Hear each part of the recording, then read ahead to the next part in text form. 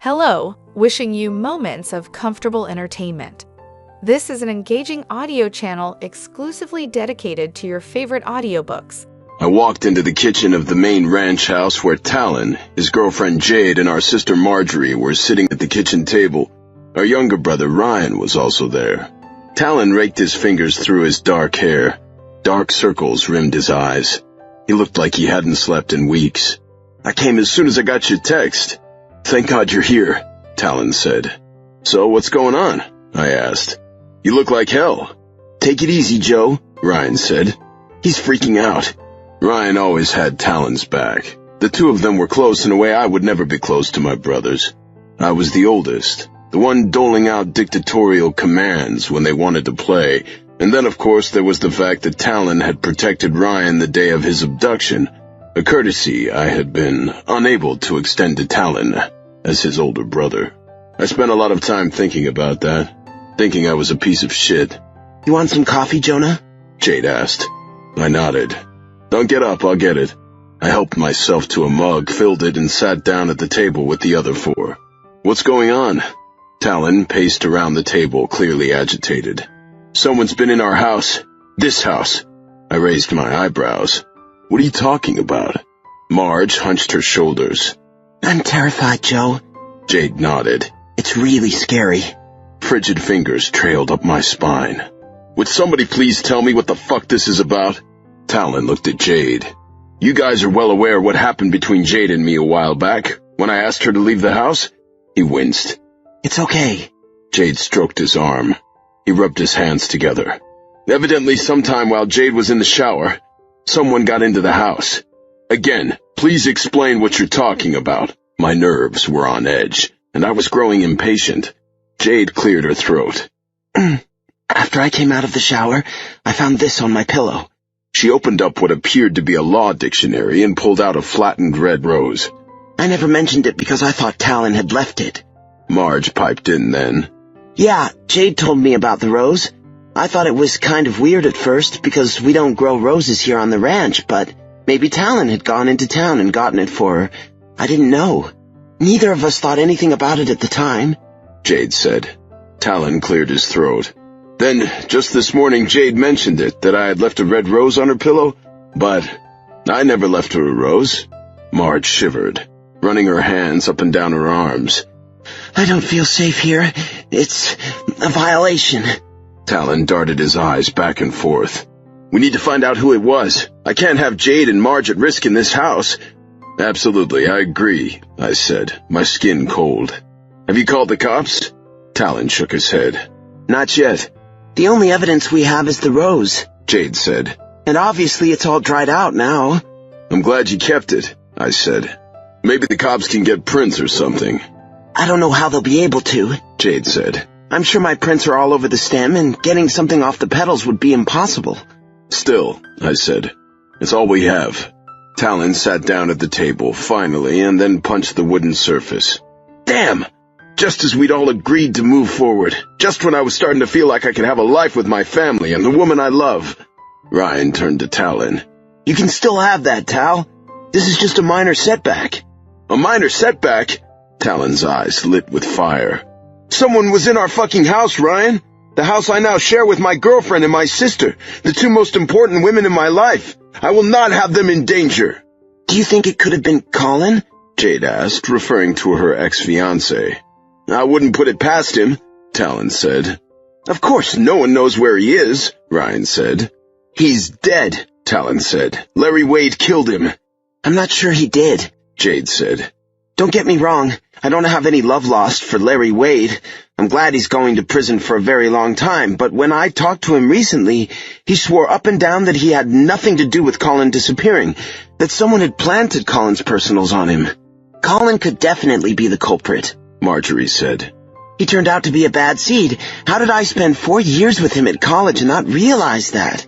Jade shook her head. "You're telling me I spent 7 years with him. I was going to marry the creep." "Colin." Talon hit the table again. "He wanted you back. Somehow that motherfucker got into our house." "What about Larry Wade?" I asked. "It could have been him." "Why would Larry leave me a rose?" Jade asked. I let out a sarcastic laugh. Why would Larry molest his nephew? 8 eyes met mine, all widened. Perhaps I shouldn't have said such blatant and tactless words, but really, the time for pussyfooting around this subject was long past. Look, I'm sorry if that upset any of you, I really am. But this is no longer a secret. Everybody knows why Larry is sitting in a jail cell. It made the news, and this time Dad and Wendy Madigan weren't around to cover it up. Maybe I should have quashed it. In truth, I thought about it, but what good would that do any of us now?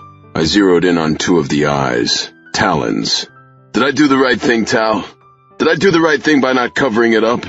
He met my gaze, and his expression softened a bit. I would have covered it up myself if I'd wanted to, Joe. As humiliating as it is, I know it wasn't my fault. Maybe my story will help someone. Who knows? That's the least of my concerns now. Right now, I want to know who the hell broke into my house and put a flower on my woman's pillow. Chapter 1. Jonah. In the end, I knew the guilt would eventually kill me. As I lay on the harsh pavement in a dark alley, guilt, in the form of a couple of homeless vagrants booting me in the kidneys, was kicking my ass. I always protected my face. I couldn't risk my brothers seeing evidence of what I was up to. Anything from the neck down was fair game, though. Sometimes I even threw the guys a couple of bucks for their trouble. Tonight, though, nope. Tonight, guilt would end my life, and I welcomed it. Joe, thank God! My sister's voice. I opened my eyes. Marjorie's form was a blur, but it was her. Her dark eyes shone with concern. Where the hell was I? I groaned. My lower back throbbed, and I inhaled sharply. A big mistake. Damn, guilt had gotten a few of my ribs, too. But I was alive. Still alive. Thank God you woke up. I'll go get Ryan. He just stepped out for a minute to take a call. Marge's blur was replaced with a blue blur I didn't recognize. How are you feeling, Mr. Steele? Like shit, thanks. I wasn't sure if I'd said it out loud. I'm going to check your blood pressure. You might feel some squeezing. Not likely. I couldn't feel anything over the bass drum beating on my back. You've been beaten pretty badly, the blur said. Not badly enough, apparently. I inhaled again, and a knife sliced through me. Damned broken ribs. Nothing I hadn't experienced before many times. This was the first time I'd ended up in the hospital, though. As I tried to focus on the blur through slitted eyes, my heart sped up. What had I been thinking? I didn't want to die. I had this revelation every time after I let myself get beaten up. Every time would be the last. I swore it. Well, this one would truly be the last. Even though she'd been a blur, Marge's voice had cracked with fear. I couldn't take that sound in my baby sister's voice, nor in the voices of either of my brothers. I breathed in again, wincing at the sharp, knifing pain. Never again, God damn it. This dangerous self-indulgence was over. Hey, you gave us a pretty good scare, Joe. Thank God you managed to crawl to that bar and get help. What were you doing in that neighborhood? What the hell happened? Ryan's voice. A bar. I'd been at a bar? The last thing I remembered was blacking out in the alley. I opened my mouth to speak, but only a crackled croak emerged. It's okay, bro. Don't try to talk. Looks like you're going to live. Dr. Melanie Carmichael sat across from me in her office decorated in dark wood and hunter green. She was as beautiful as I remembered. She and I had met months ago in a hotel bar. We'd both been staying at the hotel for different conferences. Her golden blonde hair had fallen in gentle waves against her shoulders as she sat next to me, sipping a cocktail. She wore it up today, pulled back in a tight bun at the top of her head. She was still gorgeous, even with the severe schoolteacher hairstyle. Piercing green eyes, though, they were the same. I hadn't been able to look away from them that night in the bar, and I was having a difficult time trying to do so now. How was I supposed to tell this woman my innermost thoughts? My brother Talon had, and he was on his way to healing from a horrific childhood trauma of being abducted and held captive by 3 men when he was 10 years old. Once I had regained consciousness in the hospital, Talon had come and begged me to make an appointment with his therapist. So here I was, 3 weeks later, my ribs still aching a bit, sitting in a supple leather recliner. My brother had sat in this chair, no doubt, and told this woman his deepest secrets. Now it was my turn. I'm not sure what to say. She smiled. My God, she had a beautiful smile. Her lips were full and red, the color of a ripe currant. Say whatever you feel like saying, Mr. Steele. This time is for you. First of all, no Mr. Steele, only Jonah, or Joe, whichever you prefer. Okay, Jonah. Why don't you just start with what brought you in to see me today? I felt like a fraud. My brother had been through so much, and here I was, seeing a therapist when there was nothing wrong with me at all. Nothing except the guilt that lived inside me like a parasite, killing me from the inside out. I looked around the room, playing for time. On the wall behind her desk were her various degrees, and I was surprised to see a medical degree. I thought you were a psychologist, I said. I am. But you went to medical school. Wouldn't that make you a psychiatrist? She cleared her throat. Technically, yes. But I also have a master's degree in psychotherapy, which is what I practice. Because I rarely prescribe medication, I prefer the term psychologist or psychotherapist. I shook my head. That's a lot of schooling. She tilted her head back a little. Yes, there were times when I thought it would never end. Being a psychiatrist has some advantages, too. I have admitting privileges at Valley Crest Hospital, in case any of my patients need more day-to-day care. But I consider myself more of a psychologist than a medical doctor. I nodded, continuing to peruse her office. So do my qualifications meet your approval? She asked. I turned back to her abruptly. Of course. I was just curious. You mean you were desperate for something to talk about other than what brought you in here today? She smiled. Guilty. She knew as well as I did. No need to prolong it. Well, you know my brother's story. Dr. Carmichael nodded. I do. And he has given me permission to discuss his case with you if we need to. My neck chilled. I wasn't sure I wanted to know what Talon had told the doctor. Hopefully this wouldn't get to that. It was Talon who suggested I call you and make an appointment. I know, he told me. And he talked to me a little bit about you. Christ. God only knew what Talon had said. He knew I'd gotten the shit kicked out of me by a couple of thugs in a dark alley. What he didn't know was that I'd been there on purpose, that I intentionally hadn't fought back, that I'd actually started the fight. Thing was, I wasn't a coward. I could have made quick work of the vagrants who'd attacked me. And I sure as hell didn't want to tell this beautiful woman across from me that I'd let them beat me to a pulp.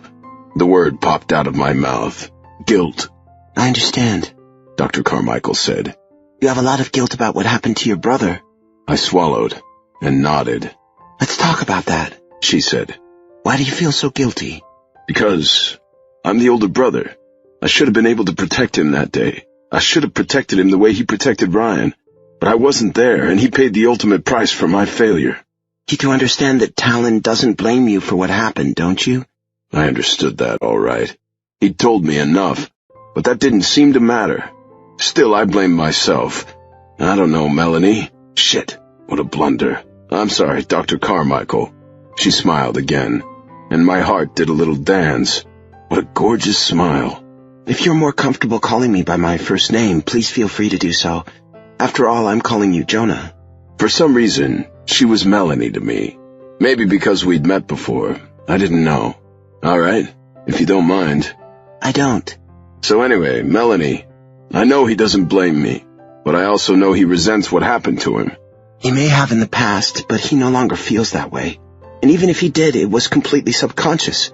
We've talked at length about that. I looked down at my hands. God, it's so weird for you to talk to me about this. As I told you, Talon gave me carte blanche with you. He's very concerned about you and the guilt you feel. He wants you to get help. And if his sessions with me can assist you along the way, he wants that to happen. It just feels so... Melanie nodded. I understand. So if you would rather I not share Talon's sessions and feelings with you, we can go that route. Either way, I'm here for you, Jonah, just as much as I am for your brother. I can also recommend another therapist if you'd rather deal with someone who doesn't know Talon's story. I have several colleagues, both male and female, who are excellent and who I think could help you. I shook my head. No, then I just have to explain the whole story to them. You already know it, so we don't have to go there, but yeah, I would rather not discuss Talon. I mean, at least not his sessions with you. That seems too private to me, but we can discuss Talon from my perspective. His situation is why I'm here, after all. I completely understand, so tell me, how did you find yourself in that situation, in a dark alley getting beaten? Embarrassment flooded through me. The last thing I wanted was for Melanie to think I couldn't take care of myself when I encountered a couple of thugs. Of course I could.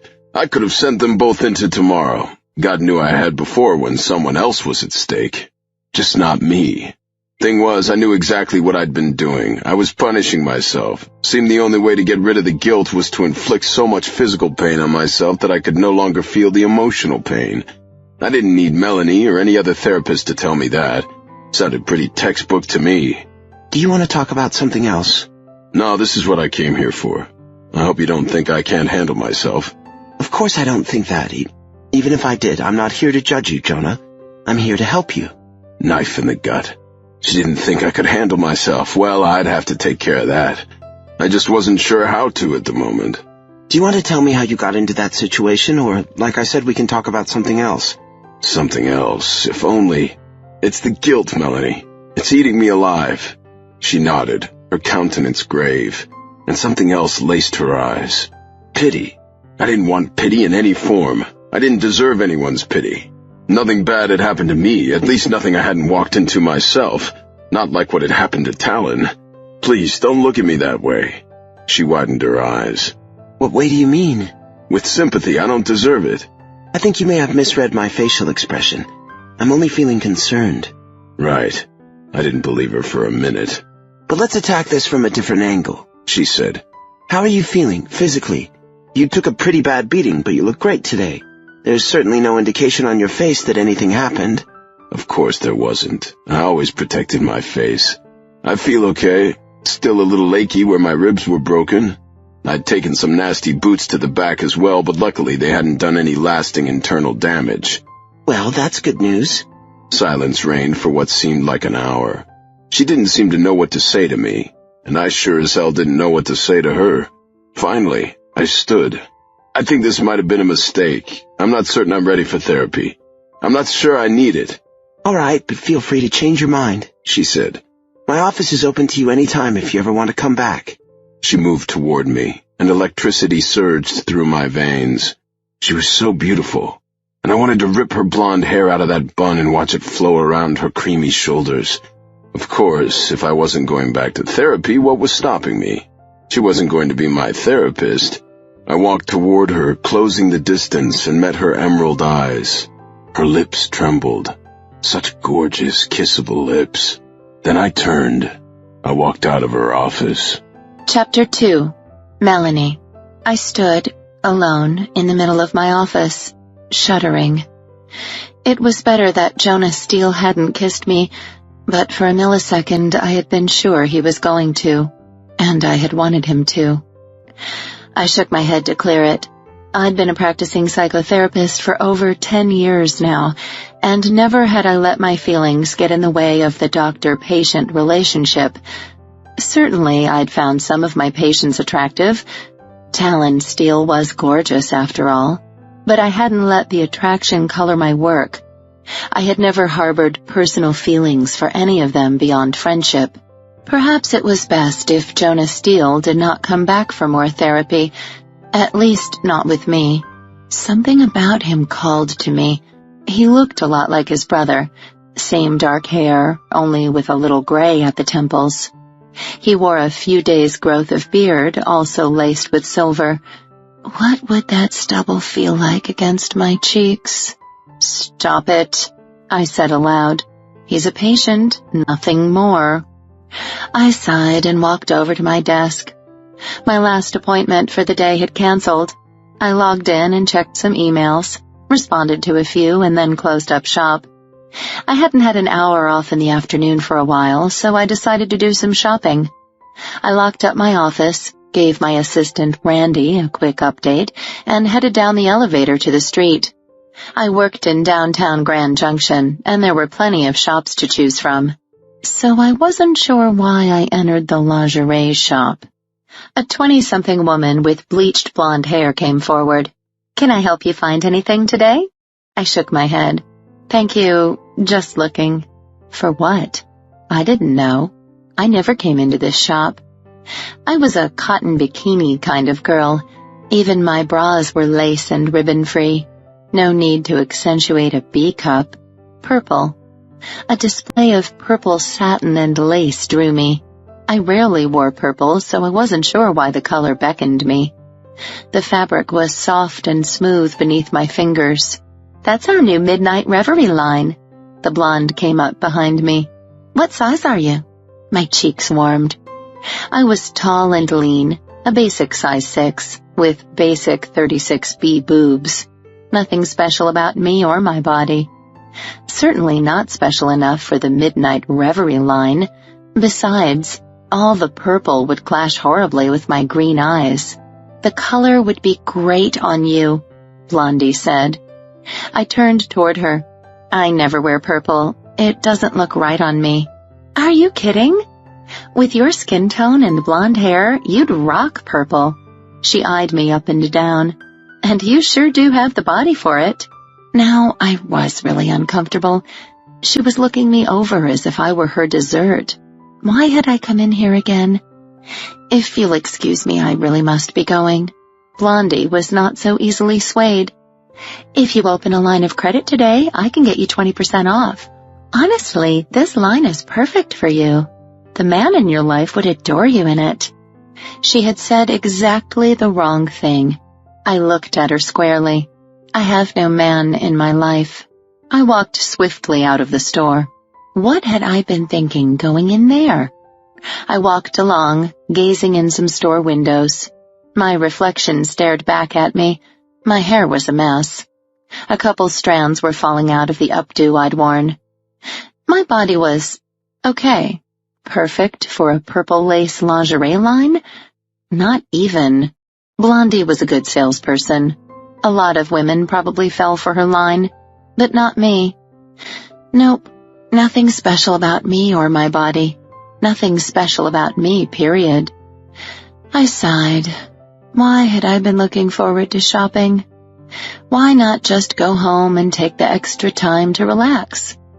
I walked back to my office, took the elevator to the parking garage, and left. Talon Steele sat in my office, his hands on the arms of the leather recliner where he always sat. "It's been a couple weeks," I said. "Yeah, I'm sorry I haven't been in. Harvest time at the orchard is finally dying down and I'll have more availability. I know it's important to continue my sessions. I know I'm not fully healed yet." Did anyone ever fully heal? I wasn't so sure. "How is everything going?" I asked.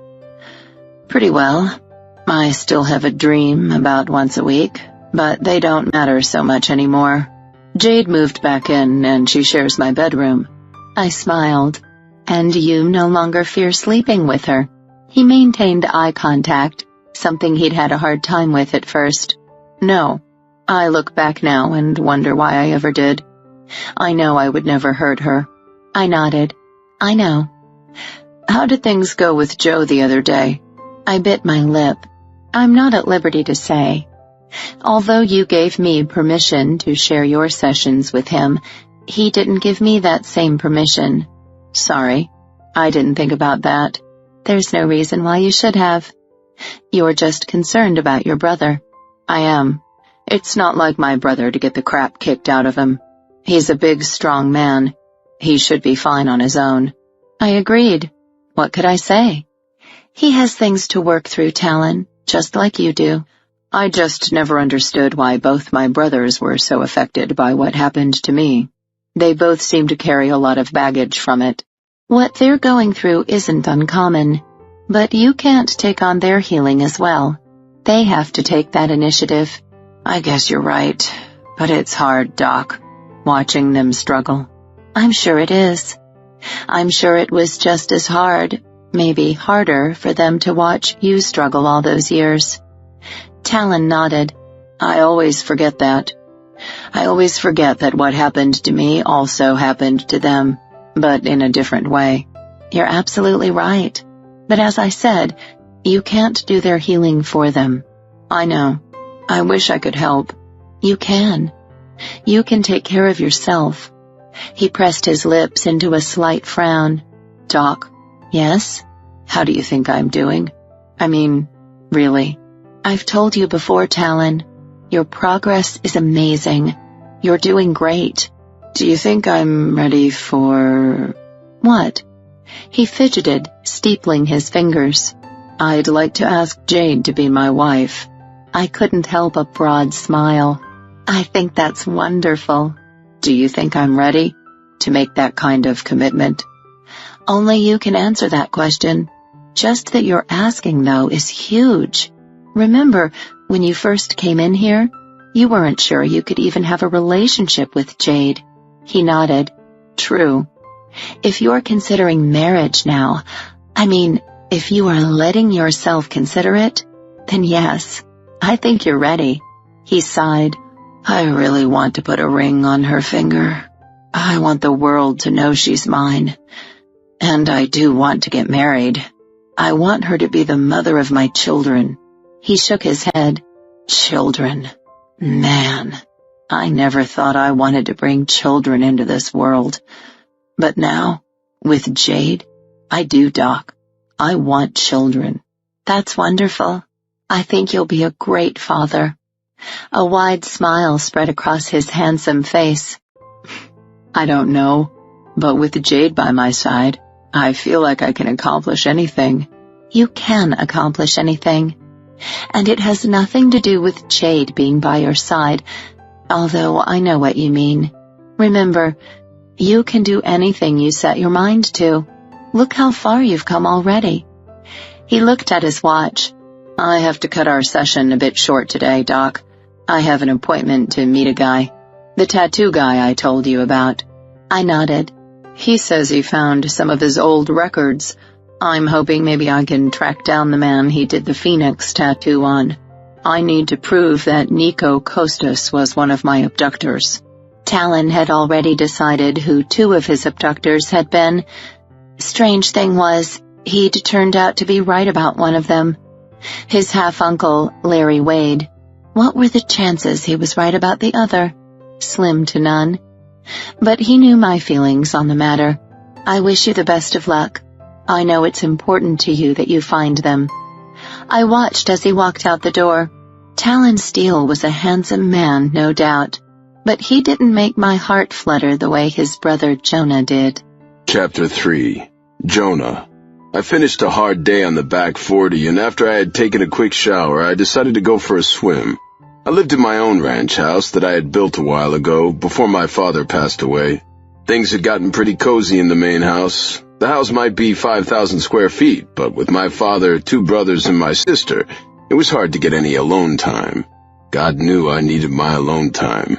It was the only time I could think about things I didn't want to talk about, that my brothers and sister would have seen on my face.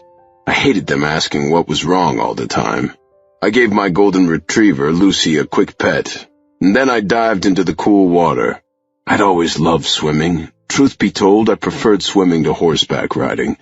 I rode with my brothers every so often, and of course I rode nearly every day, taking care of the ranch, but it was really more my brother's thing than it was mine.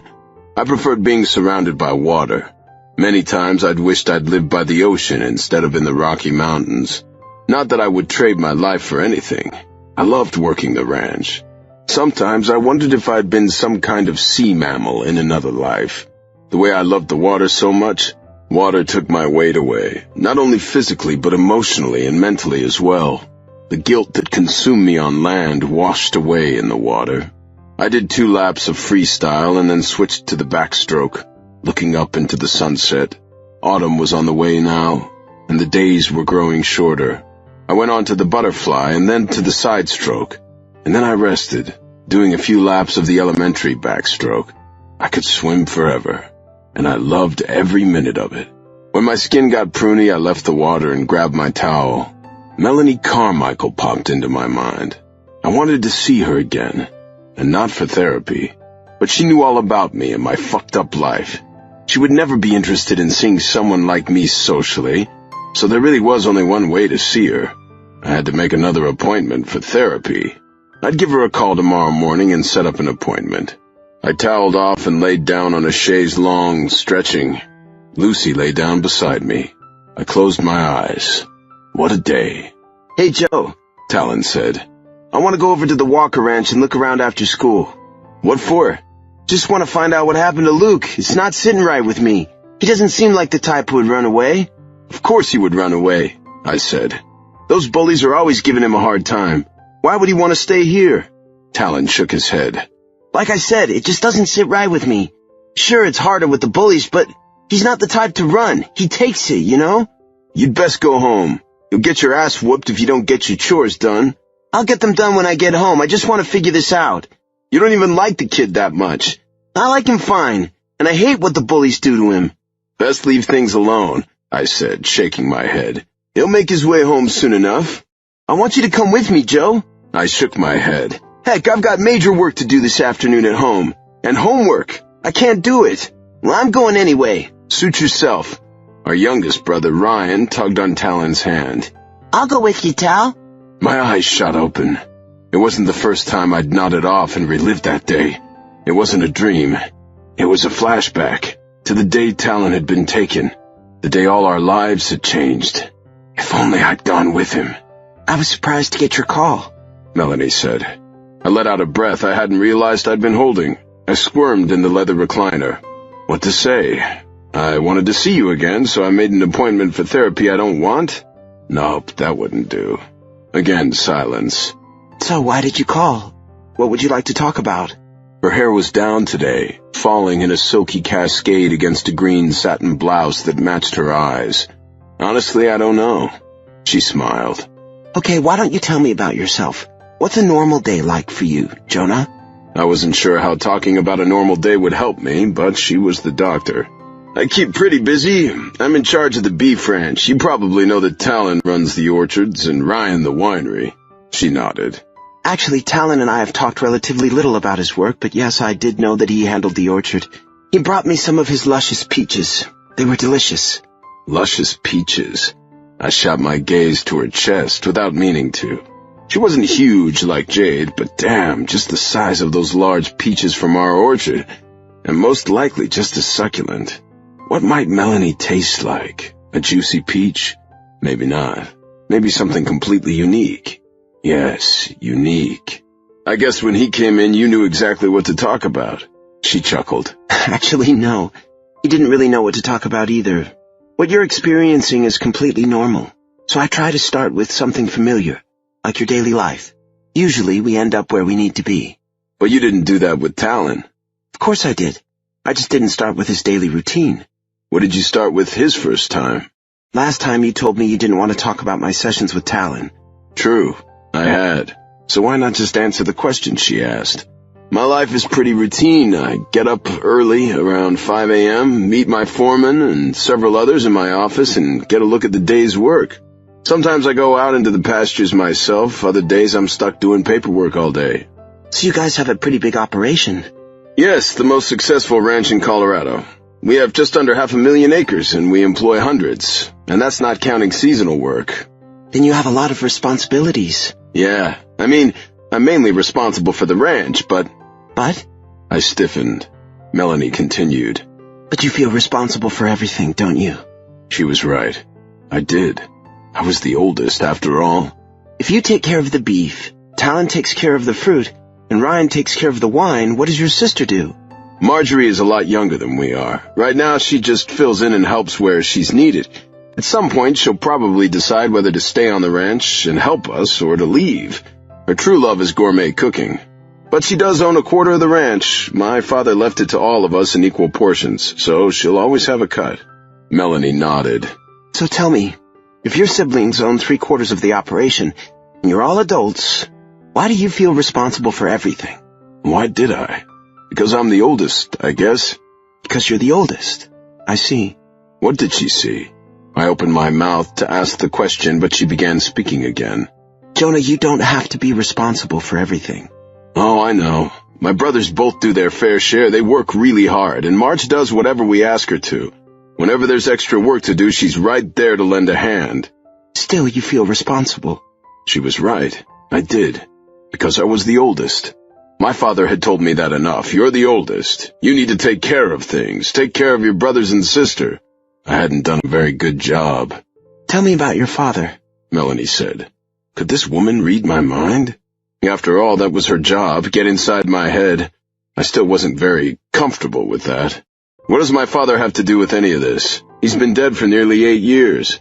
You got the sense of responsibility from someone. Your father is as good a place as any to start. All right, my father was pretty domineering. Very loving as well, don't get me wrong. He was a good father. He taught us all from a young age about ranching, about responsibility. But he taught you more about responsibility than the others. I nodded. I was the oldest. Of course I was expected to be the most responsible. And your father? Was he the oldest of his siblings? He only had one brother, but yes, he was the older. That makes a lot of sense. How so? He was most likely taught to be responsible as the older child, and because you were his oldest, he passed that on to you. Did he ever? Yes, he did. Did you ever resent being given such a large amount of responsibility at such a young age? Maybe a little, but in a way I liked it as well. I was the oldest brother. I liked being the oldest.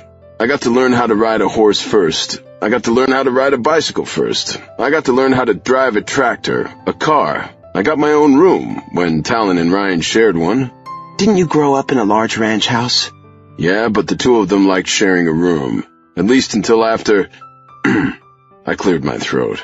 Talon wanted his own room after that, but me, I always wanted my own. I like my alone time. Alone time? Why do you think that is? Why do you like being alone so much? I don't know. I always have. Do you think it was because it let you escape the responsibility of being the oldest brother sometimes? My palms began to itch. Damn, this woman was getting inside my head, and all my defenses were yelling at me to make it stop. I clenched the arms of the recliner, getting ready to stand. Going somewhere? What do you mean? You're bracing to leave. Your body language is speaking volumes right now, Jonah. She was in my head, all right. Well, that was what I was paying for. How was I supposed to let her into my psyche when all I could think about was getting her into my bed? I forced myself to relax. You must have misread me. I'm not planning to go anywhere. She smiled. All right. She was pacifying me, I could tell. She didn't believe for a minute that she had misread me.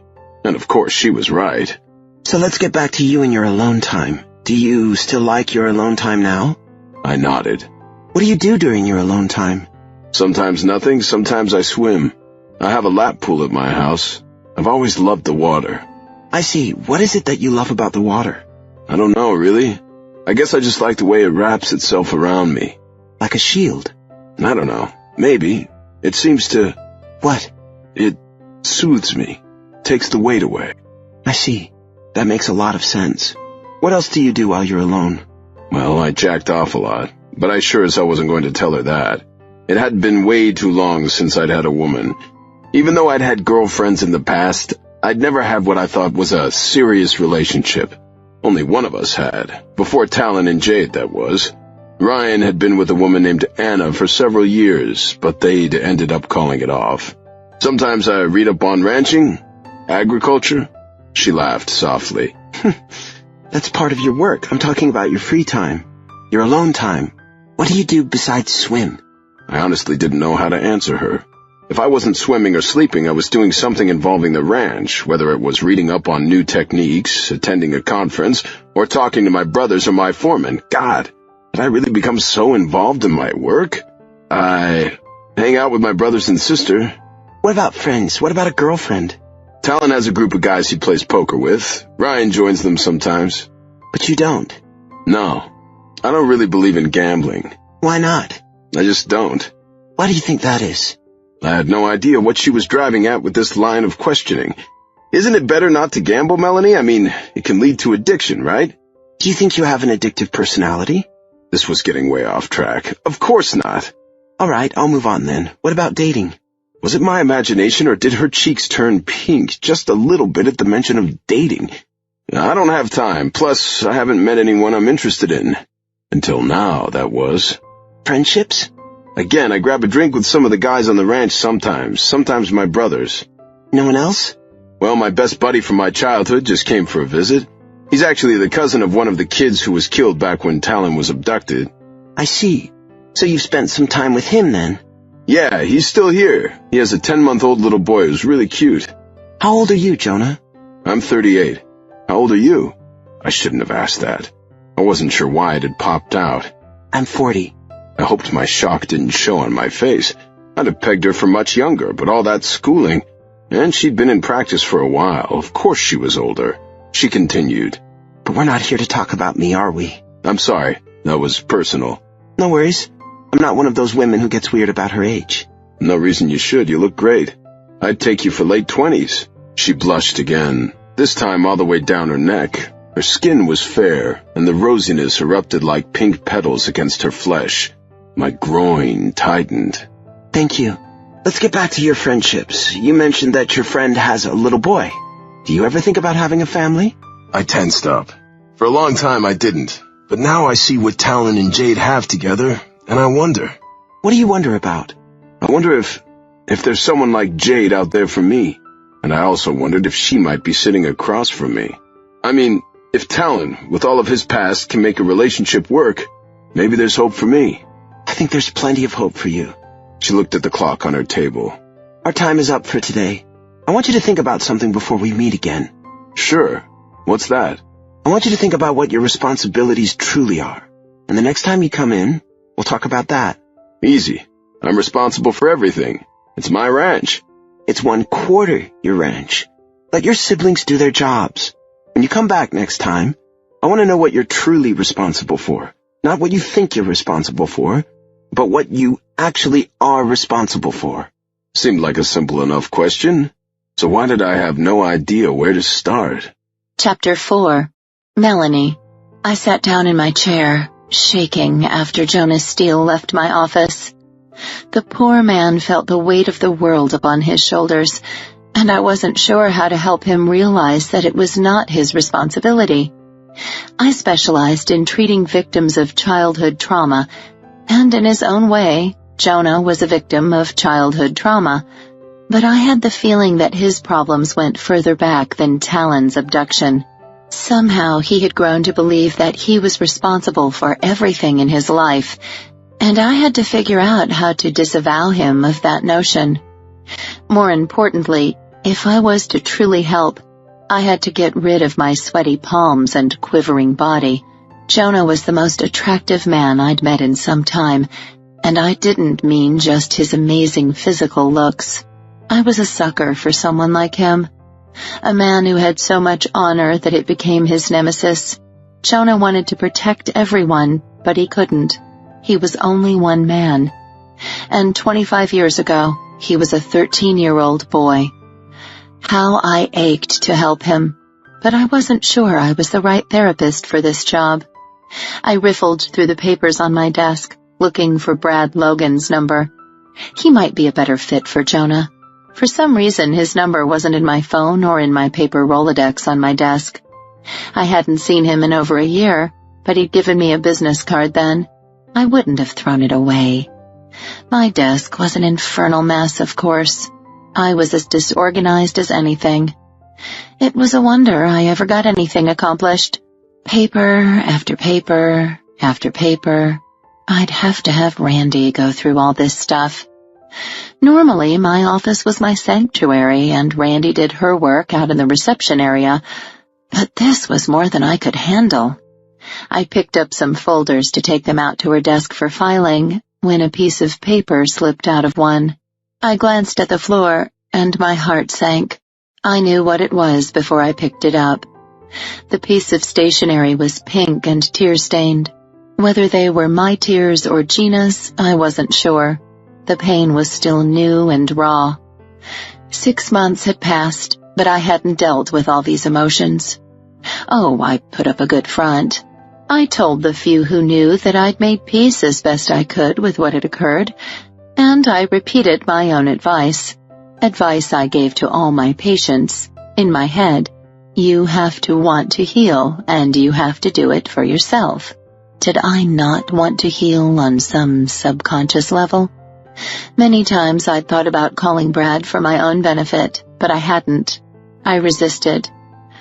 Physician, heal thyself. I glanced up the wall behind my desk. My MD was framed there, along with my master's in psychotherapy. I should be able to get through this. I knew that. Could a doctor ever get over losing a patient? My hands trembled as my gaze, seemingly of its own accord, was drawn like a magnet to Gina's words. Dear Dr. Carmichael, I can no longer go on. This isn't your fault. You did your best to try to help me, but I'll never be able to forget what my uncle did to me when I was so young. I tried, and I prayed that I could heal, but it's just not in the cards for me. There's something else I need to tell you. This isn't easy for me, and I wish with all my soul that I had the courage to tell you in person. I love you. And no, I don't mean I love you as a friend or as a therapist. I mean, I'm in love with you. I'm truly in love with you. I don't normally fall in love with women. At least I never have before. The feelings I have for you are so strong that I'm not sure I've ever felt anything close to them for anyone, male or female. I dream of kissing your red lips, taking you into my bed and making love. I dream of you holding me in your arms, chasing the beasts away. I don't expect you to return my feelings. I know you could never be interested in someone as horribly defective as I am. But before I leave this earth forever, I want you to know how I feel. Please don't blame yourself. I know you did your best for me. No one on this earth could have helped me. I'm too damaged. I wanted to be whole, but I know now that I never will be.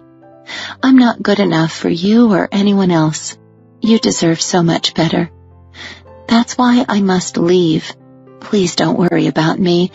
I've chosen a painless and cowardly way to die, for that's what I am. A coward. I don't have anything more to give to this life. I will love you forever, even beyond the grave. Yours, Gina. I sighed as tears emerged in the corners of my eyes. I had a good record with my patients.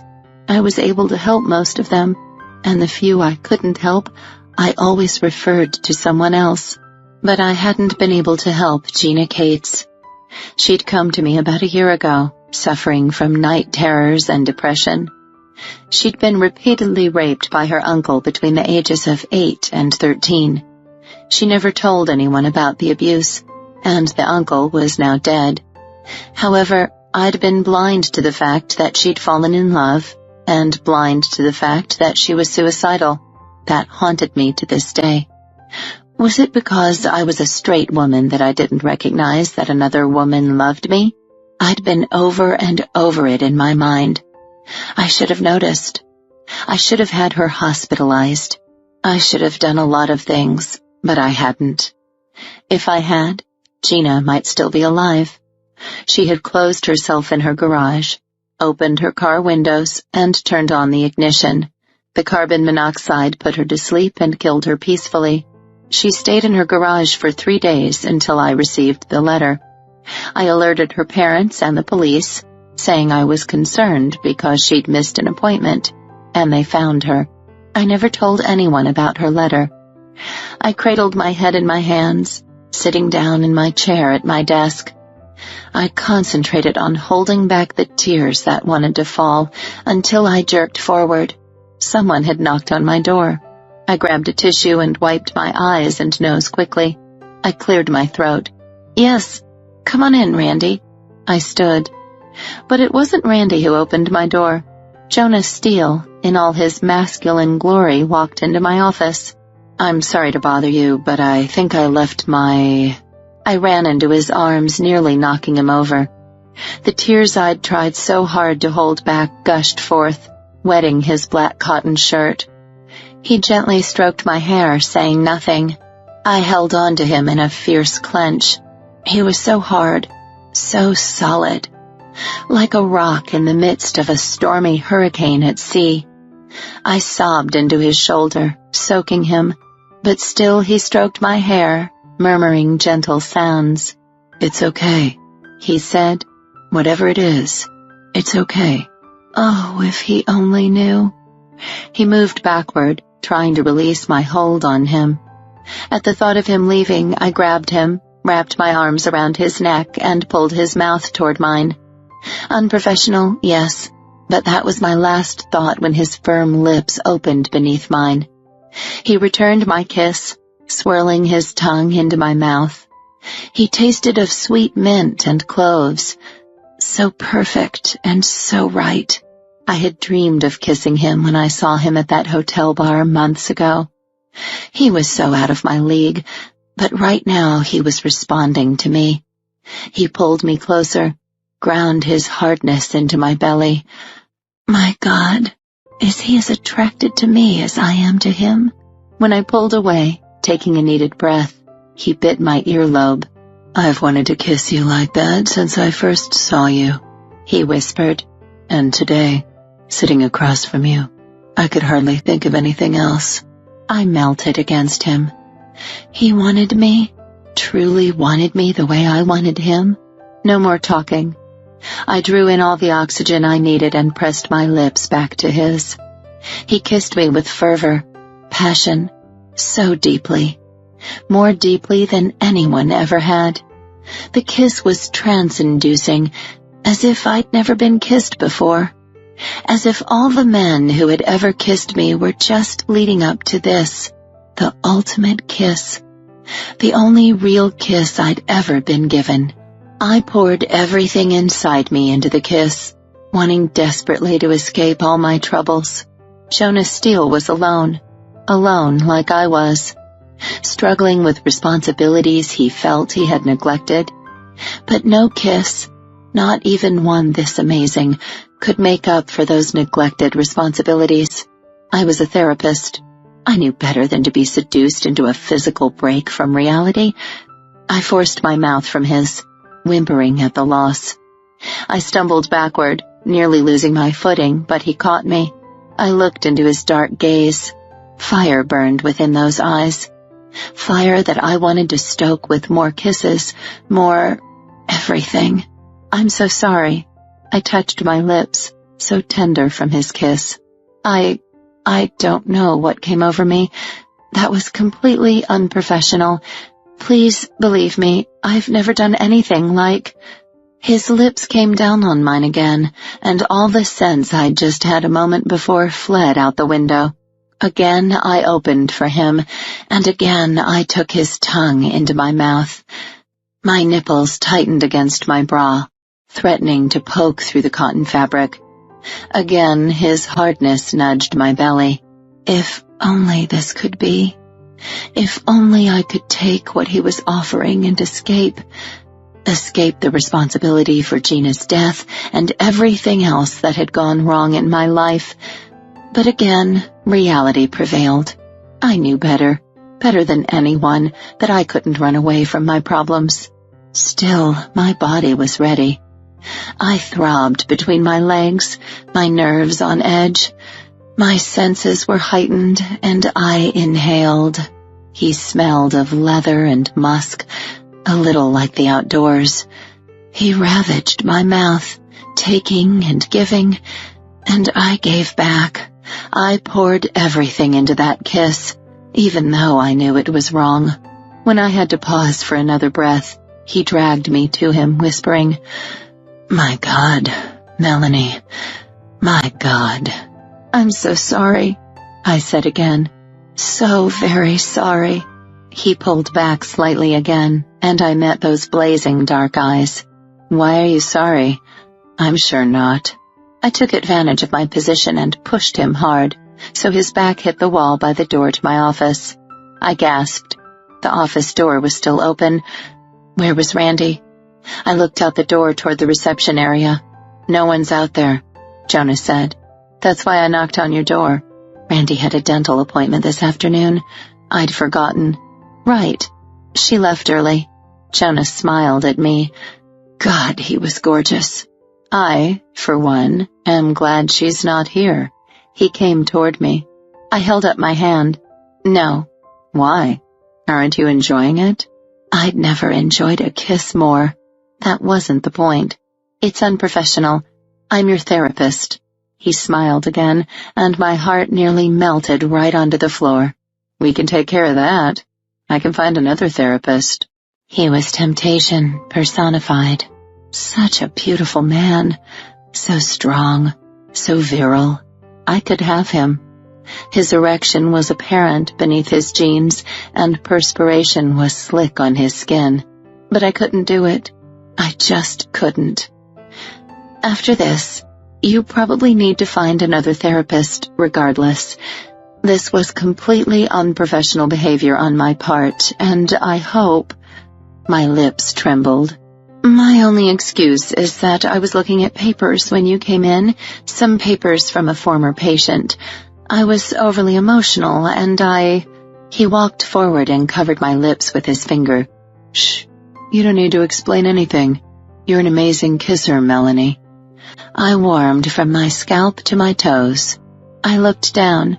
My blouse was mussed, and my nipples were protruding right through my bra in the silky green fabric. I quickly crossed my arms over my chest. Please, this is not something I normally do. I've never kissed a patient before. Do I look like I'm complaining? Professionalism is very important to me, Mr. Steele. Now we're back to Mr. Steele. Jonah. His name left my lips as a soft caress. Jonah. What a beautiful name. A rugged, masculine name for a rugged, masculine man. Please, I need you to accept my apology. Fine. If it makes you feel better, I accept your apology. And I'd love to accept another kiss. God, so would I. But that wasn't going to happen. I fussed with my blouse a bit, willing my nipples to soften. I cleared my throat. I'm sorry. Why did you come back? He stalked toward me, a feral look in his dark eyes. My cell phone seems to be missing. Otherwise, I would have called you before I barged back in. I nodded. Go ahead and have a look. He headed toward the chair where he'd been sitting, and sure enough, a few seconds later he held up his phone. I shook all over. More than anything, I wanted him to kiss me again. His eyes were so full of fire, so full of want and need. The air between us was thick with lust. Or was it my imagination? All I knew for sure was that if he didn't leave my office this instant, I would launch myself at him again. I dug my feet into the carpeting, forcing them to stay where they were. Turned out it was futile, because he came toward me. Melanie, he said. My name from his lips sounded beautiful. A verbal caress. Still, I forced my feet not to move. No, I held up my hand. Stop right there. Don't come any closer to me. Still, he stalked forward. Why? Why do you want to deny whatever this is between us? You're a patient. You're not available to me. And even if I wanted you to be available to me, I'm not in any state to begin anything with anyone. I told you before. I'll find another therapist. Jonah, you're not hearing me. I'm a mess. And I'm not looking for a quickie on my desk. Who said anything about a quickie? Just the way you're looking at me.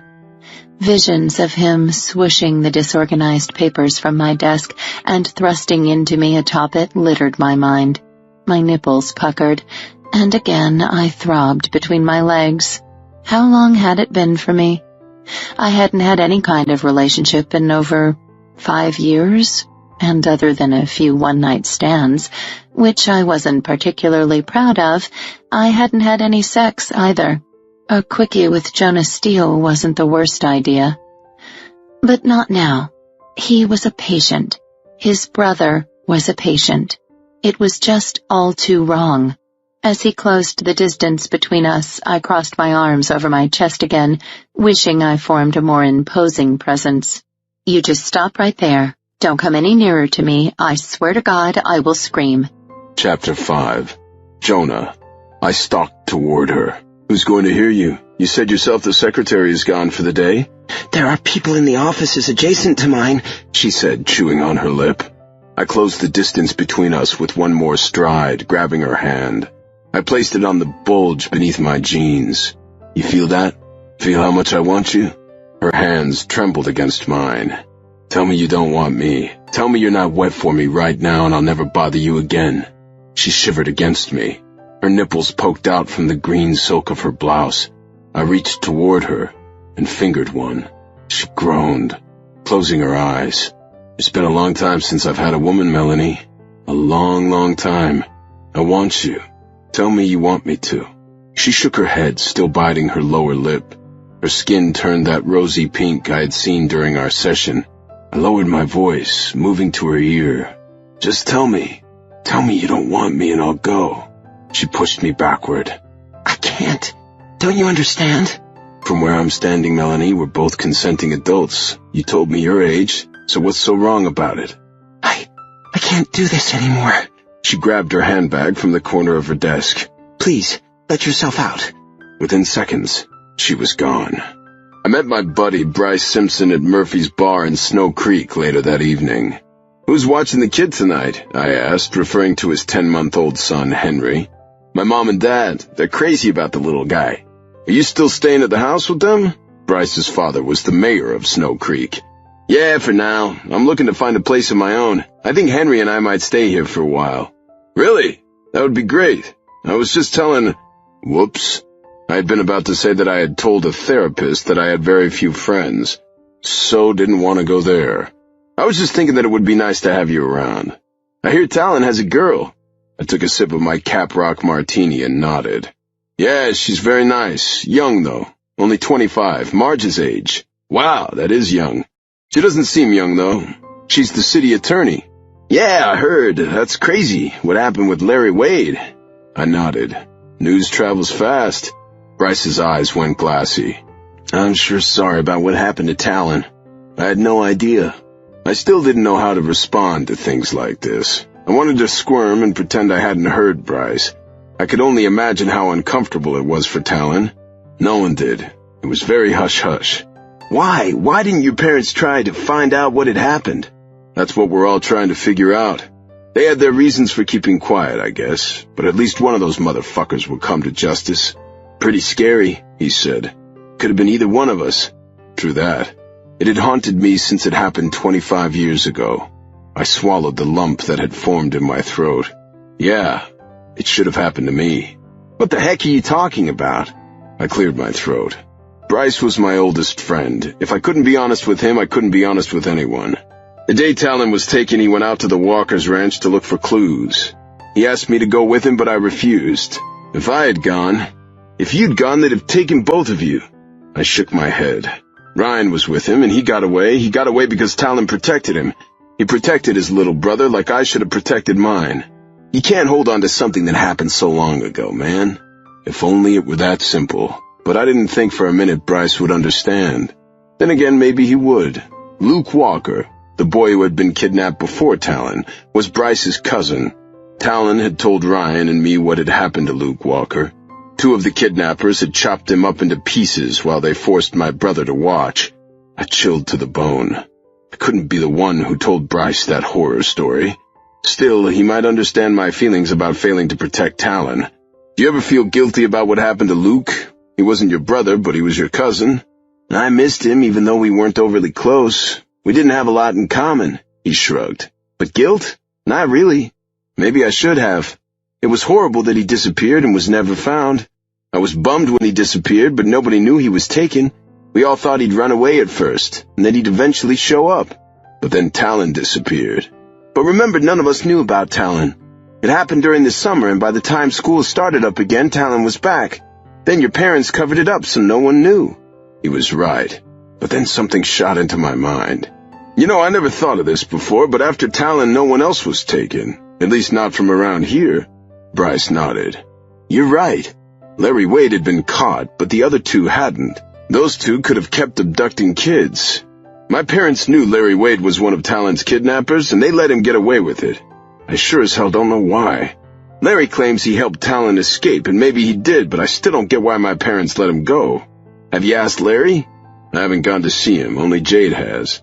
I'm not sure Talon could hold it together. Hell, I'm not sure I could either." "Did Larry tell Jade anything?" "No, Larry won't say a word about the other 2. He's scared to death of them. We don't know who the hell they are, and he won't roll over on them." "That is a pickle." "A pickle?" I laughed, despite the somber subject.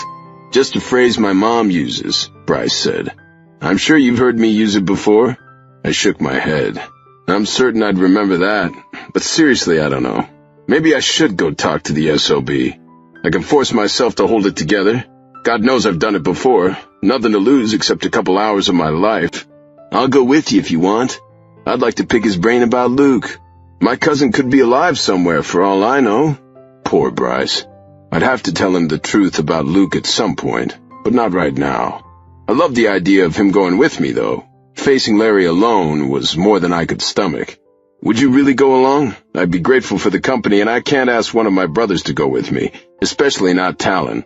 They have to go in their own time, but I should talk to Talon first. It's really his call whether I go. This is his story, not mine. And that's true to a point, but we don't need his permission to talk to Larry. Why shouldn't we try to figure out what happened? We can help Talon all the better the more we know, and I'd like to find out more about what happened to Luke. It's a plan then, I said. We'll go see Larry. Does tomorrow work for you? I set up a bunch of appointments to look at houses tomorrow. How about sometime next week? Sounds good. God knows I have work to do around the ranch. Something occurred to me then, something I hadn't yet asked Bryce about. Tell me about Henry's mother. What happened between you two? Bryce chuckled. She was really hot, and I was drunk and in Las Vegas. That's about the sum of it. Not one of my finer moments. So how long were you two together? About a year. She got pregnant the first night we were together. My own damn fault. I was shit-faced and forgot the condom. She gave me the, "Yo, honey, it's okay, I'm on the pill" line. What a crock. She's not the first one to use that line. Yes, I should have known better. I'm not an idiot. No, you're not, but look at that cute little boy you got out of it. Is she in the picture at all now? Not really, and it's just as well. She has no business having a kid, and I requested custody and she didn't fight me on it. It was a quickie divorce, just like it had been a quickie marriage. At least it was a relationship. It's more than I've had. It was no relationship, Joe. It was a one-night stand with consequences. What was her name? Francine Stokes. She's a topless dancer.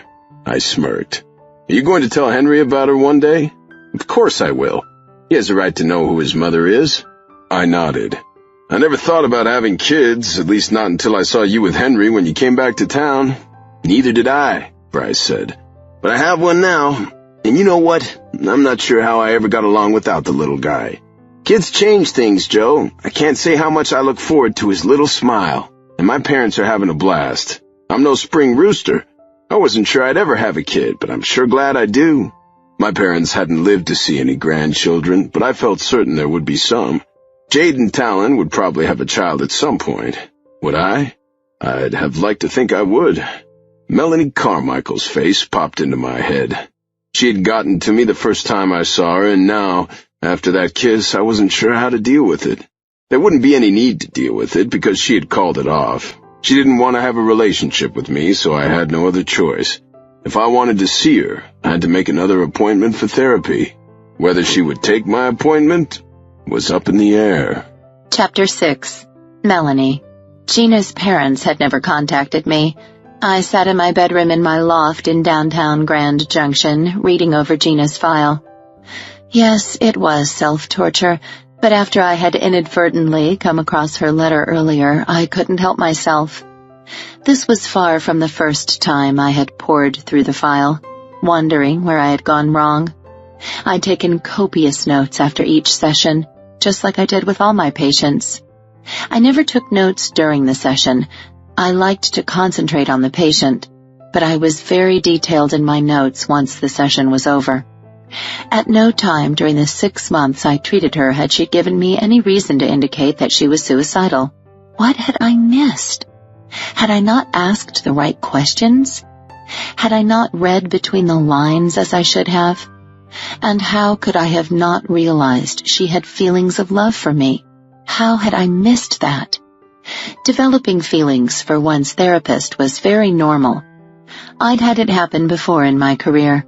It had been with a man, and I had nipped it in the bud right away and sent him to another therapist, just like I was going to do with Jonah Steele.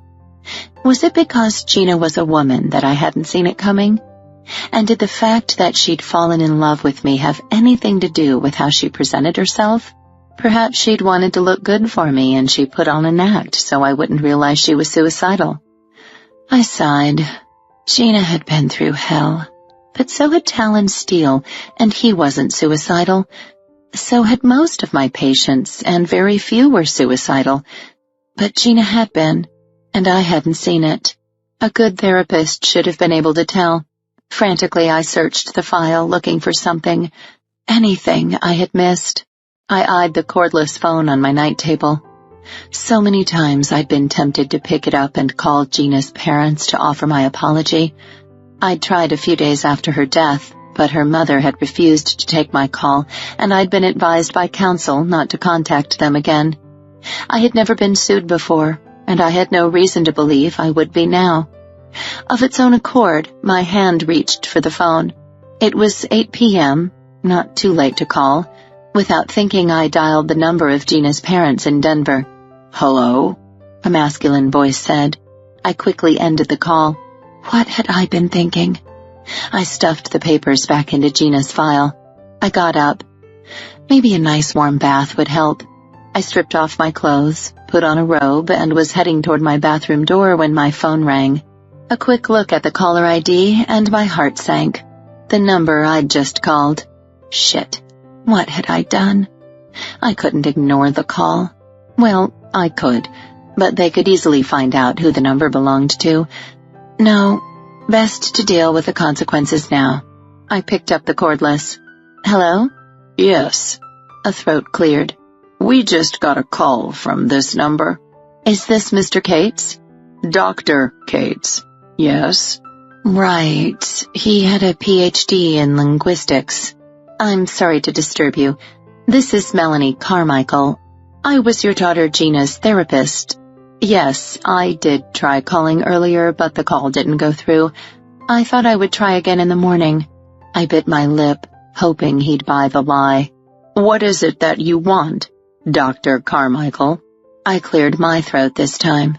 I just wanted to check in with you and your wife, see if there was anything I could do for you. We are doing as well as can be expected. The loss of our daughter has been hard to bear. I'm sure it has been. It's been weighing heavily on my mind as well. I'm so very sorry for your loss. Yes, I'm sure you are. What was that supposed to mean? I had no idea. This call had been a mistake. I knew better than to let my emotions get the better of me. Gina was a very special person.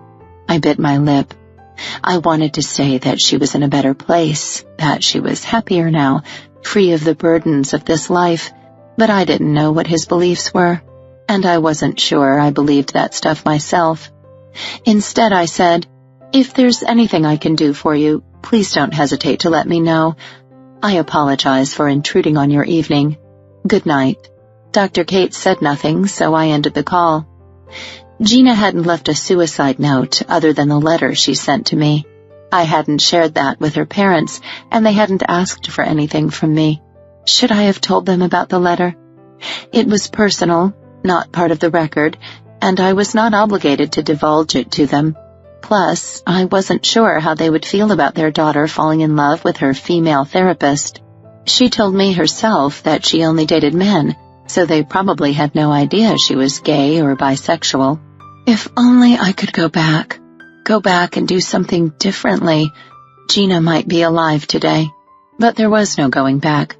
Like Jonah Steele, I was filled with guilt, filled with a case of the what-ifs. How many times had I told my patients not to play the what-if game? It was damned good advice, too. Still, I couldn't help playing the game myself. What if I had done something differently? What if I had seen that she was harboring feelings for me? What if I had seen something to indicate she was suicidal? But I hadn't, and I couldn't go back in time as much as I wished to. A couple of days later, when Randy gave me my schedule for the day, I widened my eyes. Jonah Steele? Yeah. He called yesterday, and you had an opening because Macy Andrews canceled at the last minute, so I slipped him in. Okay. I had neglected to tell Randy not to schedule him again. Honestly, I hadn't thought about it. I figured he wouldn't call after the last time. I won't be seeing him as a patient anymore, but there was no reason for you to know that. I'll call him myself and cancel. I'm happy to do that for you, Dr. Carmichael. No, I need to do this. Thanks, though. I closed my door behind me and headed to my desk. I grabbed Jonah's file and found his number. And, of course, I got voicemail. This is Jonah Steele. Please leave a message. Short and sweet. Very Jonah-like. "Hello, this is Melanie Carmichael. I see you scheduled an appointment for this afternoon at 3. I'm afraid I have to cancel. As you know, given what happened the other day, I can't see you professionally anymore. I'm happy to recommend another therapist. I wish you the best." Good. That was that. Hopefully he'd get the message. And then suddenly I knew he wouldn't. So I got online and looked up the number for Steel Acres Ranch. I tapped in the number. "Steel Acres, may I help you?" "Yes, please. I'd like to speak to Jonah Steele." "I'm sorry, Mr. Steele isn't in the office. He's in the pastures and he's going to the city this afternoon for an appointment." "Of course, an appointment. With me. May I take a message?" "Yes, this is Dr. Melanie Carmichael. I have to cancel his appointment for this afternoon. Please let him know." "Did you try his cell phone? He won't be back in the office today." "I did, but I would appreciate if you could also try to get the message to him." "Of course, I'll do my best." But it wouldn't happen. Jonah would not get my message, or if he did, it wouldn't matter. He would show up in my office at 3 o'clock today. "Sorry, I didn't get a message." His eyes glinted with mischief. He had gotten my message all right. It wouldn't do any good to fight him on it. He was here, so I'd say my piece in person. "Mr. Steele." "Jonah." "Fine, Jonah. You cannot be here. You know why? Because of my unprofessional behavior the last time you were here. I should not have kissed you. That effectively destroyed any doctor-patient relationship we had." "Well, you're the only therapist I want. If I can't talk to you, I don't want to talk to anyone." "Jonah, you're putting me between a rock and a hard place. I want you to have therapy." "Then give me therapy. Here I am." I sighed. "Look, I have this hour available. Let's talk if you want to, but it will be like two friends talking. This won't be therapy. I won't charge you for it." "That doesn't seem very fair." I shook my head. "I feel very strongly about this. I won't charge you. Just two friends talking." He smiled. "What if I want to be more than friends?" "Oh my God, you're not making this easy." "Good things never come easy, Melanie." "Just sit down," I said. "Since you're determined to be here, let's at least talk about something." "Okay. Last time you asked me to think about what I was truly responsible for." "Had I?" Normally I reviewed the patient's file prior to a session, but because I didn't have any intention of having a session with Jonah, I hadn't. "That's right. So let's start there. I am responsible for the beef ranch." "And?" "That's it." "All right. So you're responsible for the beef ranch. Technically, that's all you're responsible for." "Yes." "Now, what do you feel responsible for?" He sighed. "Everything. I feel responsible for everything, Melanie." Chapter 7. Jonah. Her beautiful emerald eyes focused intently on me. Melanie Carmichael was an old soul. Until now, I had never believed in any of that crap. But those eyes, they'd seen things I couldn't even begin to imagine. "You know what I mean, don't you, Melanie?" She chewed on her bottom lip. She knew.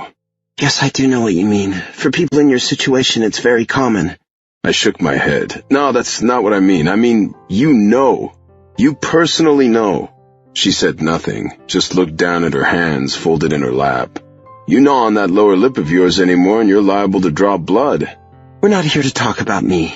"Why not? This is just a friend talking to a friend, remember? This isn't therapy. Those are your rules, not mine." She looked at me, her green eyes glaring. "What makes you think I'm your friend?" "Isn't that what you said? It would be like a friend talking to a friend?" "I think you're the one who said we were friends, Mel." "No one calls me Mel." "It's a spunky name," I smiled. "I feel like you need a little spunk in your life." "You don't know me well enough to know what I need." "Melanie it is, then. I'd like to get to know you, Melanie."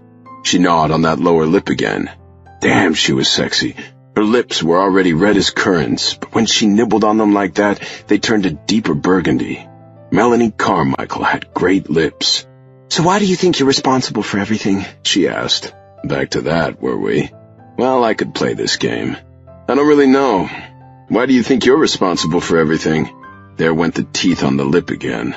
I don't. Maybe she didn't. Maybe I was misreading her. But I was pretty sure Little Miss Therapist had her own baggage, and I was going to find out what it was. Let me answer your question. I don't really know why I feel responsible. I'm the oldest, and my father told me to protect my younger brothers, Marjorie too, when she came along. Although at that point I had already failed miserably protecting my brother. And you never got over that? No, I didn't. And there's something you never got over as well, isn't there? I don't want to talk about me. All right, that's fair. Tell me how I can help myself then. Tell me how I can leave all this fucking guilt at the door and have a good life, because that's what I want, Melanie. I want a good life, a life of happiness and wonder, a life filled with love. How do I find that? Her green eyes misted over. Hell, I hadn't meant to make her cry. It looked like the waterworks were coming. I wanted to go to her, force her out of the chair and hold her, tell her everything was all right. But I didn't know if everything was all right. I sure as hell didn't know how to get away from my own guilt. How could I help her with hers? She was the therapist, not me. I stayed seated, willing my body to relax. This was her office. She hadn't come to me like she had the last time. When she'd rushed toward me and launched herself at my heart, I hadn't known what to do. So I'd done nothing, just held her. And then she pulled me down for that kiss. That amazing kiss. I had never experienced a kiss like that. Never. Not even in my younger days. Melanie, are you going to answer me? What? I just can't. I can't tell you how to get over the guilt, Jonah, because I don't know how to do it for myself. I don't believe that for a minute. You're the best of the best. I specialize in childhood trauma, not adult guilt. Then why did you agree to see me? She shrugged, looking away. Talon asked me to. He was worried about you after you were found nearly beaten to death. And also I didn't realize... What? That we would... She sighed. That we would be so attracted to each other? She nodded. Well, I'm about as attracted to you as I've ever been to anyone. You're beautiful, and I can see everything in those gorgeous green eyes of yours. You felt things, experienced things, and physically you're damn near perfect. Your blonde hair is like silk flowing over your shoulders, and your body... She looked away.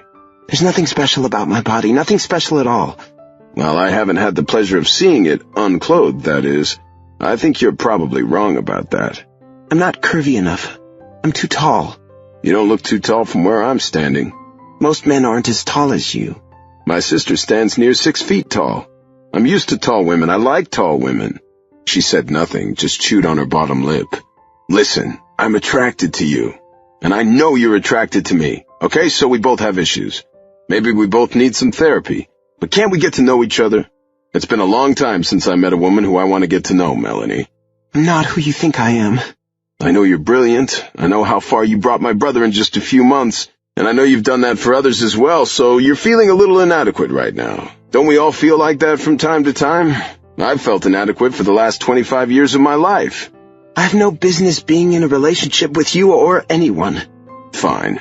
Who said anything about a relationship? Why don't we just go to bed? She blushed from her forehead down to the tips of her fingers. My guess was she was pink all the way to her toes, though she was wearing pumps and I couldn't see them. So I've embarrassed you? I'm not used to men being so forward. Hey, you started this. You kissed me the other day, remember? She blushed even rosier. Melanie, I'm not asking for your hand in marriage. I'm not even asking for anything beyond tomorrow. But why not? I fucking want you so much I can't see straight. Let me take you to a hotel. Let me take you into my bed. I promise you that you won't regret it. Chapter 8. Melanie. I was too weak to resist him. He wanted me, and I wanted him. No reason to look beyond tomorrow. In a pink haze, I somehow ended up in a suite at the Carlton with Jonah removing my clothes. I hadn't said more than a few mumbled words since we'd left my office. He brushed my blouse off my shoulders, and his breath caught on an audible inhale. I don't know why you said there is nothing special about your body. You're beautiful. I warmed all over.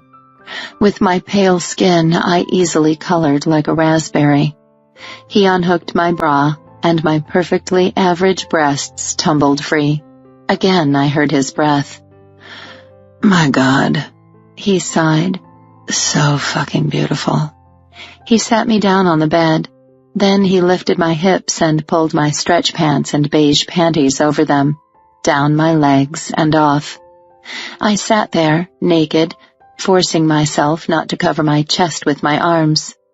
Thankfully, I had shaved my legs yesterday, but my dark blonde bush was in full glory. I didn't shave down there. What would he think about that? I ceased worrying when he began to take off his clothes. He unbuttoned his paisley western shirt, and I bit my lip. With each new inch of bronze that was exposed, my heart beat faster, and then a little faster. A smattering of black and silver chest hair grew around his coppery nipples. He removed his shirt and slung it over the back of a chair. He sat down next to me, and I sneaked a look at his crotch. Sure enough, the bulge. I squirmed. I knew I was wet. I knew what he'd find when he looked between my legs. He stood again, unbuckled his belt, unsnapped his jeans, each tiny zing of the teeth on his zipper growing louder. He pushed his jeans and boxers down and stepped out of them, and then he turned to face me. I gasped. He had the biggest dick I'd ever seen. For a minute, I wasn't sure it would fit inside my thin body. As wet as I was at this moment, though, there probably wouldn't be any trouble. He smiled at my gasp. See anything you like now? I wormed again. Was I capable of getting any redder? He pulled me up to him and clasped my naked body to his. He kissed my neck, nibbling on it lightly, and then tugged on my earlobe. I'm going to fuck you every way possible this afternoon, Melanie. I'm going to have you up against the wall, on the bed, cowgirl, missionary, doggy, every position there is. We're going to do it on the table over there. I'm going to fuck your brains out in every corner of this room. My knees buckled. Luckily, he held me steady. I wanted to do this when I first laid eyes on you in that hotel bar. I wanted to take you back to my room. Everything I wanted to do to you that night, I'm going to do to you now, Melanie. Believe it. I had no reason not to believe it. I saw it in his eyes. Eyes never lied. I'd learned that through my business. Right now, Jonas Steele's eyes said that he wanted me, and he was going to have me, and I wouldn't resist. He took my lips with his. I opened for him immediately, and he swept his tongue into my mouth. Our lips were fused together, our tongues engaged in a duel. My God, I couldn't get close enough to him. More. I want more. He kissed me hard. This was no sweet kiss. This was the kiss of two people denied human contact for far too long. It wasn't a kiss of passion. It was a kiss of need, of urgency. This was physical, purely physical.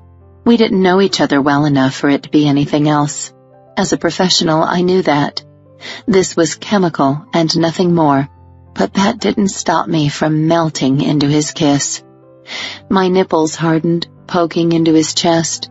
I swore I could feel the juices dripping down my thighs. He cupped my breasts, thumbing my erect nipples. God, it felt so good. No one had touched me intimately for so long. I moaned into his mouth. He groaned back, and I felt the vibration of his voice all the way to my toes. When he finally broke the kiss, we were both panting. I want you, he said. I swear to God, I've never wanted a woman so much. I opened my mouth, but no words emerged. Didn't matter anyway, because he sealed his lips to mine again, and his tongue filled my mouth, taking me, spiraling me beyond control. We kissed again, kissed and kissed and kissed, and he moved his hand down from my breasts to between my legs. He broke the kiss and sucked in a breath. God, do you have any idea how wet you are? You're soaked, Melanie. You're soaked for me. I didn't doubt it. His huge erection was poking into my belly. Yes, physical chemistry. We certainly did have that. He turned me around and pushed me against the wall. Don't move, he said in my ear. From my position, I heard the rip of a condom wrapper. In about 3 seconds, he was behind me, his front to my back, his cock nudging the crease of my ass. "I told you I'd fuck you up against this wall. Get ready, baby," I gasped as he thrust himself into me. "God, you're so big." "Shh," he said against my neck. "You'll get used to it." I was used to it already. I felt complete in a way I never had before. No one had ever felt like this inside me, and I knew no one ever would again. So I was going to savor this afternoon. I was going to let him do whatever he wanted. He pulled out and thrust back in. I gasped again. "You like that? You like my big, hard cock inside you?" I wasn't used to such language, but I liked it. God, I liked it very much. I wept a shaky, "Yes." He continued pumping into me, and with each stroke I spiraled higher and higher. "Reach down and touch yourself, sweetheart. I want you to come." He didn't need to tell me twice. After a few seconds of playing with myself, I was flying, the orgasm taking me with a force I had never experienced. "That's it, sweetheart. Come for me. Come all over my big dick." When my spasms finally cleared, he pulled out and turned me around. Then he lifted me in his arms and set me down upon his hard cock. This man was strong. He held me, lifted me up and down upon him, and oh my God, it felt good. Within minutes, without any clitoral stimulation, I was coming again, coming all over him. "Oh my God, Jonah. Oh my God, so good." I cried out, screamed. Words left my lips without thought. I loved every minute of it. "That's it, baby. Show me how much you want me. Show me how much you like it. I want you to come. I want you to come all over me." He carried me to the bed and laid me down, not gently. Then he plunged inside me again, my legs over his shoulders. Something about that angle. God, I was exploding again all over the place. The orgasms kept coming one after the other, wave after wave after wave of surging pleasure. His cock hit the perfect place inside me, making me melt around him again and again and again. "You're so responsive. I've never had a woman stay this wet for so long. My God, you are something else. So gorgeous. So perfect." I bit my lip to keep from crying out again. Then I thought to myself, why bother? I opened my mouth and screamed. It was freeing and wonderful. He clamped his lips to mine and continued pumping into me. Our tongues swirled together. And with every new ounce of pleasure he forced from me, I only wanted more. He pulled out, quickly broke the kiss, and flipped me over so I was on my hands and knees. He gave my ass cheek a quick slap. I gasped. No one had ever done that to me. Before I could decide if I liked it, he slapped me again, and then he thrust back into me. My God, so good. You're so tight. He continued to pound into me, and then he pulled out and lay down. His cock was still standing, huge and erect. Get on top of me, Melanie. Ride me. It never occurred to me not to do what he asked. I scrambled on top of him and groaned as I sank onto his hardness. He reached toward me and grabbed both of my breasts. Gorgeous. Such beautiful breasts. They're perfect in every way. They were average, but I wasn't going to contradict him in the middle of sex. Your nipples are the same ruby red color as your lips. So beautiful. So perfect. He thumbed each hard bud. I was riding high, right on the edge of yet another orgasm. When I writhed around him, he started thrusting upward faster than normal. I'm going to come with you this time, sweetheart. I'm going to come all over that hot little pussy of yours. And then he rammed up into me so hard I thought he might have touched my heart. He squeezed his eyes shut. Melanie. Fuck. When my spasms finally stopped, I fell forward onto him, both of our chests slick. I closed my eyes, my breath coming rapidly. My God, he said. That was amazing. As soon as I could catch my breath, I would agree with him. For now, I'd clamp myself against him, my hair sticking to my back and shoulders, his stubby cheek scratching my own. After a few minutes, he rolled me over. "Sorry, sweetheart. I have to take care of the condom." The loss of his warmth against me made me whimper, but I moved over on my back, a drift of air from the ceiling fan above us feeling heavenly against my moist skin. I closed my eyes. A few minutes later, the bed sank with his weight. "That's right, baby. Take a little nap, because we're not done. Not by a long shot." Chapter 9. Jonah. Melanie's breathing became shallow, and I knew she had fallen asleep. It was nearing 5 o'clock, but I was not yet sated. My need for her had been so great I'd gone straight for the gold. I hadn't yet tasted her ruby-red nipples, her beautiful pussy. I hadn't yet felt her gorgeous lips around my cock. What must she think of me? Other than a bit of kissing, we'd had no foreplay. It wasn't like me to be so selfish, but my need for her had been that intense. My dick stirred and hardened again. Just being near her affected me, but she looked so peaceful and serene in her slumber, a peace I didn't see when she was awake. Something was eating her up inside. Maybe one day she'd tell me what it was. I had the distinct feeling that she understood my guilt better than she let on. While I longed to wake her up and get started again, I decided to let her sleep. She appeared to need it so much. So I rolled to the other side of the bed and closed my eyes as well.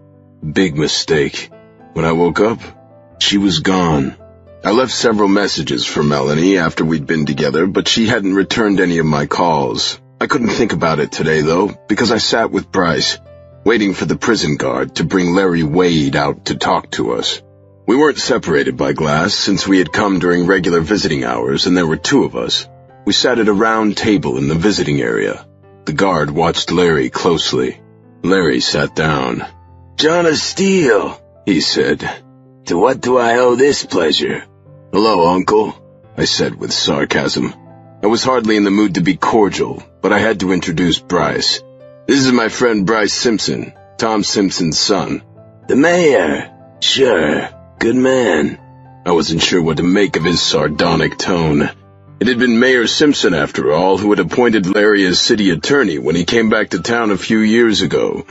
I'd always known he was a shady character, and from what I'd heard from Jade, the man was about as unethical an attorney as there was. People like him gave lawyers a bad name.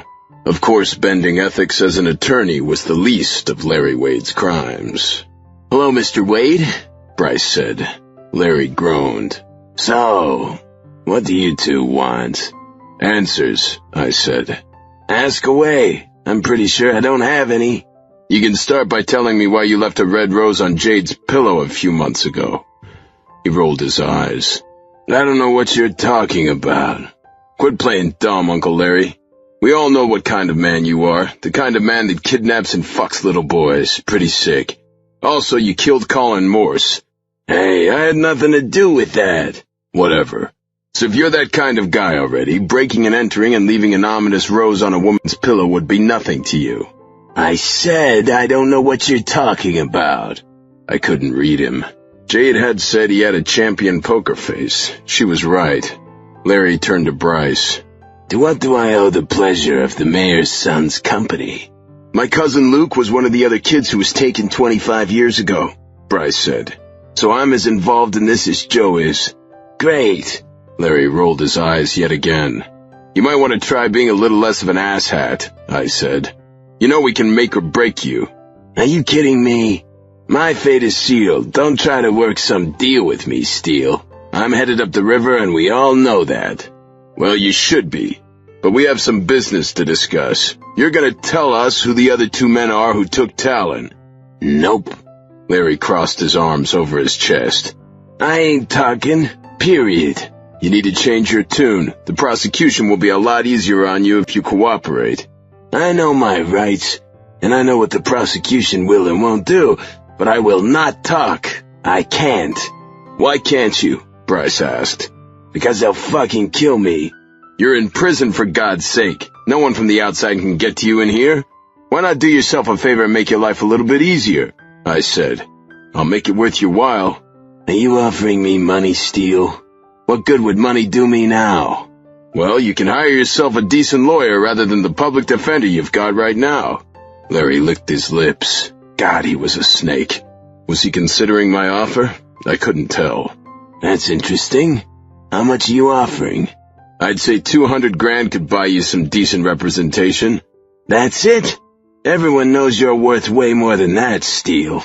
It may come as a surprise to you, uncle, but my main business isn't paying off criminals. I'm offering you more than enough to pay a decent attorney.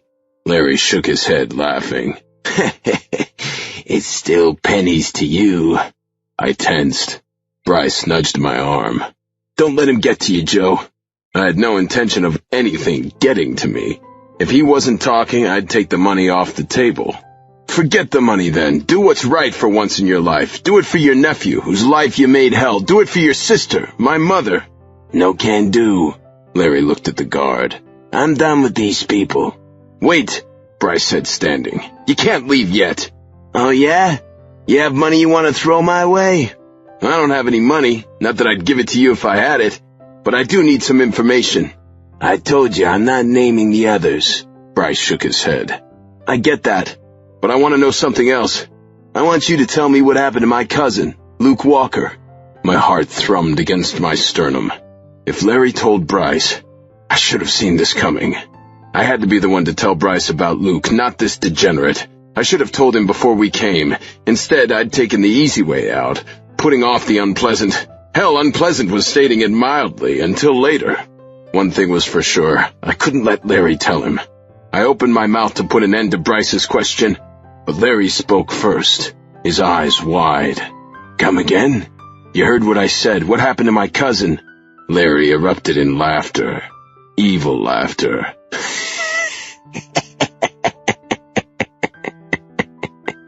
Steele, you haven't told him? Bryce, still standing, turned and looked down at me. What's he talking about, Joe? Why hadn't it occurred to me that Bryce might ask Larry about Luke? It should have. Definitely not my finest moment. I'd been desperate for someone to accompany me, and I hadn't been able to ask either of my brothers for obvious reasons, and Bryce had offered. I opened my mouth to speak, but Larry beat me to it. I don't have any first-hand knowledge of what happened to your cousin, he said, and neither does Jonah here. There's only one person you know who can tell you for sure what happened.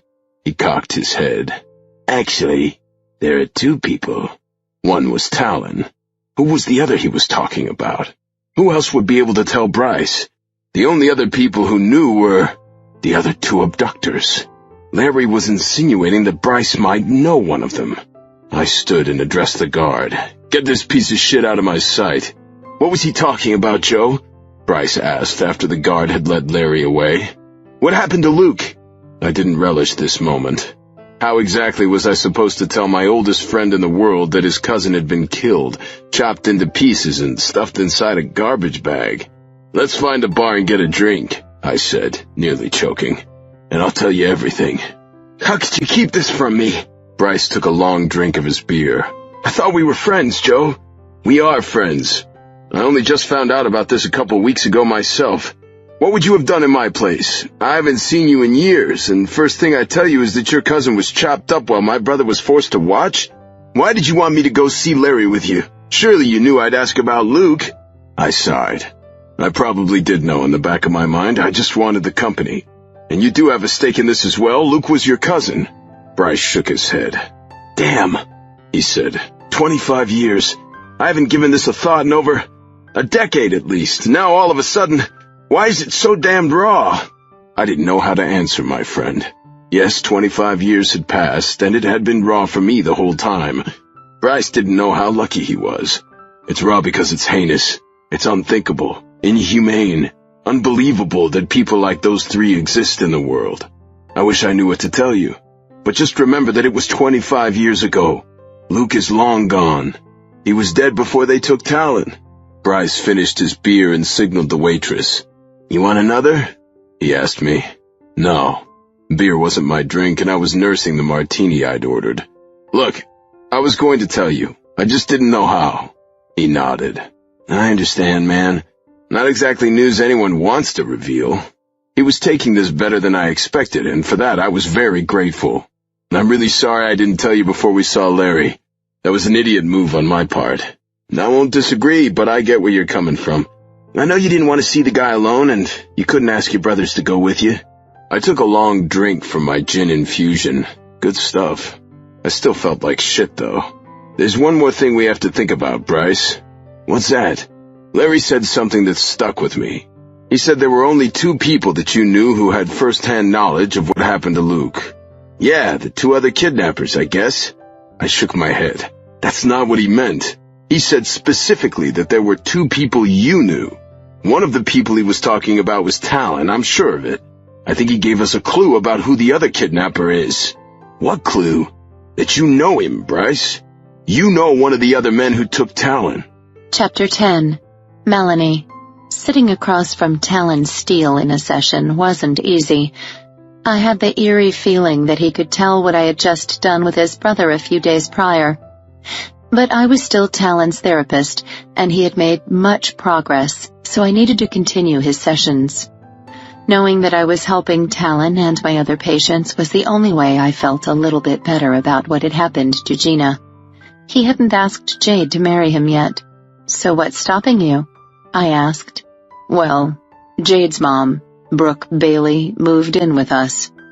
She's going to stay while she continues to recover from her accident. She and Jade are trying to rebuild their relationship. This is really important to Jade, so I don't want to interfere.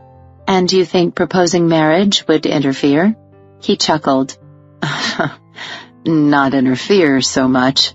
I just don't want Jade having to think about other things while she's rebuilding a relationship with her mom. She's also the city attorney now, so she's always swamped at work thanks to my esteemed half-uncle. Talon visibly tensed. What's going on with that? He's sitting in prison, waiting for his trial. Has Jade been up to see him again? No, but my brother Joe went up to see him. I widened my eyes, hoping Talon didn't notice. Jonah? Why would he go up? For the same reason Jade did. He wanted to try to talk Larry into naming the 2 guys so we can get them put away. And how did that go? It didn't. The asshole won't budge. I wasn't surprised. Talon probably wasn't either. Did Jonah manage to get anything out of him at all? Talon shook his head. Because of something Larry said, Joe is now convinced that his friend Bryce Simpson might know one of the attackers personally, but I doubt it. I still think one of them is that boyfriend of Jade's mother, Nico Costas. Pretty strange that he just disappeared. And in all likelihood, he tried to kill Jade's mom. I had heard the whole story of the insurance policy and accident. There's no way to know for sure. I know, Doc, but it all makes so much sense. I couldn't fault him there. Either this was a huge coincidence, or the man wanted to collect on insurance money. But I didn't know. What about Jade's ex-boyfriend Colin? The cops are looking into that right now. Since they found his belongings on Larry, they figure they got the right guy. They just don't have a body, and Larry's maintaining his innocence. But Larry's such a liar, so I have no idea. Do you think Larry was set up? It's possible. If he was set up, it was probably by the other 2 sickos who took me. What Talon said did make sense, but there was no way to be certain unless we found out who the other 2 were. Okay, Talon, so we have one who has a phoenix on his left forearm, and the other has a birthmark on his arm that looks kind of like the state of Texas. Yeah. And you're still determined to find them? I will find them, Doc. I swear. I had talked to Talon before about not mistaking vengeance for healing, that he needed to heal whether he found the others or not. I thought he understood, but it wouldn't do any harm to say it again. You need to continue your healing, whether the others are caught or not. Yeah, I know that. You've told me.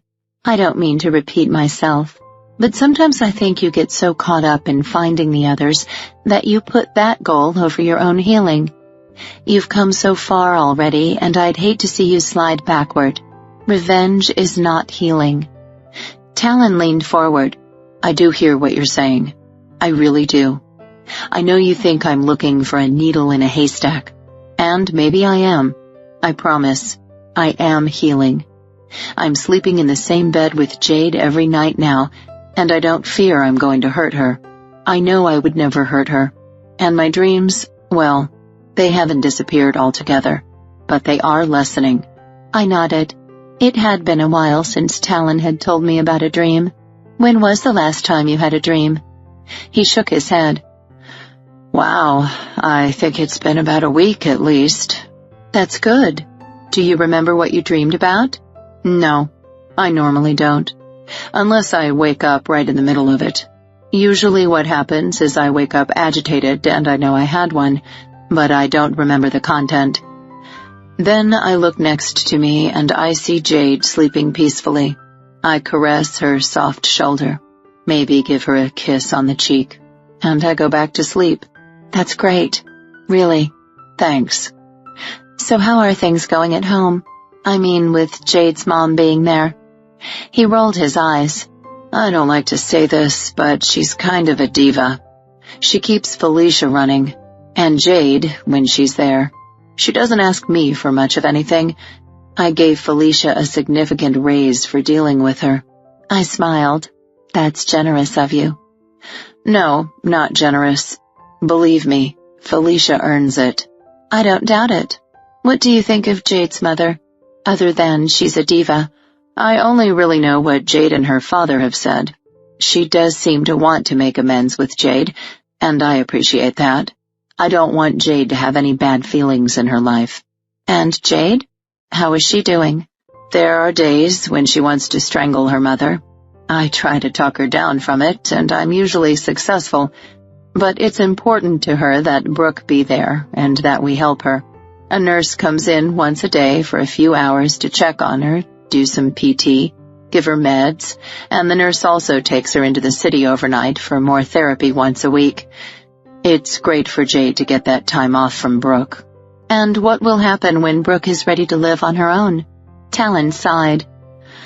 Jade and I haven't had that talk yet, so I don't know. I can set her up somewhere on the ranch, but I really don't want to. I understand. You can figure that out later.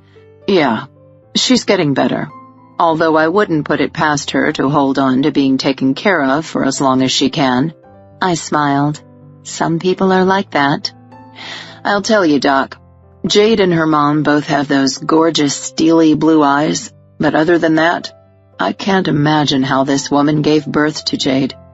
They're nothing alike, not just in looks, but in personality and demeanor. So completely different. From what you told me, Jade is more like her father. He nodded. Yeah, he's a great guy. She looks more like him, too. I glanced at the clock on the table. My time with Talon was nearly up. I appreciated his need to talk about Jade's mom staying at the house, but that wasn't really what we were here for, so I got ready to change the subject. I was startled by a knock on the door. Randy knew better than to interrupt me when I was in session. I'm very sorry, Talon. Would you excuse me for a moment? I went to the door. Instead of letting Randy in, I walked out into the reception area. A man I didn't recognize sat on a chair, leafing through a magazine. What's going on? I asked Randy. I'm so sorry, Dr. Carmichael, Randy said. But he insists upon seeing you right now. I tried to explain that I couldn't interrupt a session, but he threatened to make a scene. I looked over to the man. Sir, I have no idea who you are, but this is entirely inappropriate. He stood, staring at me with intense blue eyes. He didn't look happy. I don't rightly care about the rules, Dr. Carmichael. I came to talk to you, and I aim to do so. Who are you? I'm Rodney Cates, Gina's father. Talon had been very gracious when I cut his session short. Now I sat in my office across from Gina Cates' father. He was a tall, muscular man, average-looking, with sandy brown hair and blue eyes. He wore a tweed jacket and jeans. He was a professor at the University of Colorado. Gina had told me all about him. I probably knew more about him than he would be comfortable with. Dr. Cates, I would be happy to talk to you any time. You know that. But it's not appropriate for you to come storming into my office and interrupt a session with one of my patients. As I see it, the patient who left here is still very much alive, so I think I take precedence." Clearly, there was going to be no reasoning with him. I mentally berated myself. He was no doubt here because of the stupid phone call I'd made the other night. "I am so very sorry for your loss, and I am happy to discuss anything you would like to discuss. You'll have to make an appointment. I have another patient coming in 15 minutes. "Cancel." "Why would I do that?" "Because, again, that patient happens to be alive. He or she can reschedule." "Need I remind you, Dr. Cates, that you are also alive? Therefore, you can call my office and schedule a time to talk to me." I stood, hoping I was pulling off an image of control when inside I was shaking.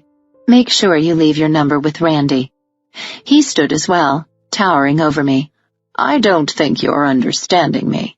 I came to talk to you now, and that is what I'm going to do." My pulse started racing. I wasn't exactly frightened. After all, Randy was right outside, and my cell phone sat on the table next to me. However, I did not like this man or his tone, and I was experiencing discomfort. No, definitely more than that. Goosebumps prickled my flesh. I was frightened, but showing my fear would only give him what he wanted. I picked up my cell, my knuckles white with tension, and stood. "You will make an appointment." He came toward me, closing in on my space. I sat back down in my chair. Now my heart started thumping. "I'm going to have to ask you to back off," I said. "I did not come here to harm you. I am not a violent man. But I lost my daughter, Dr. Carmichael, and you will hear me out." Anxiety coursed through me. "Fine," I relented. "You have 10 minutes. After that, I have a patient who booked this time in advance. I will be happy to speak to you further, but we will have to decide on a time that is mutually agreeable." He sat down, and I breathed a sigh of relief. I gave myself a mental pat on the back for not losing it. Hopefully, he could say what he wanted to say in 10 minutes. "All right. Now, what was so important that you barged into my office and interrupted my session?" He sighed. "I had to take my wife to the hospital today." "I'm very sorry. Is she ill?" He shook his head. "No, at least not in the way you mean. I had to admit her to the mental wing here at Valleycrest." "I'm very sorry to hear that." "What did you expect? The woman lost her child. She hasn't been able to cope. We've tried therapy. We've tried medication. First, the psychiatrist thought she had situational depression and that it would run its course. That she was grieving. Well, of course she was grieving, but it didn't get any better." "Again, I'm sorry. I didn't know what else to say." "Anyway, yesterday morning I got out of bed to get myself off to work. She hasn't been getting out of bed until noon. Not since Gina died. So I didn't think anything of it. But then I came home for lunch and she wasn't there. The car was there, but no sign of her. I found her still in bed, nearly catatonic. "I'm sorry." All she would say was, "Dr. Carr, Dr. Carr." I assumed she was trying to say Carmichael and that she wanted to see you, so I packed her up and drove here. We stayed at a hotel last night. Then this morning I woke up and she wasn't in bed next to me. I found her in the bathroom. She was cutting herself." I sucked in a breath. Cutting can be a normal reaction when one is in a lot of emotional pain. It's good that you took her to the hospital. She'll get the help she needs. "You don't understand, Dr. Carmichael. She wasn't just cutting herself to alleviate emotional pain. She was slitting her wrists." Chapter 11. Jonah. Walking alone at night. Again. My ribs were still a little sore from my last encounter, but here I was again.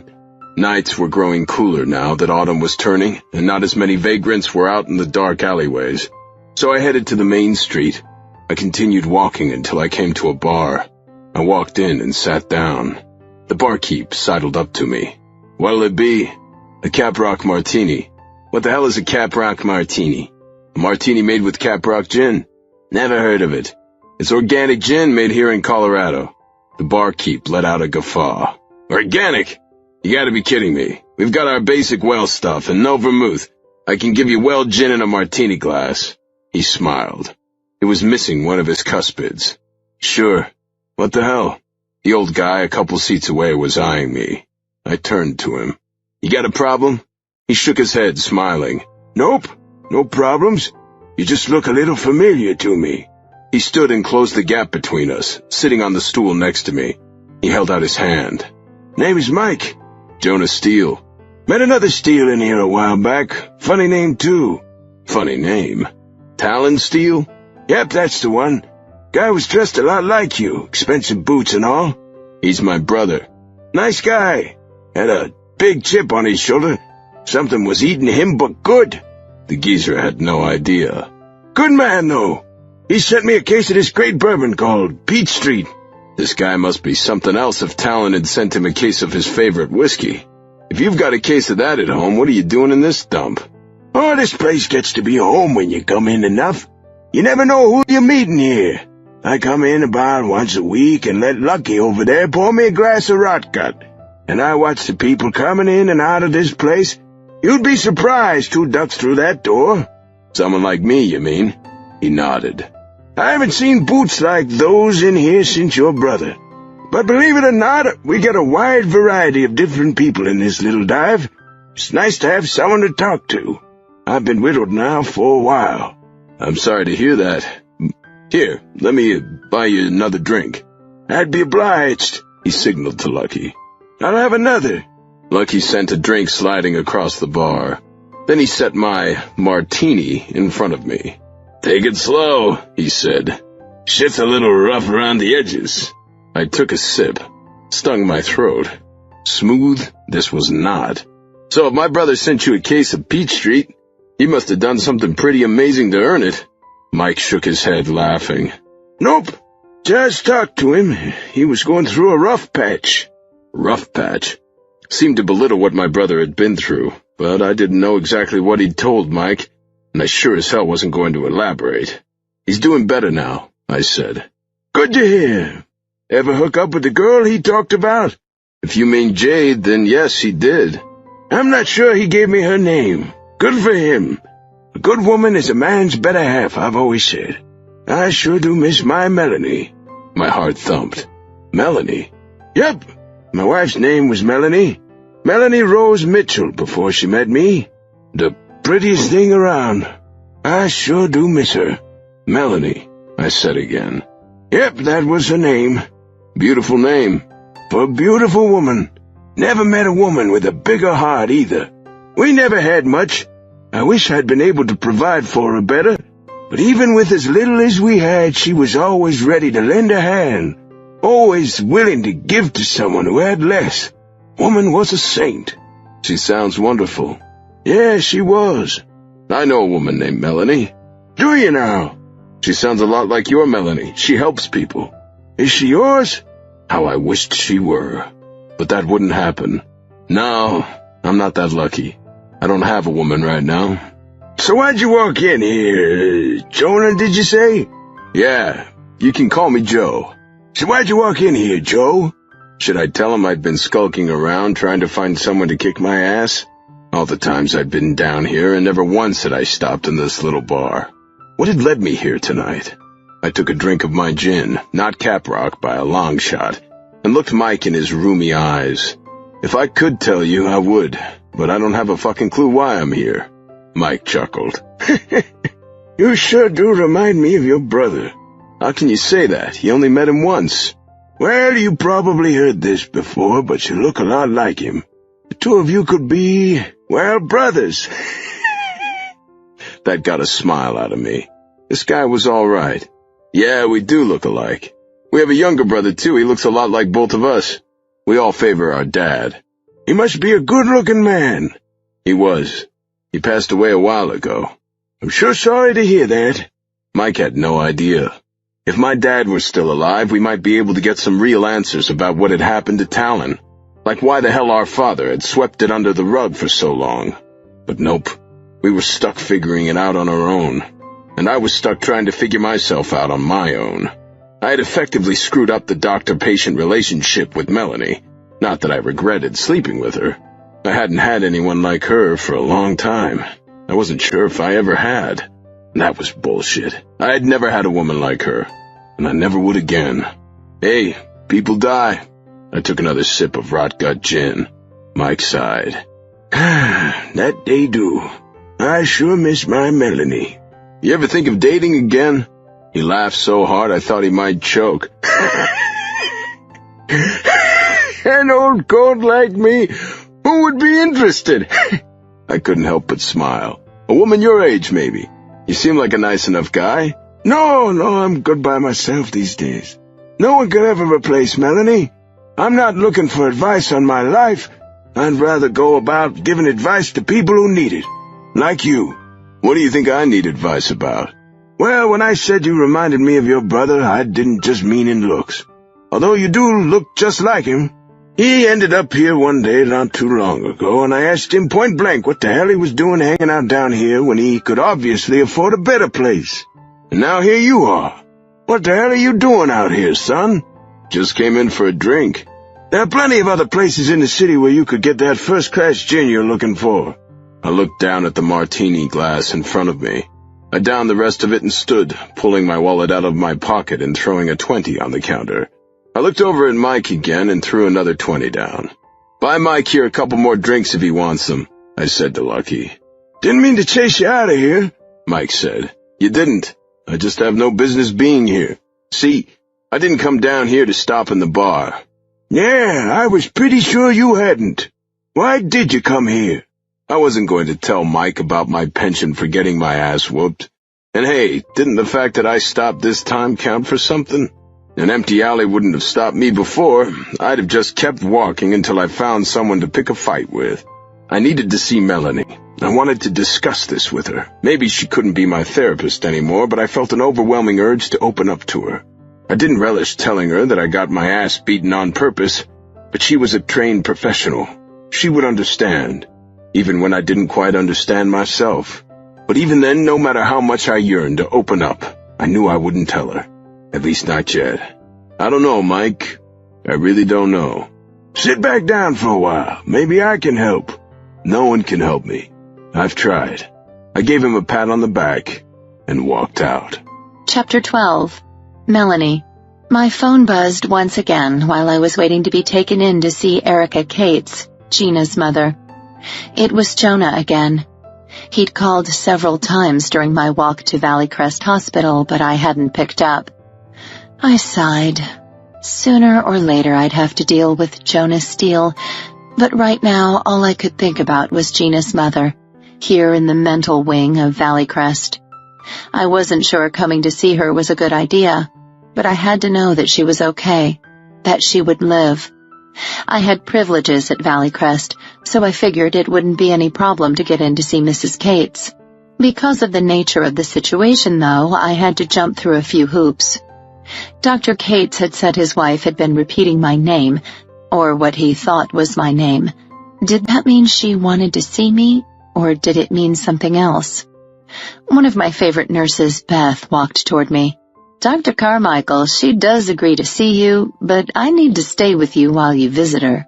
That's fine, Beth. I understand. I really just want to make sure she's all right. My words sounded foolish. Of course she wasn't all right. She'd tried to end her life, and she had lost her only daughter less than a year before. How the hell was she supposed to be all right? Her life hasn't been in danger, Beth said. I'm thankful for that. Who was the doctor working with her? Dr. Bennett. Miles Bennett was a decent physician, but his bedside manner wasn't the best. I'd always wondered why he chose psychiatry as a specialty. In psychiatry, a doctor who didn't have a good bedside manner usually didn't get very far. Miles worked exclusively with hospitalized psychiatric patients instead of taking patients for psychotherapy as I did. Rarely had I had to hospitalize any of my patients, though there had been a few over the years. I was familiar with the mental health staff here at Valleycrest. "When was the last time Dr. Bennett was in to see Mrs. Cates?" I asked. "This morning, during rounds." Beth led me to a private room. A dark-haired woman, brown eyes sad and sunken, lay on the bed, her head propped up with several pillows. "Mrs. Cates," Beth said.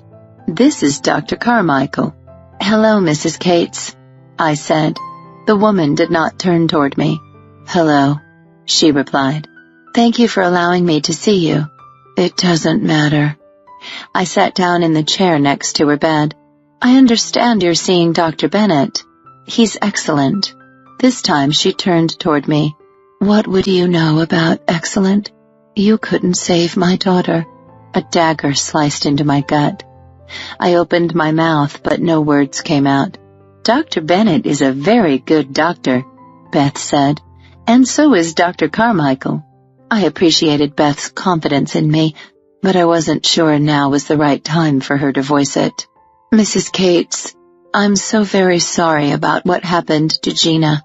"Not sorry enough." What could I say to that? She had experienced an unbearable loss, and in her mind I was to blame. She could never know how sorry I was. She had refused to take my call after Gina's death, and after that I'd sought advice from an attorney. He advised me not to communicate with Gina's parents. If I hadn't called the other night, would Mrs. Cates be lying here now? Had my calling brought her pain back somehow? God, that call had been a mistake. It had been pure self-indulgence, only to ease my own guilt. I'd berated myself over and over again since then. I knew better, and I hadn't given a thought to how it might affect Gina's parents. Ironically, it hadn't done a thing for my guilt anyway. Tears emerged in the corner of my eyes. "Hold it together, Melanie. You can't cry in front of this woman." I inhaled and stood. "I'll leave you to your rest now, Mrs. Cates. Thank you for seeing me. I'm so glad you're okay." I turned and walked out. Beth's soft padded footsteps followed me. "Dr. Carmichael," Beth said, "I want you to know that none of us here on staff think any of this is your fault." I wiped my eyes. "I know that. Thank you." "Dr. Bennett doesn't think it's your fault either." "I appreciate that, Beth. I really do. However, I feel like complete shit." She nodded. "It's never easy to lose a patient. I've lost my share of them." I was sure she had, but it was different for a nurse. Granted, nurses cared for patients on a daily basis and sometimes got to know them as well or better than their physicians did. But it wasn't the nurse who was charged with primary care. It wasn't the same thing at all. I know. I didn't know what else to say. I couldn't tell her that I thought it was different for her, even though I knew nurses felt the loss of a patient deeply. Maybe it wasn't so different. Thanks for getting me in to see her. Please take good care of her." Beth smiled. "You know I will, and so will Dr. Bennett." I nodded, unable to speak past the lump in my throat. I gave her a small smile and walked toward the elevator. The elevator doors opened, and I gasped. Standing in front of me was none other than Jonas Steele. I froze in my tracks. What to do now? What else could I do? I got on the elevator. "Hello, Jonah," I said rather formally. "Hello, Melanie," he said in a similar tone. "Aren't you getting off the elevator?" "Why would I?" "I just assumed maybe you were visiting someone on the floor." "Nope." "Then you're coming from another floor?" "No." "Then what are you doing on this elevator?" He smiled, and my heart nearly leaped out of my chest. "I'm looking for you." "How did you know I was here?" "I called your office. Randy said you were over at Valleycrest doing rounds. So here I am." I'd have to have a little chat with Randy. Normally, I never made it a secret that I was doing rounds, and I had told her that was where I'd be this afternoon, so really she hadn't done anything wrong. "Well, you're here, and I'm here now. What can I do for you?" "I thought we could talk." "About what?" "You know, kind of help each other. Since you can't be my therapist, as friends, like we tried to do the other day." Was he serious? The other day had effectively ended any friendship between us before it could have ever begun. Given our history, I'm not sure that would be appropriate. What history? The fact that you screwed my brains out? I warmed from my forehead to my toes. You know, of course, our afternoon together. That afternoon when I fell asleep and you disappeared. Interesting that you would bring that up. I was getting a little miffed. Emotion from seeing Gina's mother whirled through me, and I wasn't in any shape to deal with Jonas and my mutual attraction. What the hell is interesting about it? You're what? I looked away. Embarrassed. He grabbed my arm and forced me against the elevator wall. Embarrassed? He said through clenched teeth.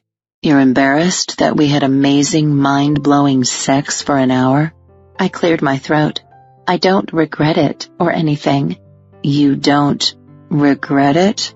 Fire laced his dark eyes. I shook my head, biting my lip hard.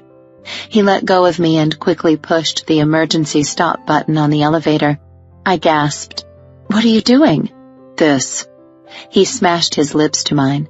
I opened for him without thinking, as if it were a reflex. And perhaps it was. Perhaps I would always open for him. For Jonas Steele. A man so strong, yet holding on to so much guilt. I understood him better than he knew. My God, the man could kiss. I had never been kissed like this. Never been kissed the way he kissed me. He had elevated it to an art. Again, my emotions overwhelmed me. I'd just seen my dead patient's mother, Gina, gone, and Jonah, here and very much alive. My nipples tightened and my pussy began to pulsate. I ground into his mouth, swirling my tongue with his and loving every minute of it. When he finally paused to take a breath, I inhaled deeply. Jonah, no. I work here.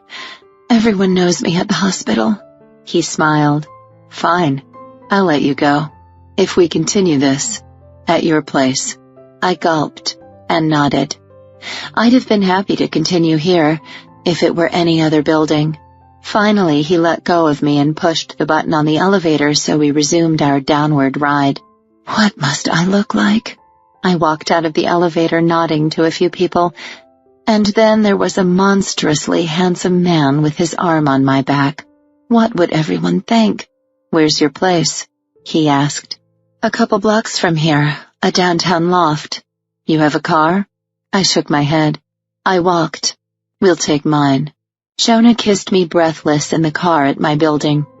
He kissed me breathless in the elevator rising to the 4th floor where my loft was located. He kissed me breathless against my door, stopping only for me to unlock it. He grabbed me and pushed me against the wall after kicking the door shut, kissing me breathless one more time. He broke the kiss and inhaled. Bedroom. I pointed toward the open door on the other side of the living area. He lifted me in his arms as if I weighed no more than a child and swiftly carried me across the living area into the bedroom. I hadn't made my bed that morning, but he didn't seem to notice. He dropped me on the bed and then sat down, his lips next to my ear. I need to be inside you. I can't wait, but I promise you I will not leave you hanging. After we rest, I want to take it slow. I want to taste every inch of you, Melanie. I want to sample those sweet nipples. I want to make you scream as I eat your pussy. I want to lick your ass. I won't stop until I've tasted every fucking millimeter of your gorgeous body. My breath caught. Get undressed, he growled. It never occurred to me not to obey him. I shed my clothes as he shed his, baring his beautiful body to me. He grabbed his wallet out of his jeans pocket, quickly opened and put on a condom, and then forced me back down on the bed. Instantly he was inside me. He groaned, a groan I had heard before, from my patients who were drug addicts. They groaned like that when they got their fix. Could I be Jonas' fix? The thought made me melt. I wanted to be his fix. He held himself inside me for a moment, letting me get used to his size. Little did he know, I was already used to him. Again, as had happened the first time, when he entered me, I felt like I had come home. "God," he said, "you feel so good around me." He pulled out and thrust back in. I gasped against his shoulder. "You all right?" I sighed. "Yes, all right." I bit my lip. "Thank God." He thrust back in. I let out a soft moan every time he slid back into me, and before I knew it, a climax was primed and ready to go. Just as I was about to start coming, he pulled out. "You are beautiful right now. Glowing. Just gorgeous." He stuck his dick back into my heat. I grasped the comforter, balling my hands into fists around the fabric. He fucked me hard and fast. The orgasm on the edge teetered over into full force. I cried out. With passion and power, he fucked me, groaning my name. "God, sweetheart, I'm going to come." One last thrust, and he groaned, allowing his weight upon me. I flattened on the bed, his weight too much for me to bear, but I didn't care. I wanted him on top of me, close to me. I welcomed it. Within a few seconds, he had rolled over onto his side. "Sorry about that. I know how heavy I am." I turned to face him. "No reason to be sorry. I wasn't complaining. Let me rest for a minute, and then I'm going to take my time. I'm going to savor every inch of skin and every drop of juice you have to offer." I swallowed audibly. I couldn't think of anything to say. I didn't have to, because he gently brushed his lips over mine. "I hope I make you feel half as incredible as you make me feel," he said. "My God, you're amazing." He rolled onto his back and closed his eyes. Soon his shallow breathing indicated he had fallen asleep. I looked at the clock. It was nearly 6. I got up, went to the bathroom, put on a robe, and headed out to the kitchen. He'd be hungry when he woke up, probably for food. I smiled at my own joke. I looked through the cupboards and the refrigerator. Not a lot to work with, so I made a quick call to my favorite Thai place and pulled a bottle of lusty red Zinfandel off my wine rack. When he woke up, dinner would be waiting. Chapter 13. Jonah. I opened my eyes and took in my surroundings. Melanie's bedroom was decorated in burgundy and ivory, with dark wood accents, just feminine enough without being too frou-frou for a man's taste. Her bathroom was off to the left, so I went in to take care of business. I looked in the mirror and couldn't help but chuckle. I looked well and thoroughly fucked, and damn, I felt good. Back in the bedroom, the zesty aroma of chicken and peppers wafted toward me. I pulled on my jeans and walked out, my feet and chest bare. Melanie was standing in the kitchen wearing a short, silky green robe. God, she had great legs, long, lean, and shapely. I gave her a whistle. She turned. "Are you hungry?" "I am now. Something smells great." "Thai basil chicken," she said. "Don't get too used to it, it's takeout." Don't get too used to it. Did that mean I wouldn't be here for meals? Or did it mean it was takeout, so don't get used to it because normally she would be cooking? Hell, it could mean either. Right now, all I cared about was doing a little carbo loading so I could get her back in the sack. Whatever it is, it smells great. I inhaled. Her small table was set for 2, and takeout containers sat on what appeared to be fine linen. She had class, this one. She'd poured 2 glasses of wine and set 2 goblets of water by 2 plain white china plates. Elegant and feminine, without being overstated. I liked this woman. A lot. "Go ahead and sit down. Help yourself." "I'll wait for you," I said. "I'm right behind you." She turned off the faucet, drying her hands quickly on a kitchen towel, walked a few strides, and sat down across from me at the table. "I have no idea what you like. I hope Thai is okay." "I like anything. We're big eaters in my family." "I'm sure you probably prefer beef since you're a beef rancher." "I eat beef all the time, Melanie. Chicken is great. I love Thai." "Well," she cleared her throat. "don't be shy. Please help yourself." "Ladies first. Give me your plate." She looked at me oddly as she handed it to me. Was she not used to chivalry? There was a lot I didn't know about Melanie Carmichael. I aimed to find it all out. I gave her a healthy portion of chicken, brown rice, and a spring roll and handed the plate back to her. "Thank you," she said, flushing. Oh, how I loved to make this one blush. Those raspberry cheeks bloomed as fresh as a pink rose. I quickly served myself and then picked up my glass of wine. To us. She blushed again, more red than pink this time. Us? Sure, why not? I'm here, you're here, we just had some amazing sex, and now we're sitting down to a nice dinner. To us. She timidly raised her glass and murmured, To us.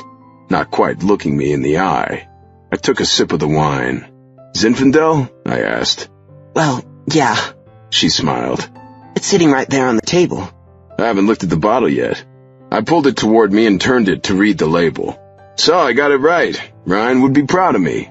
Yes, he's the wine connoisseur in your family. I chuckled. You have me at a severe disadvantage, don't you? You know a lot about my family and a lot about me from your sessions with Talon. I have a lot of catching up to do to find out as much about you. Me? I'm an open book. I couldn't help a loud laugh that time. Ha! Melanie, an open book you're not. You are so closed off, you're not just a closed book, you're shrink-wrapped. Tell me, what's eating at you? She cast her gaze downward. Knife and gut. I felt really bad. I'm sorry. I didn't mean to put you on the spot. After you made me dinner and everything. Let's eat. You don't want your food to get cold, do you? Wow, she really was timid. And I thought I was closed off. I decided to leave it for now and just enjoy her company. This is good wine. I like a good zin. I'll bring you a bottle of Ryan's zin sometime. It's great. He's a master winemaker. She raised her eyes and met my gaze. Then she gave me a small smile. I do enjoy a good bottle of wine. Anything to get a smile out of you, I smiled back. You're very beautiful when you smile. She closed her eyes, her long brown lashes lying against her creamy skin, and then opened them, demurely. My groin tightened again. She truly had no idea what she did to me. Probably what she did to all men. I took a bite of my chicken and decided to stop talking. Maybe then she would talk. But she seemed comfortable in silence. And the funny thing was, I was comfortable as well. Just being with her was comfortable. I didn't feel like I had to make small talk. I loved that about her. Because, God, I hated small talk. The food was good for takeout. I cleaned my plate in no time and helped myself to a second serving, first asking Melanie if she wanted any. She shook her head. I topped off her wine glass and refilled mine. You say you like a good bottle of wine. What's your favorite?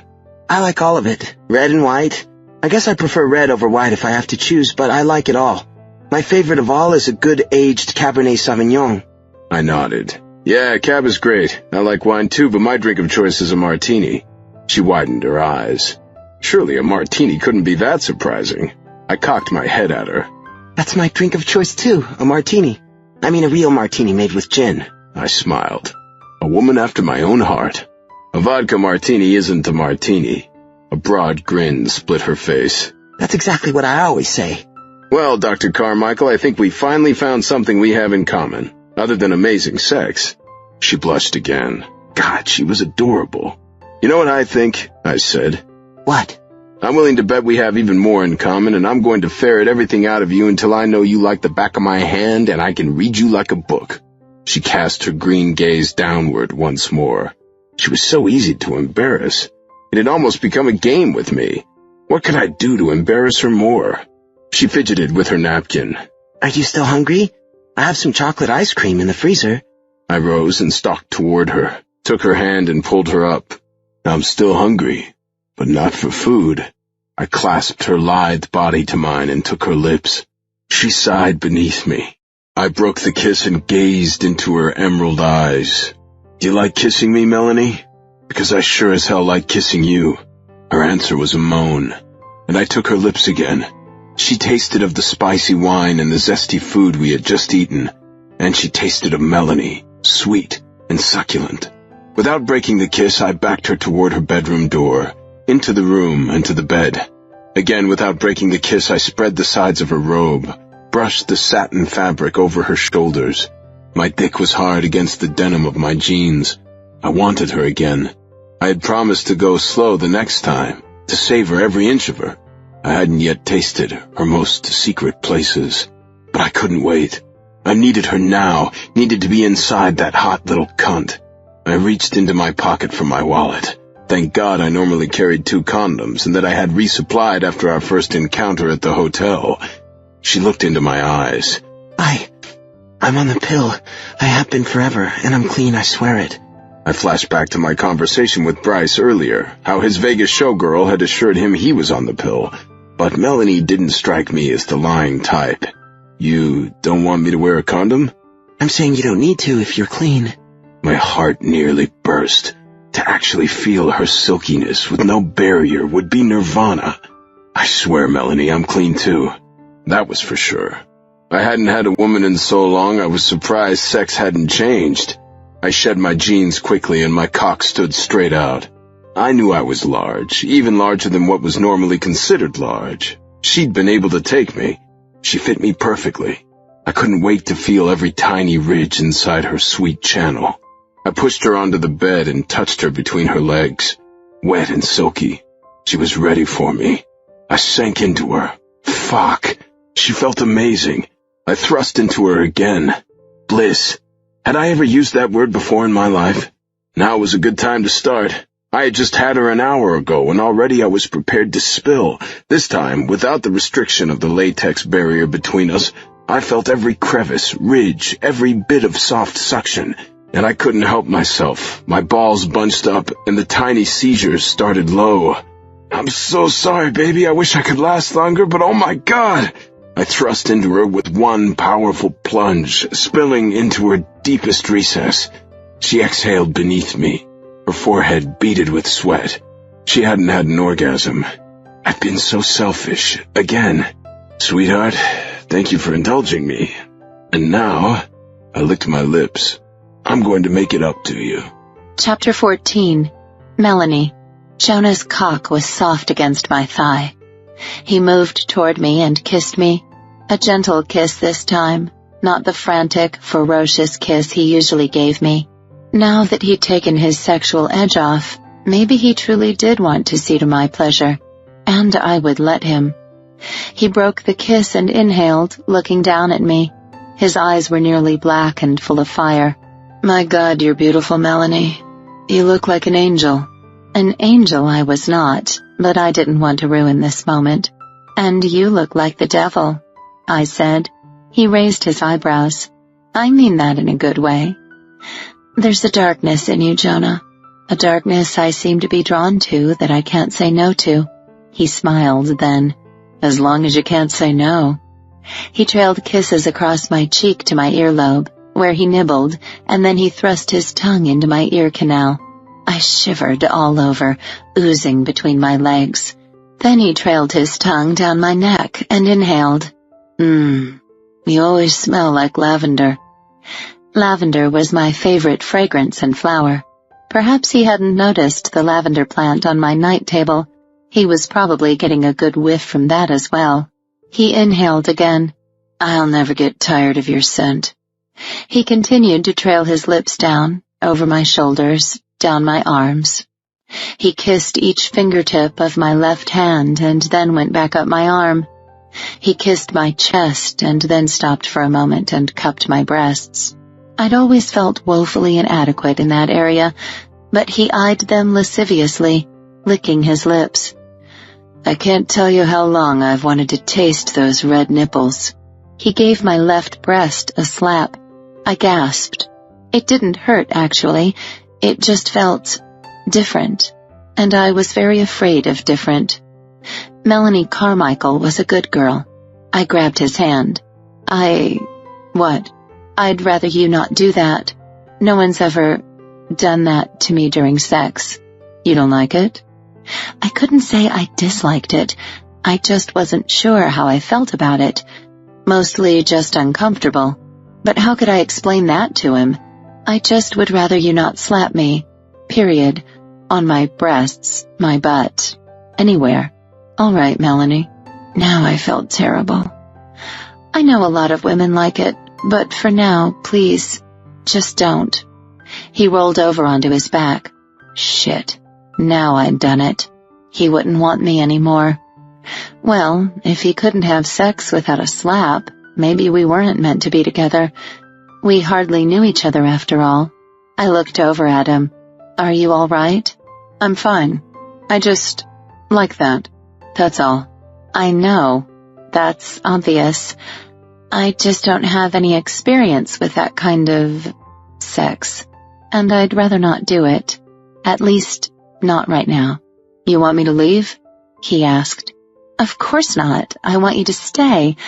I want you to do what you promised me, but without slapping me. His eyes were laced with something I couldn't read. He turned on his side and propped his head in his hand. This was the darkness I knew resided within him. Darkness that I was both drawn to and afraid of. The darkness that called to me. One day I knew I would succumb to it, but I had to be ready. He still hadn't said anything. You don't have to do anything, I said. I'm sorry if I spoiled the moment. You didn't spoil it. He rolled onto his back and closed his eyes. At least he wasn't leaving. He was a better person than I was. I had sneaked out after that first time. It had been a coward's way out, and I'd felt like shit for doing it. I had to do something to lighten up the mood here. I gazed at his tense body. So perfect. From his angled masculine jawline, his rugged silvery stubble, his long wavy dark hair, his broad shoulders, just the right amount of chest hair scattered over his flat nipples, and his gorgeous rippled abs, his nest of black curls and his flaccid cock, looking ever so normal, a far cry from how massive he was erect. His thighs were big and strong too, leading down to sleek calves and oddly smooth feet for such a rugged man. What could I do to make this situation better? And then I knew. I crawled down to his waist, nestled between his legs, and took his soft cock between my lips, watching his face. His eyes shot open. I let his cock drop and I smiled without saying anything. I sucked it between my lips, swirled my tongue around the head, and soon he began to grow within my mouth. He was large, and a blowjob would be difficult, but I was determined. He continued to grow. There wouldn't be any deep-throating, but I could still give him a blowjob, and that was exactly what I intended to do. I licked up and down his large shaft, pausing at his balls and sucking each one into my mouth. He groaned above me. I worked back up to the glands and gave it tiny little sucks, tightening my tongue and forcing it into the tiny slit. Then I thrust down, taking him as far as I could, ignoring the gag reflex. I was impressed with myself. I made it farther than halfway down before I had to come back up. I gave him more soft sucks at the top of his cockhead, and then went back to tiny kisses, pointing my tongue and fucking his tiny opening. He tasted of salt and clove, of male musk and leather. Delicious. God, Melanie, you give fucking great head. I'd never considered fellatio among my talents, but if he liked it, all the better. I was aching for him to return the favor. Years had passed since a man had gone down on me, and I knew on instinct that Jonah would be great at it. To make up for my inability to take it down my throat, I lubed him up good with saliva and then added my hand so I could get all the way down to the base. Once I started that, he stopped me. No, I can't come again until you do. He sat up, grabbed me by the shoulders and pushed me down on the bed so I was lying flat on my back. Where did I leave off? Yes, those gorgeous nipples. He lowered his head and kissed one of them. Instantly it hardened even further. He cupped both breasts, swirling his tongue around my nipple. I sucked in a breath. He continued kissing my nipple, and when he started sucking, I nearly lost it. That feels so good, I said. Beautiful, he murmured against my chest. Then he moved to the other nipple and sucked while thumbing the first. He sucked me gently, though a little harder as time went on, but I wanted more. Harder, I said. He obeyed, still not to the point where I wanted, though. Had I done myself a disservice? Perhaps he was afraid to get a little firmer with my nipples, given that I didn't want him smacking me. So I grabbed his head, and he dropped my nipple with a soft plop. Look at me, Jonah. I'm not fragile. I won't break. I want you to suck on my nipples, bite, even pinch a little. I like it." He didn't smile, but he did get back to work. He sucked a little harder, even nibbled a bit. Well, we'd work on it. Right now, another part of me was craving his attention. "My pussy, Jonah. I want you to eat my pussy." Never in my life had I said those words to a man, and I was no doubt 70 different shades of crimson saying them now. He left my nipples and kissed his way down to my patch of blonde curls. "You're beautiful. Au naturel, just the way I like it." He fingered my blonde hair. "Oh, baby, I want this pussy. I'm going to eat all of that cream out of you and make you come and come and come until you plead with me to stop." I wasn't used to his blunt language, but I found it turned me on. He started slowly, sliding his tongue up and down my wet slit. Then he swirled his tongue around my clit, and I nearly lost it right there. It had been so long since anyone had licked me between my legs. So very long. Too long. "You taste so good, sweetheart." "Works for me," I murmured. I began moving my hips, rubbing myself against his lips, his stubble. My God, it felt so good. I shuddered, and goosebumps erupted all over me. My nipples were tight, my nerves on edge. So good, so good, so good. And then he sucked on my clit and slid 2 fingers into my channel. I lost it. The orgasm hit me with such force I nearly couldn't take it. I climaxed around him, trembling, and as he pumped into me with his fingers, nudging my G-spot, I went crazy. "That's it. Come for me. Keep coming. Keep coming." When I started to come down from the euphoria, he began licking my lips again. He pulled my labia into his mouth and tugged, and then he sucked my clit. It was sensitive from my orgasm, but it still felt good. He slurped as he ate me, and everything from his head bobbing between my legs to the sucking sounds he made with his mouth against my flesh made my skin sizzle. He flicked his tongue in and out of me, and then he moved my legs farther forward and licked my ass. This was new, and I wasn't wholly comfortable, but I didn't want to stop him. Last time I had stopped him from doing something, he'd frozen for a bit. So I let him lick my puckered hole, and I found, oddly, that I enjoyed it. "It's a gorgeous little ass you have," he said. "And God, this pussy, as ruby red as your other lips." He sank into me again, tickling me, sucking at me. "I could eat you all day. You taste so fucking good." Soon I was starting on my second orgasm, and when he thrust his fingers into me again, I soared. My nipples tightened, and all my energy came from the outside in, centering in my pussy, helping me fly. And then I started to come again. This man had made me multi-orgasmic, something I'd never thought could happen to me, and my God, it was thrilling. He continued sucking me, biting my labia, swirling his tongue around my butthole, all the while finger-fucking me in and out, and in and out, and then pushing up against my G-spot. So good. "You like this, baby? You like how I eat your pussy?" Again, his blunt, graphic words drove me insane, and I started on yet one more climax. "That's it, baby. You just keep on coming. Come for me. Only for me. God, you're so hot. That's right, sweetheart. That's it." I screamed this time, clutching at the comforter. My hips were moving wildly, and I was grinding against his face. He continued eating me, and the orgasms kept coming, until I couldn't take it anymore. "God, Jonah, stop." I raised my head a bit to look up, and he was smiling between my legs, his fingers still pumping in and out of me. "I told you I'd eat you until you pleaded for me to stop." I giggled.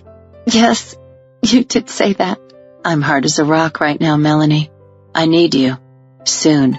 My legs are spread, and I know I'm wet as hell. What's stopping you? He lunged forward and pressed into my heat. I was so sensitive, even a slight nudge of his cock against my clit, and I was close to coming again. He slid right in, absolutely no resistance. I was so slick that I could take that large cock with no trouble at all. He pumped above me, looking into my eyes, his own blazing with flames. God, Melanie, you feel so good. So do you, I said. God, so do you. He thrust in and out, hard, and with each thrust I grew more and more certain of 3 things. I had never had sex like this. I had never known a man like Jonas Steele, and I would never know a man like him again. Chapter 15. Although I'd had 2 orgasms previously this day, this one was unlike anything I'd ever known. As I thrust into Melanie's body, as she shivered and shuddered beneath me, crying out my name, I let go, and my whole body, not just my cock, not just my balls, but my whole fucking body convulsed. It was fucking amazing. I'd had no idea an orgasm could be so all-consuming. Regular orgasm was a release. This had been a deliverance. From what, I wasn't sure, but I felt renewed. I collapsed on top of her for just a moment. Our bodies melded together, but then I moved over to the side, not wanting to crush her. She crawled upward into a pillow, curling up her body. She patted the other side.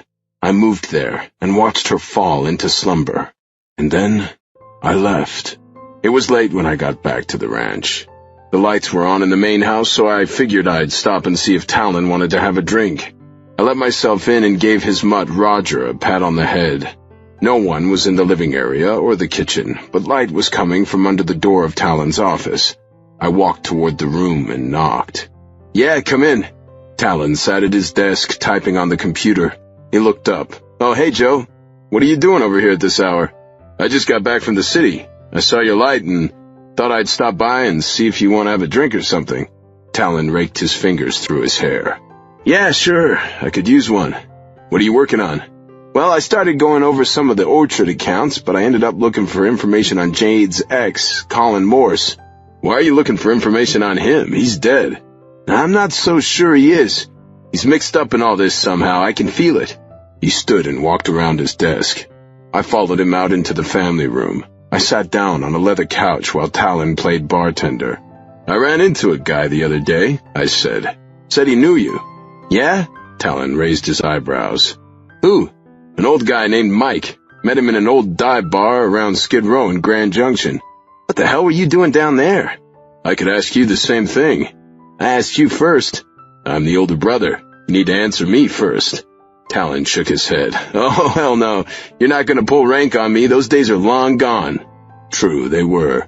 I had lost the right to pull rank on Talon one fateful day when I was nearly 13. "What the hell does it matter why either of us was there?" I asked. "Doesn't matter a damn to me. You brought it up." Talon took a sip of his whiskey and handed me a martini.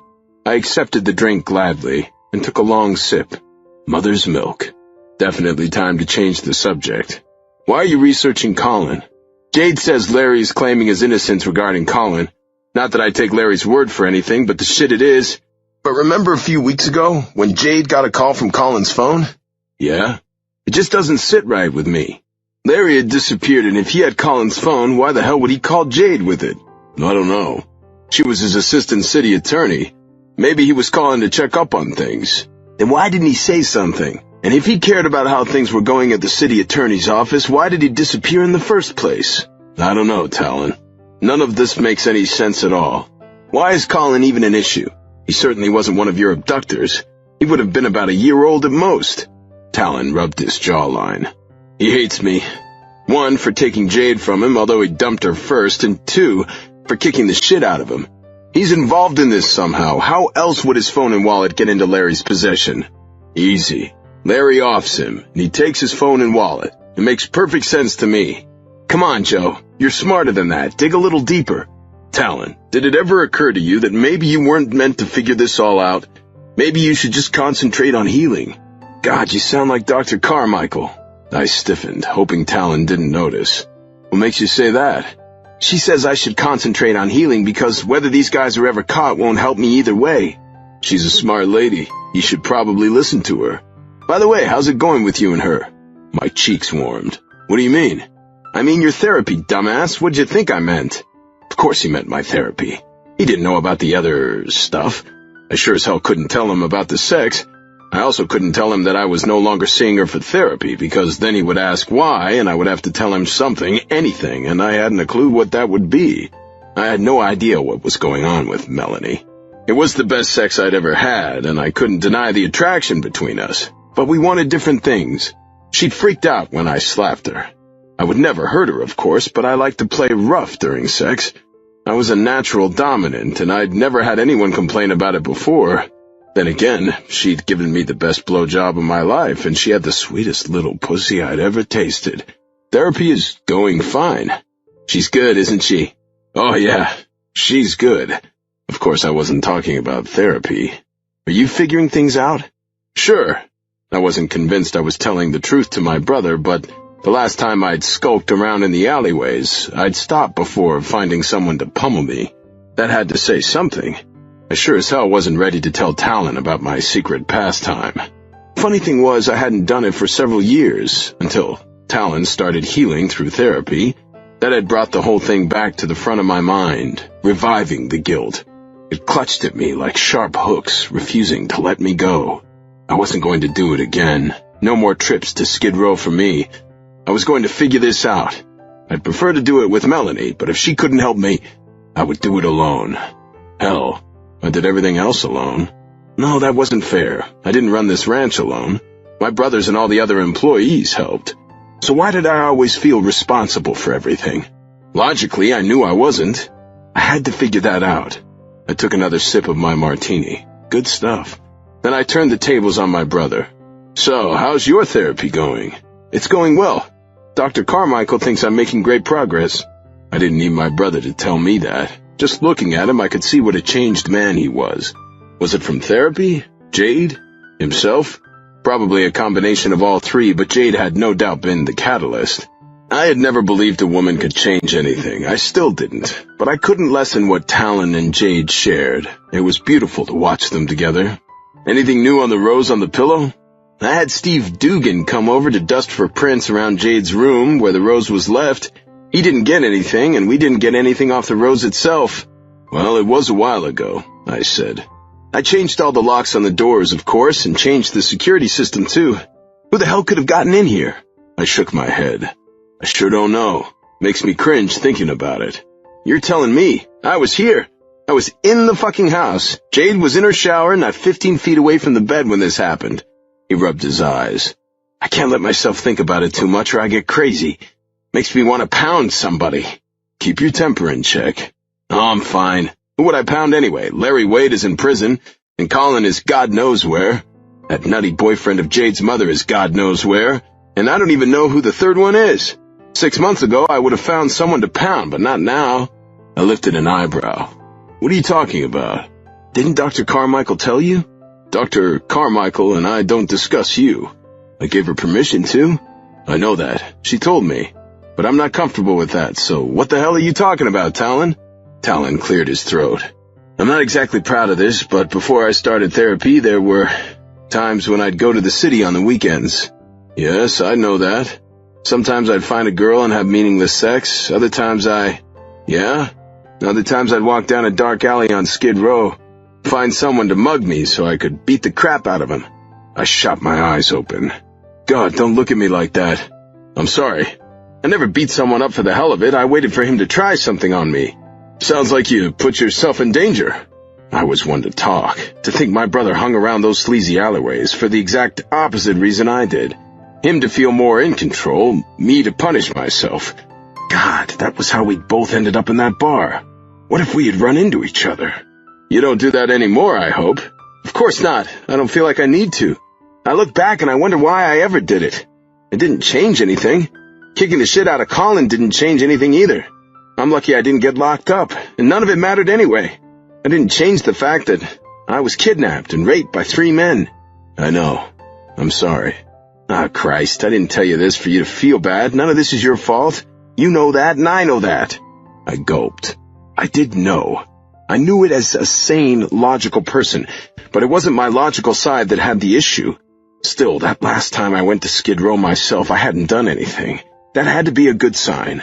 At least that's what I kept telling myself. I wasn't ready to tell any of this to Talon.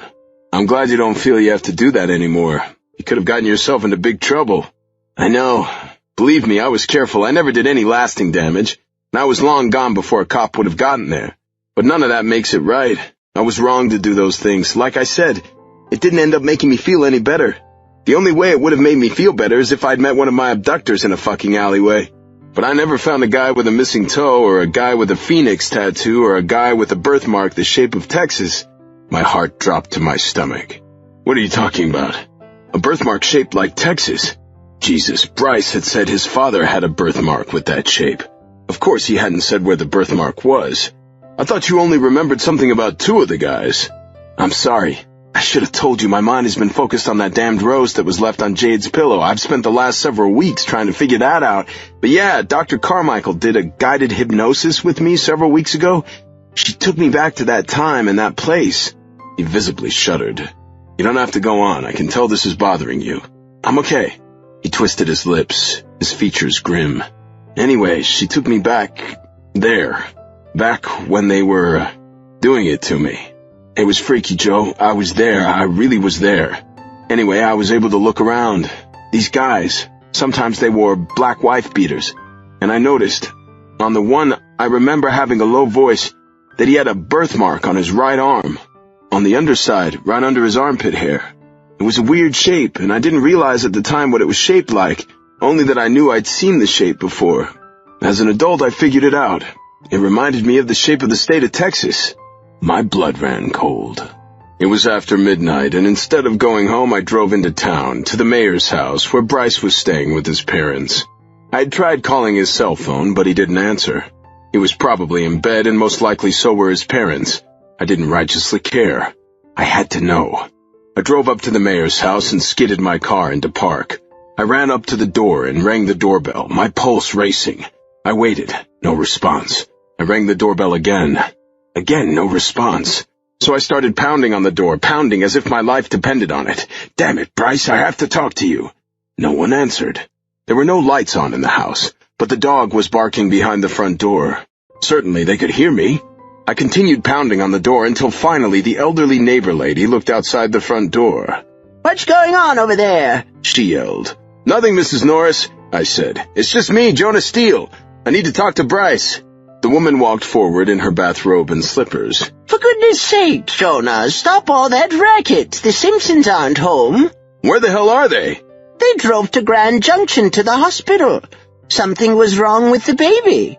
Bryce's son. Shit. Is he okay? Mrs. Norris shrugged. I don't know, but he was making a lot of noise. Sounded horrible. Bryce and his parents were frantic. My God. No wonder Bryce hadn't answered my phone calls. I'm really sorry to disturb you, I said.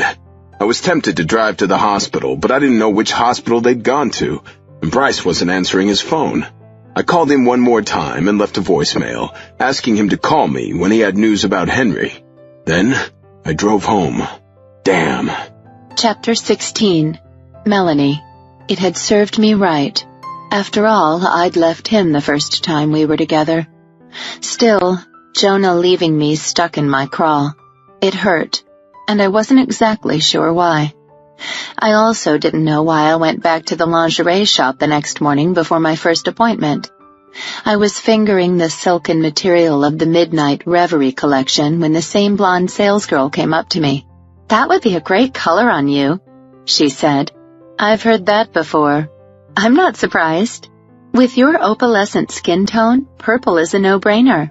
I chuckled. "No, I meant I've heard it from you before. I was in here a while back." She blushed a little, but at least had the courtesy not to stammer. "Well, I was right then, and I'm right now." She let out a nervous giggle. "I don't wear purple," I said. "My eyes are green. It would clash." "Don't be silly. You'd be great in purple. What's your size? You can try one of the bras on." "No, thank you." "What colors do you like to wear?" "I'm sure we have something that would look lovely on you." "Green, beige, teal, blue," I answered automatically. Oh, crap. Now she would want to sell me something. Oh, I must show you our ocean collection. Colors of the ocean? Blue, teal, emerald. They'd be lovely on you. We just got in some beautiful satin nightgowns. She grabbed my arm and pulled me. I can't wait for you to see them. I had no choice but to follow her until we came to a display on the other side of the store. The collection was indeed lovely, and instead of skimpy bras and panties, these were long gowns, very pretty. Look, she said, holding up a bright green gown. This nearly matches the color of your eyes. And with that beautiful blonde hair of yours, goodness, you'll be gorgeous. I sighed. The gown was stunning. It was simple, spaghetti straps and a sheath style, cinched in slightly at the waist and then fanning out over the butt and into a skirt that hit halfway down the calf. "What's your size, hun?" she asked. Hun? She had to be half my age. Medium, usually, sometimes a large. She looked me up and down. "Let's try a medium. You're not too busty." "Sure, rub it in." She grabbed the medium and handed it to me. "Dressing rooms are over there," she pointed. "Please try it on." What the heck? After all, I had come back to the shop. I ambled into the dressing room and shed all my clothing down to my panties. I put the beautiful gown over my head and let it fall onto my body. I gasped when I looked in the mirror. The gown was made for me. It accentuated every part of my body, gave me curves where I had none, a swell of my breasts, a tiny swell of my belly, swell of my hips. And then the silk fell around and softly over my knees. Wow, I looked hot. I laughed out loud. When was the last time I'd thought I looked hot? Probably around the 5th of never. I knew I was pretty enough, and I had a decent enough body. There just wasn't anything extraordinary about me whatsoever. Definitely not hot. This gown made me hot. I made a decision then. I would buy it. I might never wear it, but I hardly ever indulged in anything purely frivolous. Maybe Jonah would like it. The thought made me turn red. I quickly looked away from the mirror and changed back into my clothes. I hurried toward the register before I changed my mind. Then I saw the price tag poking out of the fabric. I hadn't bothered to check the cost, so I pulled the tag toward me now. $675? I threw the gown on the nearest shelf and hurried out of the store. I didn't have a session until 11, so I headed over to the coffee shop next to my office with my laptop to check emails, quickly texting Randy to let her know where I'd be. I ordered a vanilla latte and then sat down and opened my computer. I was midway through my emails when a masculine voice startled me. "Melanie? Melanie Carmichael?" I looked up, and in the doorway to the coffee shop stood... I did a double take. "Oliver?" The auburn-haired man smiled. "Yeah, wow. How long has it been?" "Since med school," I said. "Melanie," the barista called. I stood. "I'll grab that for you." Oliver took my latte from the barista and handed it to me. "Mind if I join you for a few minutes?" "Not at all. You want to get a coffee?" "Yeah," he chuckled. "Kind of why I'm here, I guess. Sorry, seeing you kind of derailed me for a minute." He walked over to the line where a few people stood already. I stared at my laptop screen and caught my breath. Oliver Nichols. Wow. I hadn't seen him in over a decade. We'd gone to med school together, and right after graduation, we had a little one-nighter. Then he went off to California for his internship and residency, and I came here to Grand Junction to do mine. I warmed from my head to my toes. He was so gorgeous. No silver yet in his auburn hair. He still had those twinkling blue eyes. He had been the best-looking male student in our class. Also had the best personality. Always jovial, always smiling. I had never thought he would look my way, but after a few drinks in the hot tub at a friend's graduation party, things had gotten friendly. I pretended to go through emails, but I couldn't concentrate. I could feel his gaze upon me. We'd never vowed to stay in touch or anything. After all, he went to California and I stayed here. I had looked him up on the internet from time to time. He specialized in pediatric nephrology and had ended up doing several fellowships. With all that education, he hadn't been in practice very long at this point. He had also authored several very well-respected papers. Of course, nothing I would read, since I knew absolutely nothing about pediatric nephrology beyond the basic anatomy. My lips suddenly felt dry.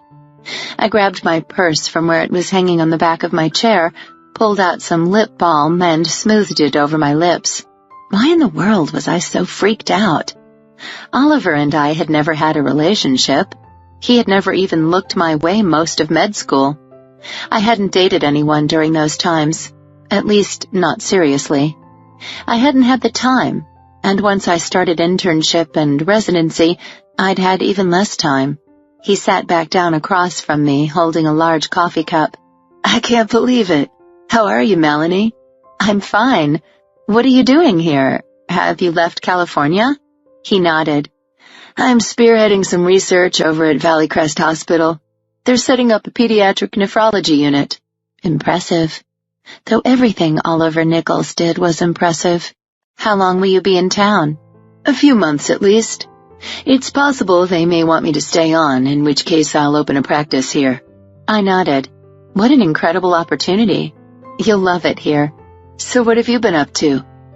I'm in private practice as a psychotherapist here in town.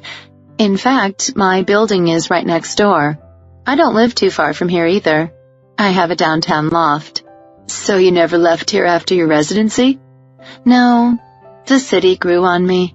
And I've got to tell you, the western slope of Colorado has the best peaches and apples you'll ever taste. I smiled shyly. They're in season right now, but not for much longer. Be sure to sample them while you're here. I absolutely will. He eyed my laptop. I'm not interrupting your work, am I? No, I just felt like sitting over here instead of my office this morning. I don't have a session until 11. I looked at my watch. 10:20. Yeah, sometimes it's nice to get out of the office. I nodded. Silence for a few moments. Normally, silence didn't bother me much. I was a natural introvert. But right now, with dashing Oliver Nichols sitting across from me, the silence felt like tension in the air. Funny how it hadn't felt that way with Jonah Steele. I'll be looking for a place to stay. Where did you say you live?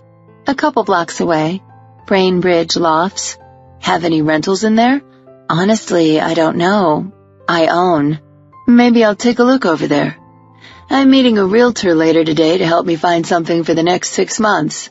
And as I said, it may turn into a longer situation. I nodded again.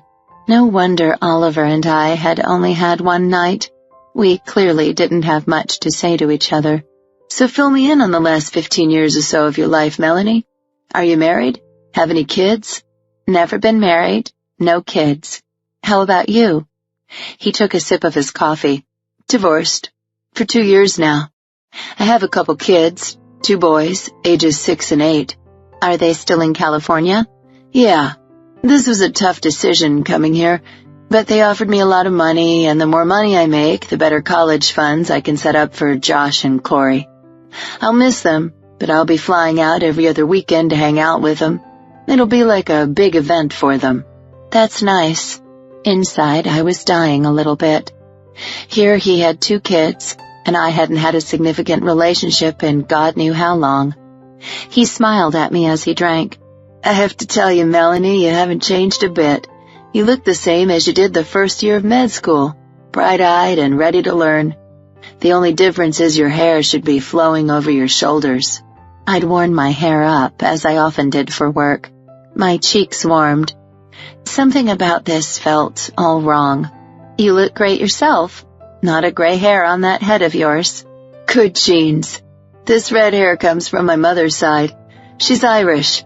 She's 65 and still only has a few strands of gray. Well, you look great. I had no idea what else to say. He regarded his watch. I have to go. He took another sip of his coffee and then placed the lid on it. I'm thrilled I ran into you. It will be nice to know someone around town. Would you like to have dinner with me tonight? I bit my lip. Dinner? Was he proposing a date? I wasn't sure. We could talk about Grand Junction, Valley Crest, and anything else interesting around here. What would be the harm in that? Sure, I'd like that. I'm done tonight by 6. You want to meet somewhere? Do you have your card handy with an address on it?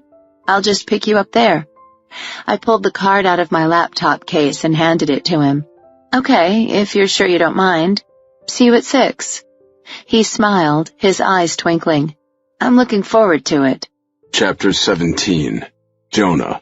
I finally got a text from Bryce the next morning before lunch. It said only, "We're home." I called, no answer. So I drove over. Half an hour later, I arrived at the mayor's house in Snow Creek. I knocked on the door. Bryce's mom, Evelyn Simpson, answered the door. Oh, hello, Joe. Hi, Evelyn. I came to see Bryce. Is Henry okay? Evelyn looked pale and fatigued. He's fine. Evidently, he had a chill. Last night he was crying and his lips started to turn blue. We were worried that he was suffering from lack of oxygen, and it was after hours, so we ran to Grand Junction, to the emergency room. I've never been so scared in my life. So he's okay? By the time we got to the hospital, he was starting to look better. His temperature was below normal. Nobody seemed to know what caused it. The ER doctor said it was probably a virus, but that confuses me.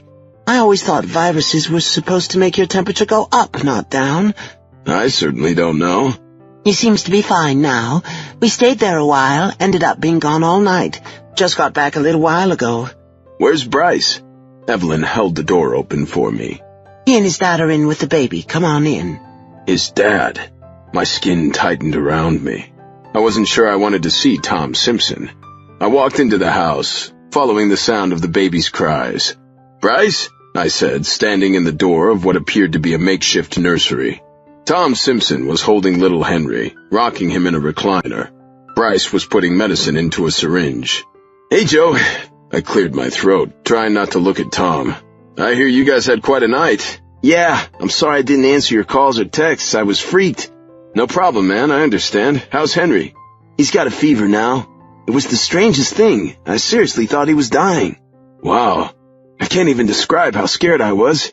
You don't have kids, so I'm not sure you'd understand anyway.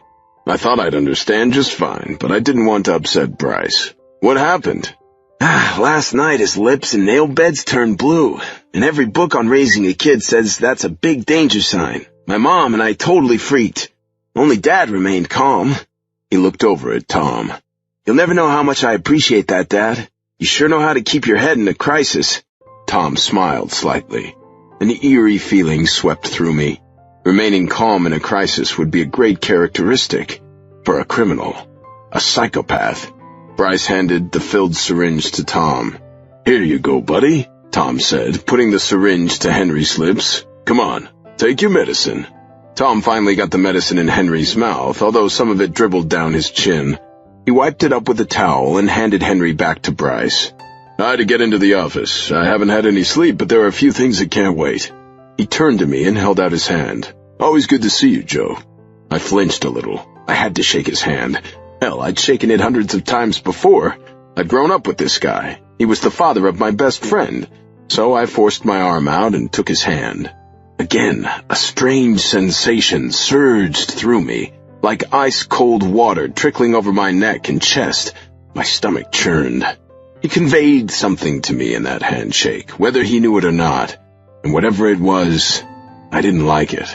I felt 1,000,000 times better when Tom left the room. I cringed, thinking of him holding Henry, taking care of him. I had to find out where Tom's birthmark was, and I had to find some way to tell Bryce about my suspicions. How the hell did I tell my friend that I thought his father was a child molester, a sick criminal? It was as bad as finding out my own uncle had taken part. In fact, worse.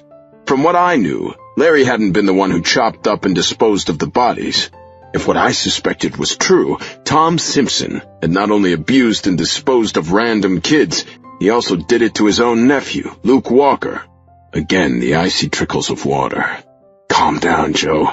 You don't even know he had anything to do with the abduction. Right now, I had to be there for Bryce. He was clearly distraught over his son. "He's always been such a healthy kid, Joe," Bryce said. "I wouldn't have freaked out so much over a fever, but when those little nail beds turned blue, man, I've never been so scared in my life." "Your mom said he had a chill. Yeah, that's what the ER guys said. Said it was a normal thing. I'd never heard of it. They checked his pulse ox and he was fine, so the blue nail beds and lips were caused by the chill, not lack of oxygen. He's got some kind of virus. Now he's running a fever," he said Henry, who had finally calmed down, into his crib. "So what did you need last night?" "What do you mean?" "Well, you texted me several times, and Mrs. Norris came by this morning and said you were pounding on our door last night at midnight." "Shit, I shouldn't have done that. I'd been going crazy after what Talon said. Had I really thought I could barge into this house and demand to see a guy's birthmark? I said nothing. Seriously, Joe, what were you doing here at midnight?" I had to think of something and think of it quick. "I was in town at Murphy's, and I'd had a few drinks. I guess I thought something was more important than it actually was." "What?" "Something about Talon and Luke Walker. I thought I had a lead, but I found out this morning that it was nothing." "So what was it?" I can't say." "Yeah, good save, Joe. No way was Bryce going to buy this." "What do you mean you can't say? You were pounding on my door last night to tell me." "Yeah, I know. I'm sorry about that." I cleared my throat. "I found out this morning that what I thought was a lead wasn't, and the people involved asked me to keep the information in confidence." "Seriously, you can't tell me? You know my word is as good as gold, Joe." "Yeah, I know. You know I trust you implicitly, but I just can't. I'm sorry." He sighed. "Nah, no matter anyway. Right now I'm so relieved that Henry is okay that I don't really care about anything else." "Thank God. He'd bought it. I'd have to find out about his father's birthmark on my own. Why would I drag my old friend into this when he had a son to worry about? At least I'd have to wait until Henry had gotten over this virus, or whatever it was." Bryce leaned over the crib and put his hand on Henry's forehead. "He's so warm. God, Joe, I never knew I could be this scared." "He's a great kid," I said. "He's going to be all right. Kids get sick." "I know, but he's so little." I remember when Marge came home from the hospital when she was born. Talk about little. She'd gained weight by the time she came home, but she was still under 6 pounds. The most fragile little thing. But she was a trooper, and she survived. Look at Henry. He's 10 months old, good and chubby. The picture of health. He's going to be fine." Bryce nodded. "You want something? I can go out to the kitchen and get you some coffee." He smiled, sort of. "That'd be great. I think my mom has a fresh pot brewed." "No problem." I left the nursery and went to the kitchen. Sure enough, a fresh pot of coffee sat on the burner. I'd been to this house so many times when I was a kid, and I knew where they kept everything. I opened the cupboard door, got out a mug, and poured a cup of coffee. I poured another for myself. "Anything I can help you with, Joe?" I nearly spilled the coffee when Tom's deep voice met my ears. Talon remembered the man with the birthmark as having a low voice. Tom's voice was low. Was it lower than Larry's? Hell, I didn't know. They were completely different voices, and my own voice was deeper than either of theirs. Talon was remembering as a prepubescent 10-year-old. All grown men's voices were low to a 10-year-old. I turned, willing myself not to wince. "Just getting some coffee for Bryce and myself." "Sounds good." He took a mug out of the cupboard. "Tell Bryce to come out here to the kitchen. I'll join you." So much for Tom going into the office for a few things that couldn't wait. I don't think he wants to leave Henry. "Nonsense, Henry's fine. Do you know how many viruses Bryce had when he was a kid? Hell, I remember when he and Luke both had the chicken pox. What a mess." Luke? Why did he have to bring up Luke? Did they still talk about Luke? I drew in a breath and let it out slowly. "Wow," I said. "I haven't thought about Luke in a long time. I assume you're talking about Bryce's cousin, Luke Walker?" Tom nodded. "Yup." He sounded so matter-of-fact, so unaffected. It creeped me out. "That was a tough time. Talon took that particularly hard." "I had no idea that Talon was even involved. I can't believe your father covered that up. And now Larry Wade has been arrested. Just odd all around." His tone didn't indicate that he thought it was odd at all. The vibes coming from him felt sinister. "Well, Bryce is waiting for his coffee." "Right. Go ahead." Evidently, he'd given up the notion of the two of us joining him in the kitchen for coffee. Just as well. I didn't want to be in the same room with Tom Simpson a minute longer than necessary. On the other hand, he could be a source of information. Maybe I could get him to slip up, get him to admit something he didn't want to admit. But as I stared into his cold blue eyes, I knew the truth. Tom Simpson would not be tripped up. Nothing fazed him. I took the coffee back to Bryce in the nursery. "He's nodding off now. Bryce said, gesturing to Henry. Bryce sat back down in the rocking chair, and I looked at the sleeping baby for a few moments, his blonde, peach fuzz hair plastered to his head with sweat from his fever. Thank God he was okay. Then I sat down in another chair. I took a sip of my coffee. "So, what's going on with you?" Bryce asked. "I need to get my mind off this crap." "Not much, really." I thought about telling him about Melanie, but I wasn't sure I could do that without telling him I was in therapy, or rather, no longer in therapy, with Talon's therapist. I wasn't sure Talon wanted anyone to know he was in therapy, and I was damn sure I didn't want anyone to know I was. "Well, something's going on. You must be doing some research into the situation with Talon, since you were pounding on my door at midnight last night." He had me there. "Talon and I are working on it, but we haven't found much." "What about Ryan? I haven't seen him around town in a while." I swallowed the sip of coffee I had just taken. "This is Ryan's busy time of the year. He's harvesting the grapes and having a great time making new batches of wine. Pretty soon it'll be bottling time for the wines that are ready." I shook my head. "Don't ask me to explain it to you. I have no idea what he does. Ryan's freaking brilliant." "He does make a good wine," Bryce agreed. "Yeah, neither Tal nor I know where he got that artistic streak. We sure didn't get any of it." "Maybe from your mother?" "Maybe." Sadness hit me. I'd been around 15 years old when my mother committed suicide, and even though I had lots of memories of her, I still didn't know much about her. Talon, Ryan, and I had spent most of our time with our father on the ranch when we weren't at school. My father was a man's man and would have been considered a sexist by today's standards. He felt that outdoor work was men's work, and my mom seemed fine with that. I smiled. Once Marge hit 8 or 9 years old, she would have none of that. She helped with the men's work. Of course, Mom was gone by then. "And speaking of moms," Bryce said, giving me a shit-eating grin, "how's Brooke Bailey?" I chuckled. Sometimes I still couldn't believe Brooke Bailey was living at the main ranch house. Bryce continued. "Do you still have that poster? You know, the one in the blue spandex one-piece?" He grinned again. "I believe you built an altar around it." While I was happy Bryce was in a better mood after Henry and the virus, I didn't really want to talk about Jade's mother. Yeah, I had nursed a massive crush on her when I was a horny teen, but I was hardly the only one. That had been decades ago. "You know, she's not that much older than you, Joe." Okay, this had to stop. "Bryce, shut the fuck up, will you?" He laughed. "Haha, did you ever in your life think while you were jacking off to that poster that she'd be living in your house someday?" I hadn't given Brooke Bailey a thought in 20 years. This conversation had to end. "Bryce, that was years ago. I have no interest in Brooke Bailey." "Well, a 43-year-old supermodel probably doesn't look the way you remember her." Actually, she still looked great. The long blonde hair is now cut in a pixie, and one of her eyes is a little misshapen from the accident. She has a few scars on her face, but she's still a great-looking woman. "And the body?" Bryce said. "Yeah, she still has the body. She's not quite as tall as I expected. I thought she would be taller." "Well, you know, people shrink with age." "Not everything shrinks." Bryce let out another guffaw of laughter. "Well, where do you think Jade got them from? Certainly not her dad." "So what's stopping you? She's living in one of your houses and her boyfriend has flown the coop. Why not give it a shot?" "Because she wasn't Melanie." But of course I couldn't say that. Melanie Carmichael had me twisted up in so many knots I wasn't sure where anything began. "Because she's Jade's mom, for God's sake, and also she's 5 years older than I am, and I'm not interested." "Then maybe I'll have to come by and say hi." "You're welcome to come by any time, but I wouldn't get involved with Brooke Bailey." "Why the hell not?" "Because something isn't right there. To hear Jade talk, she was a terrible mother, basically abandoned her kid, and I would think you wouldn't want to get involved with another woman who abandons her kid." I glanced at Henry, now sleeping soundly in his crib. "Ooh, hitting below the belt." Bryce held up his hand in mock surrender. "I'm not looking for a relationship, man, but I wouldn't mind a roll in the hay with Brooke Bailey." "Why?"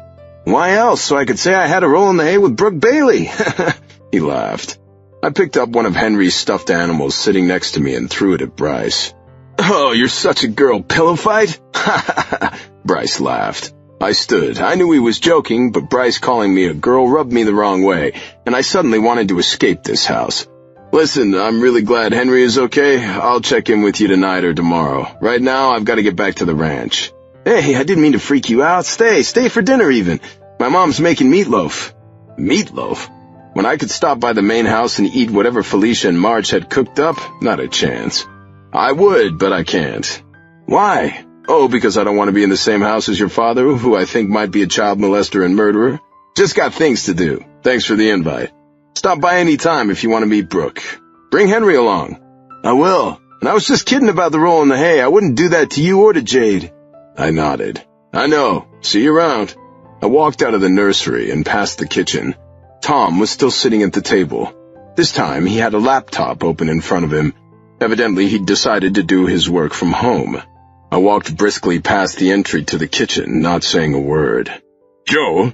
Shit. Now I had to talk to him. I poked my head in the kitchen. Yeah. Leaving so soon? Yeah, I have a ranch to run. Why did people seem to forget that? Steel money didn't grow on trees. Well, it did, and also in pastures and vineyards, but a hell of a lot of work went into it, too. Yeah, lots of work at the ranch. Understood. It was good to see you. Stop by more often. Evelyn and I miss seeing you around here. I turned and lifted my foot to walk toward the front door when something made me hesitate. Tom? Yeah. Could I bother you for another cup of coffee? Sure, no problem. Help yourself. Sit down here with me. We can talk. Talk. And I had just the person to talk about. Chapter 18. Melanie. My 5 o'clock session rescheduled earlier in the afternoon, so after my 4 o'clock, I was left with an hour to kill before Oliver met me at the office. I didn't have long to wait, though, because I had a visitor, Rodney Cates. At least he hadn't barged in on a session this time. Randy had left for the day, so he knocked on the open door to my office. Dr. Cates. I cleared my throat, my nerves jumping. What can I do for you? I just wanted to let you know that Erica seems to be doing a little bit better. A heavy sigh of relief left me before I could stop it. Thank you. You don't know how glad I am to hear you say that. I don't know how glad you are. I lost my daughter, and then I almost lost my wife. And you think I don't know how glad you are that my wife is doing better? I hadn't meant to hit a nerve. He was right. My remark had been selfish and unfeeling. This man was hurting, so I resolved to deal with him as I would with anyone else who was hurting. I didn't mean to upset you. I am absolutely sure you're glad that your wife is doing better. May I come in? I couldn't very well say no matter how much I wanted to. Of course. I was sitting at my desk, but I stood and walked over to my session area and sat down in my chair. I gestured to the couch and the other recliner. Please, have a seat. He plopped down on the couch and turned to face me. Yet he said nothing. What can I help you with, Dr. Cates? There's something I wanted to ask you. About Gina. I wasn't about to reveal anything from my session notes, but I didn't need to tell him that.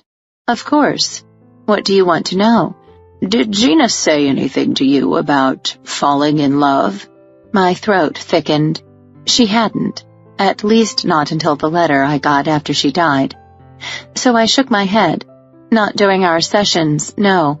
Technically, that wasn't a lie. Is there a reason why you're asking me this? Yes. He cleared his throat. One of her friends told Erica and me that Gina had been in love. I see. Wouldn't this be something she would discuss with her therapist? I fidgeted with my hands in my lap. Not necessarily. This friend of hers, Marie, swears that she told her she was in love. Why would someone who was in love want to kill herself? Dr. Cates, I wish I could help you, but honestly, there was nothing in my sessions that indicated Gina was suicidal. Marie said Gina knew the person she was in love with would never love her back. Like I said, it wasn't anything we discussed. Dr. Cates stood and paced around my small session area. I don't understand it. If she was in love and upset that her love might be unrequited, why wouldn't she discuss that with you? Because I was the one she was in love with. But I couldn't say that. I hadn't yet dealt with the fallout from Gina's feelings myself. Who wouldn't have wanted Gina? She was brilliant and beautiful. And she was also very troubled, obviously, I said. Dr. Cates's face twisted into, not rage exactly, but not anything good. Clearly those words had not been the right ones. How did you not see this? What kind of a therapist are you? How did you not see that her uncle, your brother-in-law, was abusing your daughter all those years? I desperately wanted to say the words, but that would only make things worse. I stood. Dr. Cates, I think it would be best if you left now. No. You tell me. He inched toward me. Chills ran up my neck. How could you have not seen this happening? How could you not know she was in love? My blood ran cold. He was between me and the door. Randy was gone. It was after 5 o'clock, so unless a security guard was walking down the hallway, no one would hear me if I screamed. I didn't think Dr. Cates would actually hurt me, but I knew enough to see that he wasn't completely in his right mind. I gritted my teeth. Dr. Cates, I will tell you one more time. You need to leave. Now. He took one more step toward me. Not until I get some answers. I don't have any answers. If you don't have them, who does? You're the only one. You've got to have answers. Where's your goddamned file? My file was locked up, thank God. After the other day when the letter from Gina had slipped out, I realized how stupid I had been leaving it on my desk. How was I supposed to move on if that file stared at me from my desk like a vulture? It was safely locked in my file cabinet at home with my other files of patients who were no longer active. I wasn't an attorney, but I knew better than to give my files to this man anyway. After Gina died, I had spoken with an attorney and with another therapist who was a respected colleague, both of whom went through my files. They both concluded that I had not committed any malpractice and that there had been no reason to believe Gina Cates was suicidal. Of course, I hadn't told them about the letter. That letter was between Gina and me, and damn it, I was taking it to the grave. Chapter 19. Jonah. I tried to read Tom Simpson's eyes. They were blue, and looking into them felt oddly like looking at my best friend. Bryce did resemble his father, and so did Henry. My nerves raced, and I felt uneasy, seeing the resemblance. His mother, Evelyn, was mostly gray now, but she'd had light brown hair when we were kids. But Tom was blonde like Bryce and his son, even though he was silvery white now. He sat, typing something into his computer. "Damn," he said. "What?" "Just a typo." He held up his right hand. "This damn bandage." He had a Band-Aid on the tip of his right index finger. "You okay?" He nodded. "Just a paper cut. I get them a lot. So much paperwork for this tiny city." My nerves were on edge, but damn it, I was ready to discover some answers. I opened with, "I'm really glad Henry is okay." I wasn't lying, but I also hadn't been able to think of anything else. "He's a great kid, isn't he?" I took another sip of coffee. "He sure is. Bryce seems crazy about him." "Oh yeah, he's a great father. I was always surprised that he didn't marry sooner. Speaking of that, it's nice to see that one of you boys will be settling down. I assume Talon and Jade are serious. As serious as Talon has ever been. What about you and Ryan? You're not getting any younger, you know?" I certainly wasn't here to talk about my brothers and me settling down. I needed to get back to Larry. But then something occurred to me. Henry had that little birthmark on his arm, and it was clearly visible as he was lying in his crib wearing just a onesie and a diaper. I noticed that Henry has a birthmark. "Yes, he does." I cleared my throat. "Bryce said he might have gotten it from you." "I'm not sure why he said that." "Oh, you mean you don't have any birthmarks?" "No, that's not what I meant. I do have one, but it looks totally different from Henry's." "Maybe he did get it from you then, because Bryce said neither he nor Henry's mother have one." "I suppose that's possible, but Evelyn has one too. Cutest little thing right on the cheek of her ass." I squirmed uncomfortably. I really didn't want to talk about anything a 65-year-old woman had on her ass. I couldn't force him to remove his shirt and show me the inside of his right arm. Time to ditch the birthmark investigation. "I've been meaning to talk to you, Tom," I said. He raised his eyebrows. "Oh?" I cleared my throat. "About Larry Wade. Did you know he was my half-uncle?" "Nope. That was as big of a surprise to me as it was to the rest of you." I didn't believe him for a minute, but I was willing to play along. "Yeah, it was pretty crazy. Anyway, when he came back to town a few years ago, you hired him on as the city attorney. How did that happen?" As you may know, George Stanford retired in the middle of his term, so the position was vacant. Until Larry moved back a month later, we'd been using contract attorneys to do our work because Snow Creek is such a small town. But that was no longer cost-efficient. Talon's girlfriend, Jade, is doing an excellent job, by the way. His lips twitched subtly. Just a bit, but I noticed. He was trying to sidetrack me off of Larry by mentioning Jade. Yes, she's a very smart and driven young lady. But back to Larry. Why wasn't he elected city attorney? Since it would be a while before we had a regular election, I decided to make an appointment. But why Larry? He turned out to be very unethical. Tom twisted his lips again, this time not so subtly. I've known Larry a long time. Believe me, if I had known what kind of man he was, I would never have appointed him. But we knew each other back in the day, went to high school together in Grand Junction, and he was a licensed attorney and needed a job. None of the other attorneys here in Snow Creek wanted the job. They preferred to stay in their own private practices, so what choice did I have? I saw through his game again. He was trying to put me on the defensive. Why not hold a special election? This is Snow Creek, Joe, not Denver. Who the hell would turn out for a special election? My brothers and I would have. That's 3 people, plus Evelyn and me. Maybe Bryce if he was in town. It wasn't a feasible solution. We needed to wait until a presidential election year. That's the only time you see any results in a small town. I hope Jade will run next year. She'll be a shoo-in, and we couldn't ask for a better city attorney. Trying to distract me again. Jade was Talon's girlfriend, not mine, and I wasn't going to be sidetracked. Before I could say anything else, though, Tom spoke again. Why all the questions about Larry? He's locked up where he deserves to be. Case closed. Why not all the questions about Larry? Aren't you as upset about this as I am? My brother was one of his victims, and so was your nephew. He was Evelyn's nephew. Victoria Walker is her sister. I forced myself not to widen my eyes. Had I heard him correctly? Was he denying feeling remorse because he wasn't Luke's uncle by blood? What a cold-hearted bastard.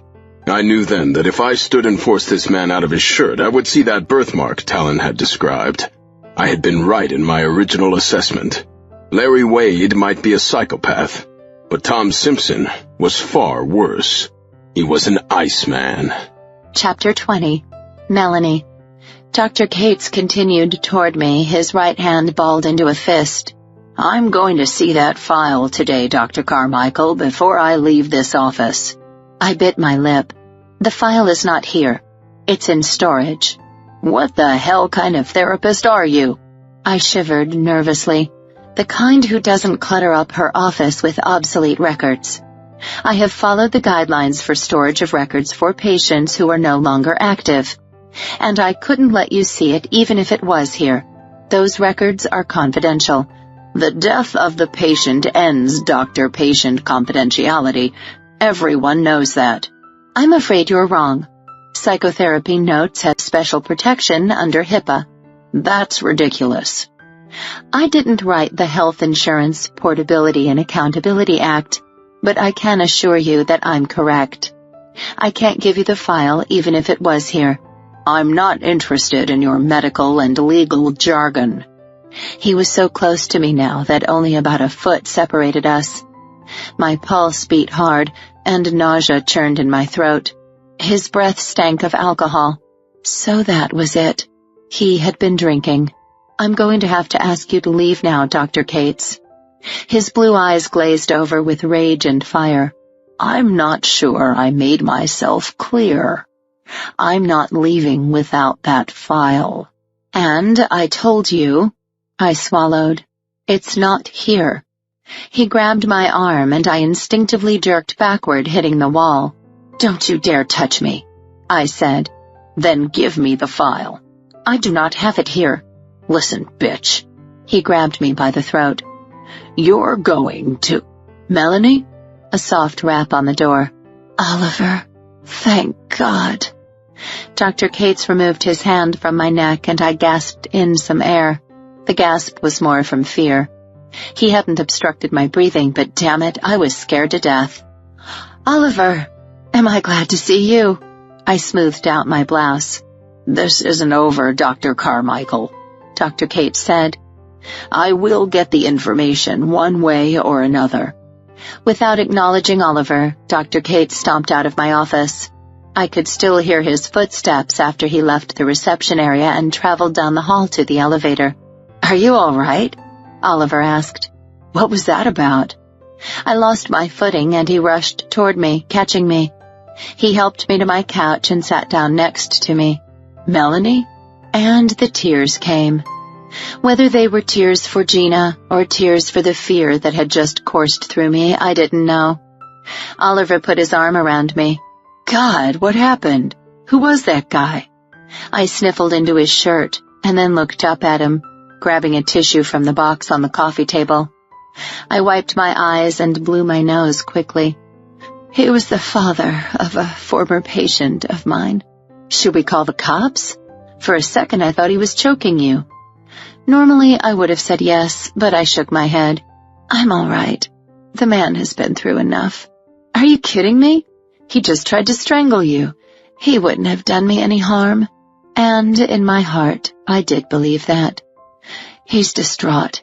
His daughter was a patient of mine, and she ended up killing herself." I bit my lip to force back tears.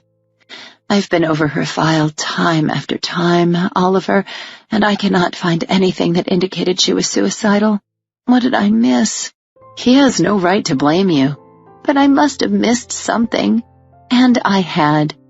Gina had fallen in love with me, and I'd had no idea. "And there's more," I continued. "His wife just attempted suicide a few days ago. She's over at Valleycrest in the mental ward, so he's not in his right mind." "That's still no excuse for him treating you that way." In theory, I agreed, but the way I was feeling right now, so woefully inadequate, wishing I could go back in time and see what I had missed, to pay better attention, I couldn't concur. That letter haunted me. I should have given it to the attorney. I should have put it in the file. I should have let my colleague and attorney review it, but I hadn't. I'd kept it. And now it was too late. I couldn't bring it up now. "Really, I'm fine. Just drop it, okay?" "Are you still up for dinner?" "Dinner? Hell. Well, a girl had to eat." I blew my nose again and stood. "Sure, let's go to dinner." Oliver stood and then reached for me and wiped away an errant tear rivering down my cheek. "I'm sorry you're going through this," he said. "As you can imagine, in pediatric nephrology, I've lost a few patients too. And they were children. That's got to be a lot worse." "I'm sorry, Oliver." He pursed his lips. "I wish I could tell you that you get used to it." He shook his head. "I certainly never have." "Any physician who gets used to it probably shouldn't be practicing medicine," I said. And I'm the one who decided to practice psychotherapy. I could have been a more routine psychiatrist, just dispensing meds and referring patients to psychologists and counselors. I knew ahead of time there would be people I just couldn't help. "You have such a caring nature. I can't imagine you just dispensing meds." He cupped my cheek. "You've always been that way, always thinking of others. You know, Melanie, I've thought about contacting you many times over the past decade. I read your book on overcoming childhood trauma. It was brilliant." My cheeks warmed. Why in the world would a pediatric nephrologist read a book on psychotherapy for overcoming childhood trauma? Because I knew the author. And I knew she was brilliant. I chuckled.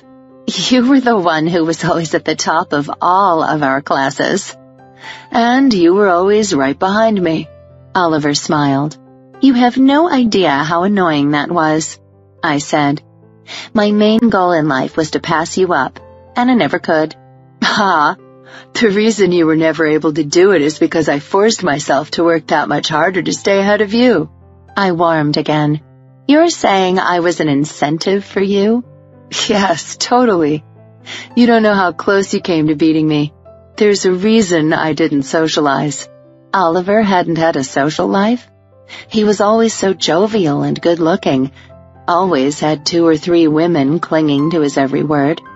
I was the one who'd had no social life. Of course, since I hadn't had one, I wouldn't have known whether he had.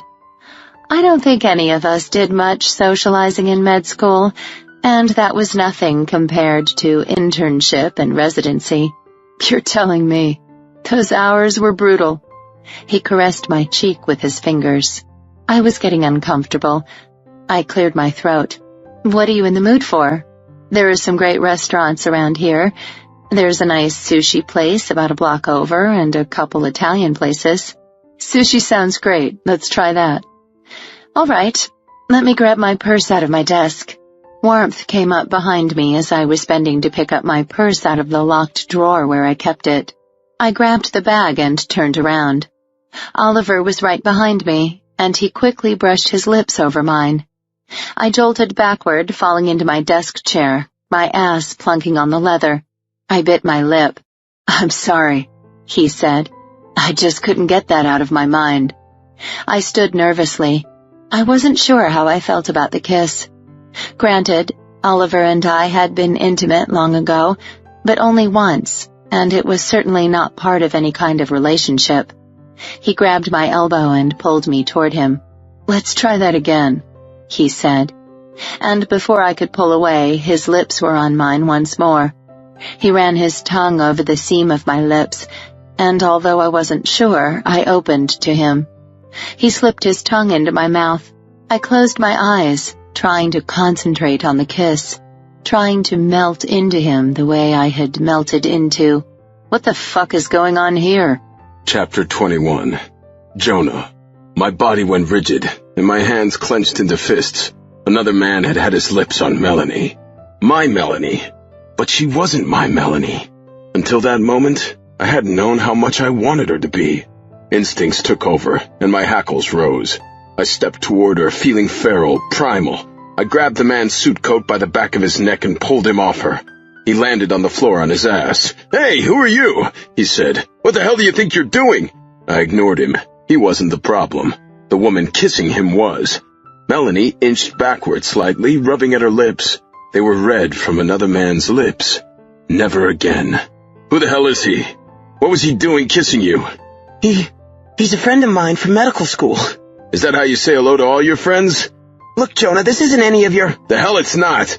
The other guy had gotten up, and he touched the sleeve of my shirt. "Look, I think we've had a big misunderstanding here. It's like Melanie said, I'm Oliver Nichols, a friend of hers from medical school." I shrugged away from him and pushed him down to the floor again. For God's sakes, Jonah, would you stop that? Melanie knelt down to the other guy. Oliver, are you all right? Oliver stood and brushed off his pants. "Yeah, I'm fine. Look, maybe we should have this date another time." "You have a date with him?" I spat out. Melanie stood. He's a friend, Jonah. "I'm going to excuse myself now," Oliver said. "Melanie, I'll call you." "Don't bother," I said over my shoulder. He walked out the door. What do you think you're doing? Melanie demanded. He and I had dinner plans. "Yes, dinner plans with your friend, a friend who had his tongue shoved down your throat." She reddened, that beautiful raspberry flush. But no, I was not going to fall prey to her feminine wiles. I was angry, livid actually, and she was going to answer me. "Why was he kissing you?" I don't know. I was as surprised by it as you were. You didn't look surprised from where I was standing. You came in at the exact wrong time. He had just started to kiss me, and I was about ready to end it. Oh, you were? And I'm supposed to believe that? It doesn't really matter what you believe, Jonah. You and I are not together. Seems to me we've been together a couple of times now. It was sex, really good sex, but we don't even know anything about each other. Right. She knew all about me from her sessions with my brother. I'd say you know a hell of a lot about me. Fine, she sighed. You don't know anything about me. I pulled her to me, molding her breasts against my chest. I know more than you think. I inhaled. I know you always smell like fresh lavender. I know exactly how your ruby red lips feel under my own. I know your nipples are almost the same color, and I know you like them sucked. Hard. I know every little crevice of your hot pussy, and how it tastes like sweet peaches and earthy musk. I know how many times you come when I suck your hard clit and put my fingers inside you. I lowered my voice to a whisper and grabbed her ass, not gently. I know you don't like your ass slapped during sex, and I also know that will change. She gasped against me. Yes, that will change. I guarantee it, Melanie. I want to slap that sweet little ass of yours. Slap those peachy breasts of yours. Tie you to a bed and fuck you silly, and in the end, I always get what I want. She shuddered, falling into her chair. She bit her lip, trembling all over. And what do you want right now? My dick was so hard I thought it might pop out of my jeans. I had to have her, had to mark her, had to make her mine. Another male was stalking her, and that wasn't going to happen under my watch. You, here, now. This is my office. My door is open. Don't care. But I work here. People know me. Still don't care. I unbuckled my belt and unsnapped my jeans. She sucked in a breath. I pulled her up from her chair. She was wearing a cream-colored silk blouse and a black sheath skirt, no pantyhose from what I could tell. I bent her over her desk and lifted her skirt. God, basic beige cotton panties. And for some reason they were the hottest thing I'd ever seen. I ripped them off her. Tell me, Melanie. Tell me now if you don't want this, because if you don't say no right this minute, I'm going to take you. I want this, she said softly. Take me, Jonah. I want this. I plunged into her wet heat. God, what sensation. I groaned. The sweet suction of her musky pussy completely enveloped my cock. I thrust in again and again, her beautiful ass spread out like a smorgasbord. I pumped into her, taking her. Below me, her breathing came rapidly, and soft moans escaped her lips, wafting their way to my ears, making my blood boil. I wanted to last, but before I knew it, I was nearing the edge. I'm going to come now, Melanie. Come hard and come into you. This is me coming into you. Yes, she sobbed, her voice muffled by the blotter on the desk. I pulled out, thrust once more, and emptied into her, my whole body shuddering. I collapsed on top of her back, regretting that I hadn't taken the time to remove all of our clothing. There would be time for that later. I inhaled and let out a deep breath. Finally, I withdrew. I pulled up my jeans, snapped them, and buckled my belt. I helped Melanie up, straightening her skirt over that beautiful ass. I'm sorry you didn't come. I'm sorry I couldn't wait. She bit her lip. It's okay. And I'm sorry if... What? If I was a little... forceful. She shook her head. You asked me before you did anything. I said I wanted it. What if she had said no? I had been so filled with wanting. What if I hadn't been able to stop? Thank God she hadn't wanted me to. I don't think I've ever wanted a woman as much as I want you. Seeing that scumbag kissing you... Oliver. Yes, I know it has a name, she sighed. He's not an it. He's a friend of mine from medical school. We were just going to have dinner. It didn't look like dinner. She moved away from her desk and sat down on the couch. I don't need to explain Oliver or anything else to you, but I would like to know why you showed up here tonight. I'd nearly forgotten. I did need to talk to her. I had a talk with Tom Simpson today. The mayor, right? Your friend's father? Yeah. She fidgeted, pulled her hands together, clasping and then unclasping them. Something was clearly bothering her, and I began to feel like an asshole. I hoped it didn't have anything to do with Oliver Twist, or whatever the hell his name was. Melanie, are you okay? She closed her eyes and sighed. When she opened them, they were glazed over with unshed tears. I reached toward her and cupped her cheek. What's going on? She shook her head. It's nothing.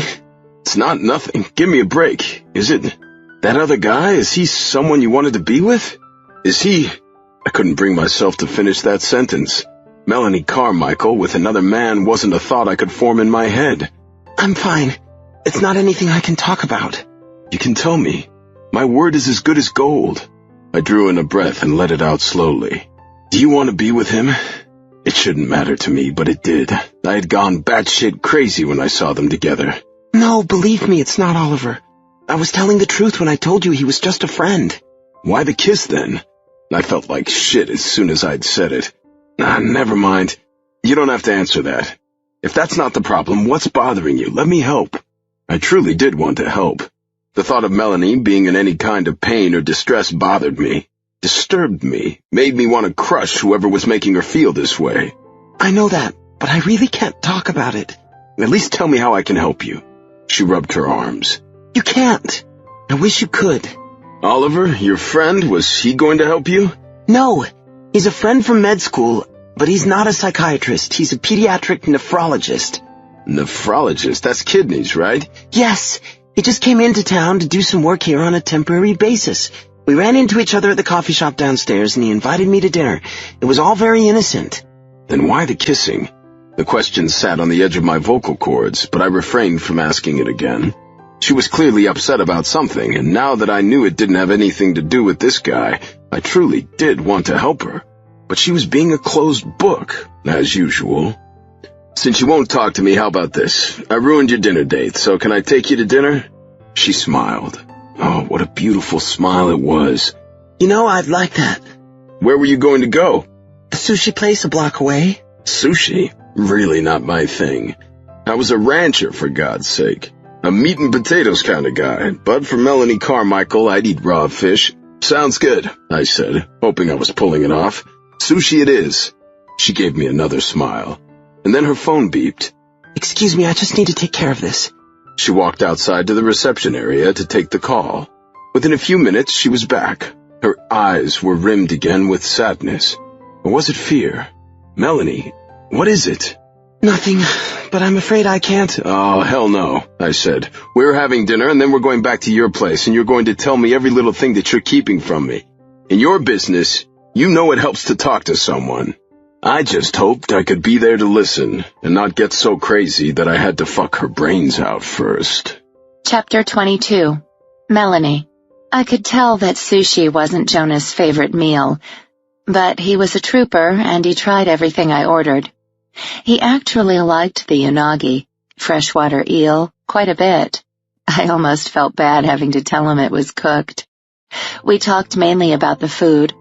One thing that was great about Jonah, I didn't feel like I had to keep talking. I hated small talk, and I sucked at it as well. So we finished up, shared a dessert of green tea ice cream, and then walked back to my place. Do you want a drink? I asked. I can open a bottle of wine. No, I have to drive home later, and I already had that sake at the restaurant. But I'd love a cup of coffee if you have it. Sure, I'll start a pot. Make yourself at home. I walked to the kitchen, fiddled with the coffee maker, and ground some beans. Then I went into the living room. Jonah was leafing through a copy of my book. He looked up at me when he saw me. That first time I met you, when you were at the psychology conference and I was at the agricultural conference, you told me you were working on a book. Is this the one? Yes, although the book was done by then. I just said I was working on it because it hadn't been published yet. It came out a month ago. You said it was about overcoming childhood trauma. That caught my interest. Obviously, it's a topic I'm familiar with. Of course. Talon. He nodded. I kept your card. That's how he came to you. I know. He told me. I told him you came highly recommended. But I have to be honest with you. I really didn't know much about you, other than that you had written a book and you were presenting at the conference, so I figured you were an expert. That's how a lot of people get referrals, by doing conferences. You turned out to be a great fit for him, Melanie. He's a changed man. He really is. I mean, he told me he still has dreams sometimes and that he knows there are parts of this that will never leave him, but he's dealing with it now, and he's living his life. Warm happiness dribbled through me. I did have successes, far more successes than failures. But that one failure really hurt. I didn't want to go there. I couldn't go there with Jonah. You know, I said, the sake from dinner giving me the courage. Talon told me something at one of his sessions. Something about you. He quirked his eyebrow. Oh, I hope it was good. I gave him a half smile. He said you had the hots for me. His cheeks went ruddy. Difficult to discern on his nicely bronzed face, but I could tell. I hope I haven't embarrassed you. Why should I be embarrassed? I think it's clear from my behavior up to this point that what he said is true.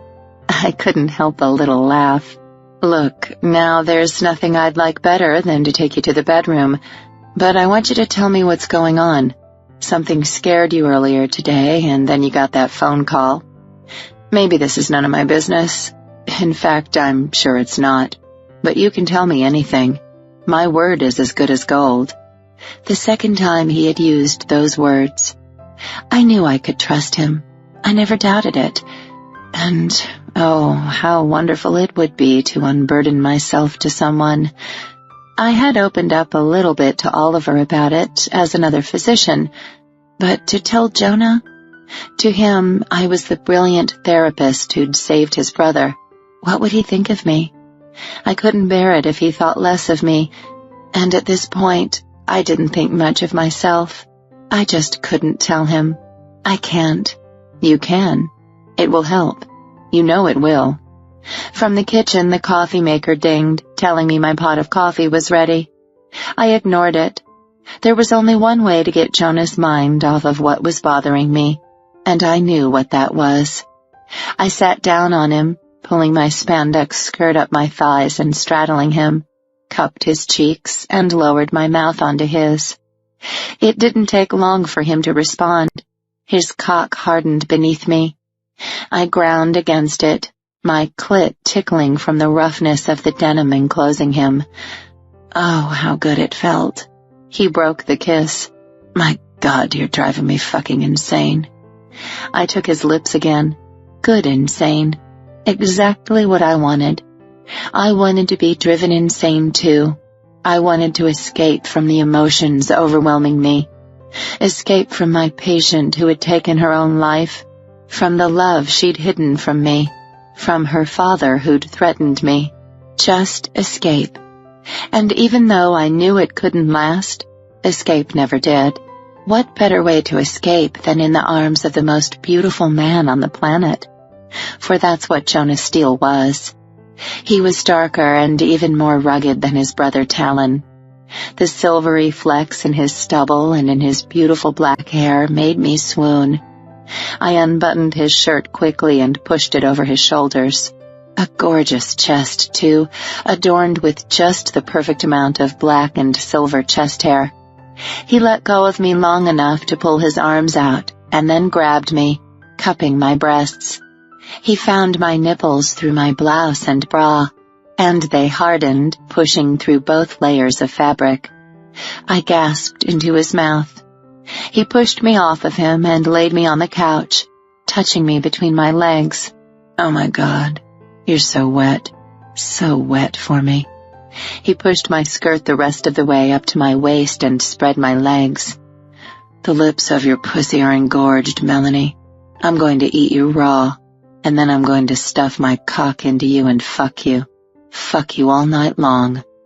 I closed my eyes as he lowered his beautiful mouth to take my most secret place. When he swiped his tongue across my clit, I nearly unraveled. God, you taste so good. He nibbled on my thigh, sucking, biting. I could suck you all night long. I won't stop you, I said, my eyes still shut. Open your eyes, Melanie. Open your eyes.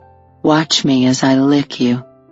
My head was propped up slightly by a pillow on the couch, and I opened my eyes. His own brown ones were blazing as he licked between my legs. Don't stop looking at me, Melanie. I want you to look as I suck this pussy. Tell me you want that. Tell me you want me to eat your pussy. Yes, I want you to eat my pussy. He dived back in, shoving his tongue into my wet channel. Frantically, I unbuttoned my blouse and then lifted my bra over my chest to expose my breasts. I grabbed them both, flicking my fingers over my hard nipples. Jonah dropped my labia out of his mouth. So hot, sweetheart. Beautiful. God, I'm so hard right now. I continued twirling my nipples with my fingers, and he went back to my pussy, nibbling on my labia.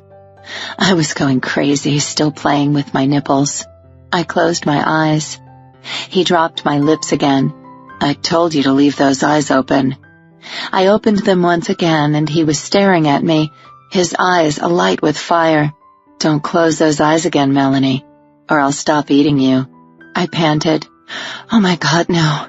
Don't stop. Don't ever fucking stop. He smiled. I like it when you talk like that.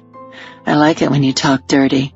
I was sure my cheeks were turning red, though I was already so warm I couldn't tell. I was so hot, on fire. flames reeling all around my body. When he forced 2 fingers inside my heat, I splintered around him. The orgasm came up on me fast, starting in my clit and then radiating up into my abdomen, my chest, throughout my limbs. I trembled, shouting, squeezing my nipples harder. "Yes, Jonah, yes, I'm coming.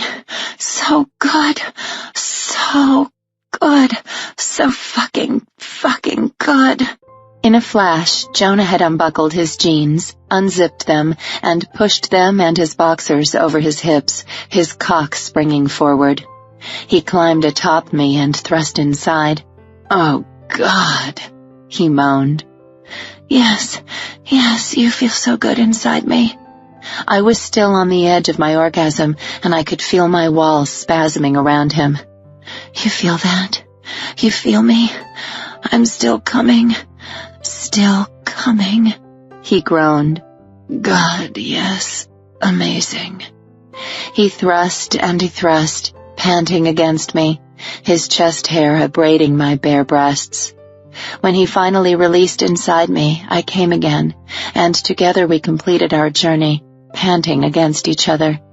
He took my lips in a kiss so violent, so fierce, I was sure we would both have bruises. I didn't care. I wanted it. I wanted it all. Our orgasms finally subsided, and he broke the kiss. I looked around the room, embarrassment flooding me. My skirt was around my waist, my sling-back sandals still on my feet. My bra was up around my breasts, but still hooked, and my arms were still in the silky sleeves of my blouse. Jonah's shirt was gone, but his jeans and boxers were midway down his thighs. For the second time tonight, we'd screwed each other nearly fully clothed. There was something hot about that. I cleared my throat and pulled my bra down over my breasts. "It's a shame to cover those," Jonah said. I gently eased my skirt back down over my butt and thighs. "The coffee's ready." He smiled, his beautiful lips and chin still glistening with my juices. "Yeah, let's have a cup of coffee. Because, Melanie, neither one of us is going to sleep anytime soon." Chapter 23. Jonah. Melanie's coffee was a lighter roast, like a breakfast blend. I preferred a dark roast. French roast was my favorite, but no matter. Coffee making could be taught, as could many other things. I planned to teach Melanie a lot. She would eventually surrender to me.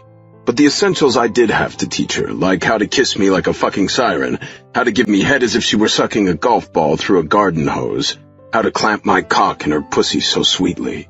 No, the essentials she had down. The rest I could teach her. I would teach her. For I wasn't giving her up anytime soon. I took a sip of my coffee and felt the buzz of my cell phone through the pocket of my jeans. "Excuse me," I said to Melanie. I pulled out the phone. Talon. As much as I wanted to take Melanie to her bedroom and finish what we'd started, I couldn't ignore Talon. Not after I'd failed him. I would always come whenever he called. "I need to take this, it's Talon." She nodded. "I understand." I stood and walked from the kitchen to the living area. "Hey, Tal." "Joe, thank God, where are you?" "In the city, what's wrong?" "I need you to come home. I hired some high-priced detectives to go through Jade's old room at the house to figure out where the rose might have come from. You won't believe what they found." Talon hadn't told me what they'd found, just told me to get home right away. It was late, but Melanie understood. I rushed home. When I got to the main house, Talon and Jade, along with Ryan, Marge, and 2 guys I didn't recognize, were sitting at the kitchen table. "What's going on?" I asked. It had better be good since it interrupted my night with Melanie. "A huge clue, Joe," Talon said, rising to greet me. "What is it?" One of the guys I didn't recognize held out a business card in gloved hands. I reached for it.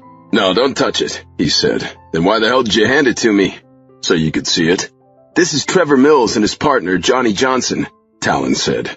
"I hired them to go through Jade's old room and also to try to figure out how someone got into this house. Guess whose business card this is?" "Well, if you let me see it, I'll tell you." I moved forward and took a hard look at the glossy card the man named Mills held. Colin Morse, Jade's ex-fiancé. "So you think Colin left the rose?" I asked. "Not necessarily." Jade shook her head. "He never gave me a card either of the 2 times he was here. The guys found this wedged under the carpeting. It was planted, Talon said. If someone had dropped it, we would have found it, but no one could drop it so that it ended up wedged under the wall-to-wall carpet. Still, it's pretty good evidence that Colin left the rose, I said. We could go with that. Talon sat back down at the table. If Colin's fingerprints were the only ones on the card. I raised my eyebrows. Mills spoke up. Johnny and I have dusted the card, and there are 3 distinct sets of prints on this card. See, Joe? Talon rubbed his temple. Even if we assume that one set of prints belongs to Colin, there are still 2 others who touched this card. I turned to Jade. Are you sure he never gave you a card? Maybe those are your fingerprints. No, I've never seen this card. He never gave me one. Even if he had, why would I hide it under the carpeting in my room? I had no answer for her. We need to get all of you guys fingerprinted, Johnny Johnson said, just to rule out anyone with access to the house. Your housekeeper, too. Of course, whatever you need, Ryan said. Though I'm pretty sure you won't find any of our prints on that card. I'm sure we won't, Johnson said. But we need to rule out everyone in the house first. Why would anyone leave Colin's card lodged in your room, Jade? I asked. She sighed. Beats me. Mills shook his head. We can't assume it was Colin based on the fact that there are 3 distinct sets of prints on the card. Is there any way Colin's prints might be on file somewhere? You have access to the state databases at work, don't you, Jade? I asked. Yes, I do, but I doubt Colin's prints are available. I don't think he's ever been arrested or charged with any crime. What about Larry Wade? Marge piped in. Since he's been arrested, his prints will be on file somewhere. Jade raised her eyebrows. They've been on file for a while. Every person who takes the Colorado bar exam has to be fingerprinted. I was. Well then, Eureka, Ryan said, standing. Let's get that checked out. Mills nodded. Will do, first thing in the morning. But even if Wade's fingerprints are positive, there are still 2 other unidentified sets on the card. And I know just whose they are, Talon said. I bet you anything they belong to Colin and that idiot boyfriend of your mother's, Jade. Nico Costas.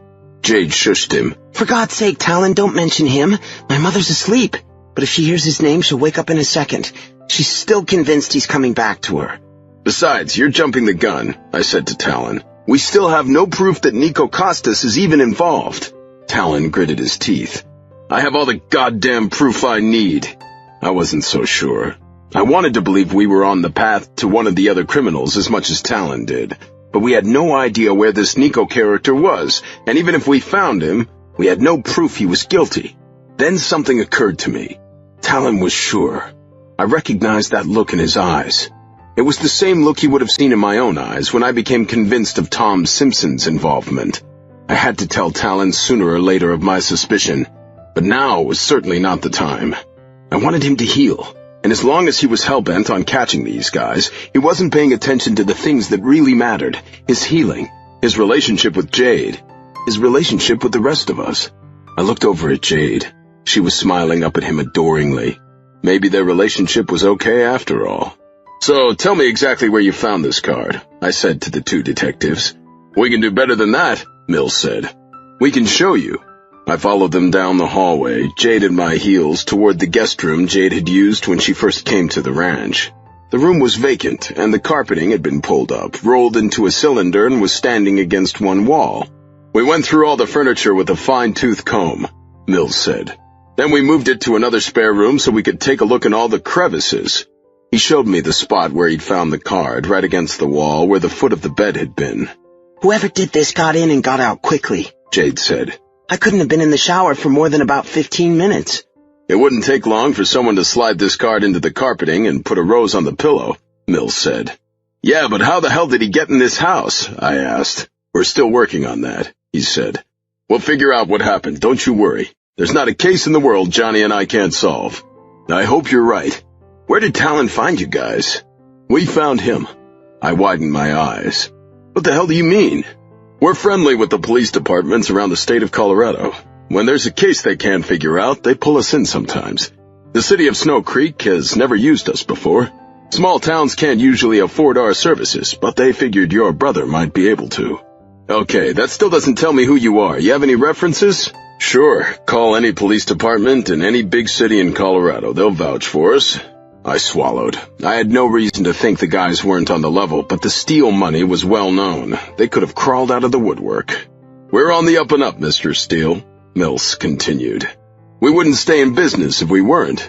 I had no idea whether I believed him. What kind of detectives worked at midnight? They could have easily sniffed out our money and come calling, assuming we wouldn't call the police and check them out. I was going to call, absolutely. I'd call the Grand Junction Police Department and the Denver Police Department. If both of them had heard of these guys, I'd let it go. Anything else in this room that looks suspicious? I asked. Not that we've seen so far, but we'll figure this out, I guarantee it. If it's all the same to you, I said, I'd like to call a police officer I know and trust to handle the evidence. I want him to keep it in his custody. But we're the ones who'll be running the tests. How in the hell can you find fingerprints? We can't reveal our sources, Johnson said. Could lead to— Shut up, Johnny, Mills said. Right. On the up and up, all right. But they left their scruples at the front door. Would you excuse me for a moment? I said. I was going to call Steve Dugan, a Snow Creek police officer. If he had heard of these guys, I'd let it go for now, but I was still going to call Grand Junction in Denver tomorrow. I walked down the hall into Talon's study and closed the door. I dialed Steve Dugan's cell number. Dugan. Hey, Steve. Jonah Steele. Joe! Why are you calling at this hour? Talon's got these two high-priced detectives in the house. I wanted to know if you knew anything about them. Mills and Johnson? Yeah, I think that's their last names. They've come around a few times offering services. They seem to be legitimate. I mean legit in that you pay for their services and they deliver. I don't know whether everything they do is legal. I think they're probably hackers, and I imagine they do their share of breaking and entering. How else could they solve crimes that we can't? Have you talked to any of the larger police forces about them? I haven't personally, he said, but the Sarge has. He seems to think they're okay. All right. Thanks. I'm going to call the police in the city tomorrow. Sorry to bother you, Steve. Good night. I heard him yawn into the phone. No problem, Joe. Anytime. I ended the call, went back to Jade's old room, and found it empty.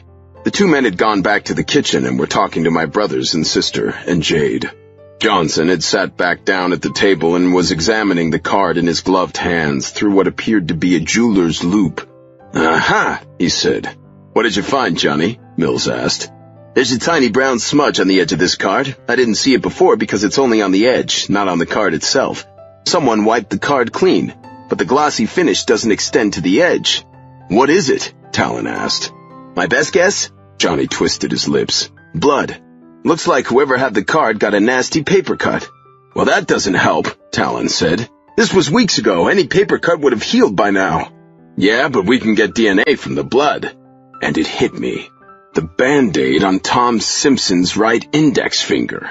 I hadn't thought anything of it, but he said he got paper cuts a lot. My God, I was jumping to conclusions, just as Talon was with Nico Costas. But I knew it in my soul as much as I knew the sun would rise tomorrow. Tom Simpson's blood was on that card. Mills and Johnson would check the fingerprints. Larry's would be on file, and his fingerprints would be on that card. The second set would belong to Colin himself.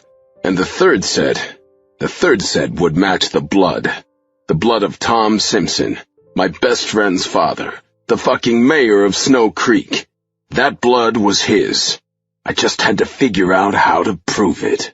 Chapter 24. Melanie. I sat, biting my lip, in the conference room on the mental health wing of Valleycrest Hospital. The phone call I had received before I left for dinner with Jonah had been from the chief of the psychiatric staff at Valleycrest, who also happened to be my colleague and Erica Cates's physician, Dr. Miles Bennett. I'd tried to put this meeting at the back of my mind while I had been with Jonah, and I had actually succeeded. But after Jonah got the call from Talon and left so abruptly, I had turned back into a pumpkin. This phone call and meeting had gotten into my mind and wouldn't let go.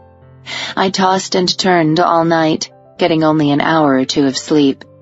I had to have Randy reschedule 2 therapy sessions to make room for the meeting this morning. I hated canceling on my patients. Regular therapy was so important to the work I did, and when I had to cancel, patients got off schedule. But I couldn't miss this meeting.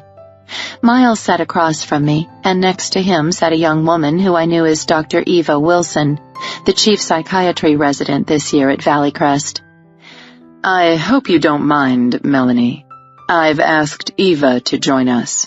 Normally I wouldn't, Miles, but I don't even know why you've summoned me here. Until I know the reason for this meeting, I'm not very comfortable having anyone else attending. Dr. Carmichael, Eva began. It's all right, Eva, Miles said. Melanie, everything in this meeting will be held within the strictest confidence. Eva can be trusted. I nodded. Fine. I didn't have the energy to protest anymore. Erica Cates's husband, Rodney Cates, came to me yesterday. He was a mess. Said he had just been with you. It was nearly 6 o'clock, and I was getting ready to leave the hospital, but he insisted upon seeing me. I nodded. What could I say? He wants to see your file on his daughter Melanie. The file is in storage, I said. I understand that. And you probably also understand that my psychotherapy notes are protected under HIPAA. I do. But it might serve your interests best to release the file. I widened my eyes into circles. Did I hear you right? You want me to disregard the law that protects my patients? Melanie, the patient in question is dead. You know the law as well as I do. If he wants to see the file, he needs to go to court, be appointed as the personal representative of his daughter's estate, and then he can demand access to the file. Not before. Yes, I know that. But why not show him? Right now, I need to think of my patient, and her husband is driving her slowly crazy. I sympathize with you, Miles, I said. But I have to think of my patient and her rights, too. May I remind you again, Melanie, that your patient is dead? No, you don't need to remind me of that. I stood, anger getting the best of me. Don't you know that I think of that girl every day of my life? That I question myself? That I wonder what there was that I didn't see? She haunts me every night, Miles.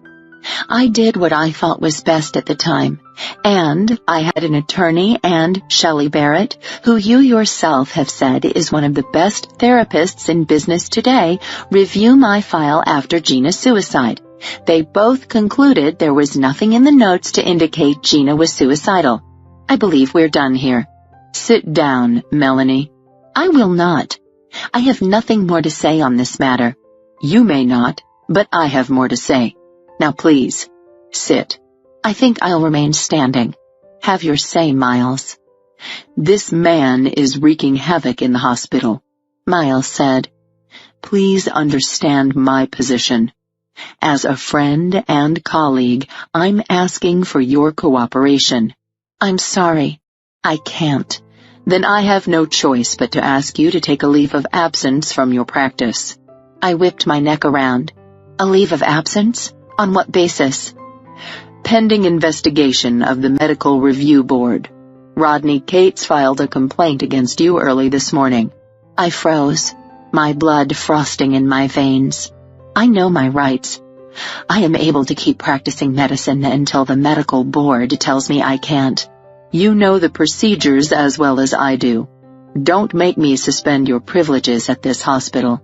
Do you hear yourself, Miles? My patients need me. This isn't right, and you know it. This is a temporary situation. You have no cause to ask this of me. I haven't done anything wrong. Believe me, Melanie, it's for your own good. So this is the kind of man you are, Miles? Things get a little tough for you and you roll over and play dead? What are you afraid of? That if you don't kowtow to Cates, he'll file a complaint against you? Miles reddened. Yes, I'd hit that nail right on the head. I clenched my hands into fists. I see how it is. Fine. I'll close up my practice for a few weeks until you're confident this has blown over. I'll let my patients down, but I won't forget this, Miles. I stormed out of the conference room. The walk back to my office took place in a blur. I was livid. When I reached the 4th floor, I tromped into the office. Randy, take the next 3 weeks off. Excuse me? Her blonde head popped up from her computer. You heard me. It seems the universe has decided I need to take a break for a few weeks. I need you to cancel all my appointments for the next 3 weeks. Don't reschedule anything. We'll call them all when I get back to the office. But Dr. Carmichael, this isn't like you. Trust me, it wasn't my idea. She paled. All right, I'll call everyone. What about this afternoon's appointments? Cancel them as well. I stepped into my office and shut the door behind me. What the hell? I hadn't had a vacation in years. I had plenty of money saved up. Why not take a trip? I could use the time to finish writing my book about... I let out a laugh, but not a laugh because anything was funny. A laugh from the sheer absurdity of it all. My work in progress was a book on preventing suicide in teens. I hadn't worked on it since Gina's death. Though Gina hadn't been a teen, she was still quite young. I had become numb. I hadn't been able to touch my research and writing since then. I'd forced myself to continue working, but only because my current patients needed me. And then Talon Steele had walked into my office and fainted dead away after our first session. I'd found a new purpose in Talon. He had made such amazing progress in such a short time. Even though I had failed Gina, I began to think I still had something to offer, that I could still help people who had a dire need, who had been to hell and had come back kicking. And even though the guilt from Gina's death had never left me, working with Talon had lifted me out of the depths of sorrow, had given me a new aspiration. If only I had let that lead me all the way out, all the way back to the light. But I hadn't. And one night I'd made a phone call to Gina's parents. If only I could go back in time and not make that call. I laughed again. I always counseled my patients against the what-ifs. They served no purpose. All we could do was handle the situation we found ourselves in currently. I sat down at my desk, cradling my head in my hands. Now. This was now. Now was all I had, and I had to figure out how to deal with it. I breathed in and out, willing the tears not to fall. I had made my bed, and now I had to lie in it. If only... God, stop it, I said aloud. I stood, grabbing my purse, and walked out of my office, shutting the door and locking it behind me. Lock up when you're done making the calls, I said to Randy. I won't be back today. I needed some fresh air, and I knew just where I could get it. Chapter 25. Jonah. Talon and Ryan sat across from me at my office in the Beef Ranch buildings. Talon wanted to talk to us about more evidence regarding Nico Costas. I sat, listening, wanting so much to tell him my suspicions about Tom Simpson. But without solid proof, I couldn't burden him with it. And then there was Bryce, my oldest and best friend in the world, who was a new father. I owed him honesty too. In fact, since it was his father, I needed to tell him before I told Talon, but I couldn't do either until I had some proof other than my gut feeling. I'd called the Junction police earlier, and they'd vouched for Mills and Johnson, though they gave me the same caveat Steve had. Just don't pay too much attention to how they get things done. But they were good, apparently, as they'd never been caught. Hell, I didn't mind if they left their scruples at the door. I just wanted justice for my brother and for Bryce's cousin and all those other poor kids who had become nameless in the last 25 years. Biker Bob found his original records, Talon was saying, and here they are. He shoved a few papers on the desk toward me. Now? I thought you were meeting with him a week or so ago. I did. He required a little more incentive. I rolled my eyes. Talon wanted so much to find these guys, but for all we knew, this Biker Bob guy had fabricated records to get Talon to pay him. I'd go along. This was important to my brother. I eyed the papers. This is for the Phoenix tattoo? Yeah. He did the tat 5 times altogether on the left forearm, but only 3 of these fit the time frame. None of them, unfortunately, are named Nico Costas. I scanned the documents. Christopher Headley, Declan Stevens, Milo Sanchez. I wasn't one to say I told you so I didn't. So what now? I asked. I'm going to track down all of these guys. One of them is him, I know it. He either used another name then, or he's using one now. You do realize, don't you, I said, that this guy doesn't want to be found? He nodded. It's him, though, I know it. Why else would he have disappeared? Clearly, he has no conscience. He tried to have Brooke killed, for God's sake. You don't have any proof of that either, I reminded him. And when are you going to find the time to track these guys down? You have an orchard to run, or have you forgotten? He raised his eyebrows. What's with you, Joe? Don't you want to catch this guy? More than he knew. Of course I do, but Tao, we have to be reasonable. I was one to talk. I had Tom Simpson convicted in my mind already. But saying this wouldn't help my brother keep things in perspective. Joe's right, Ryan agreed. Don't get so caught up in this that you forget to live your life. Talon let out a breath. I know. He stood, clearly on edge. You're right. But why not have Mills and Johnson check these guys out? If anyone can track them down, those two can.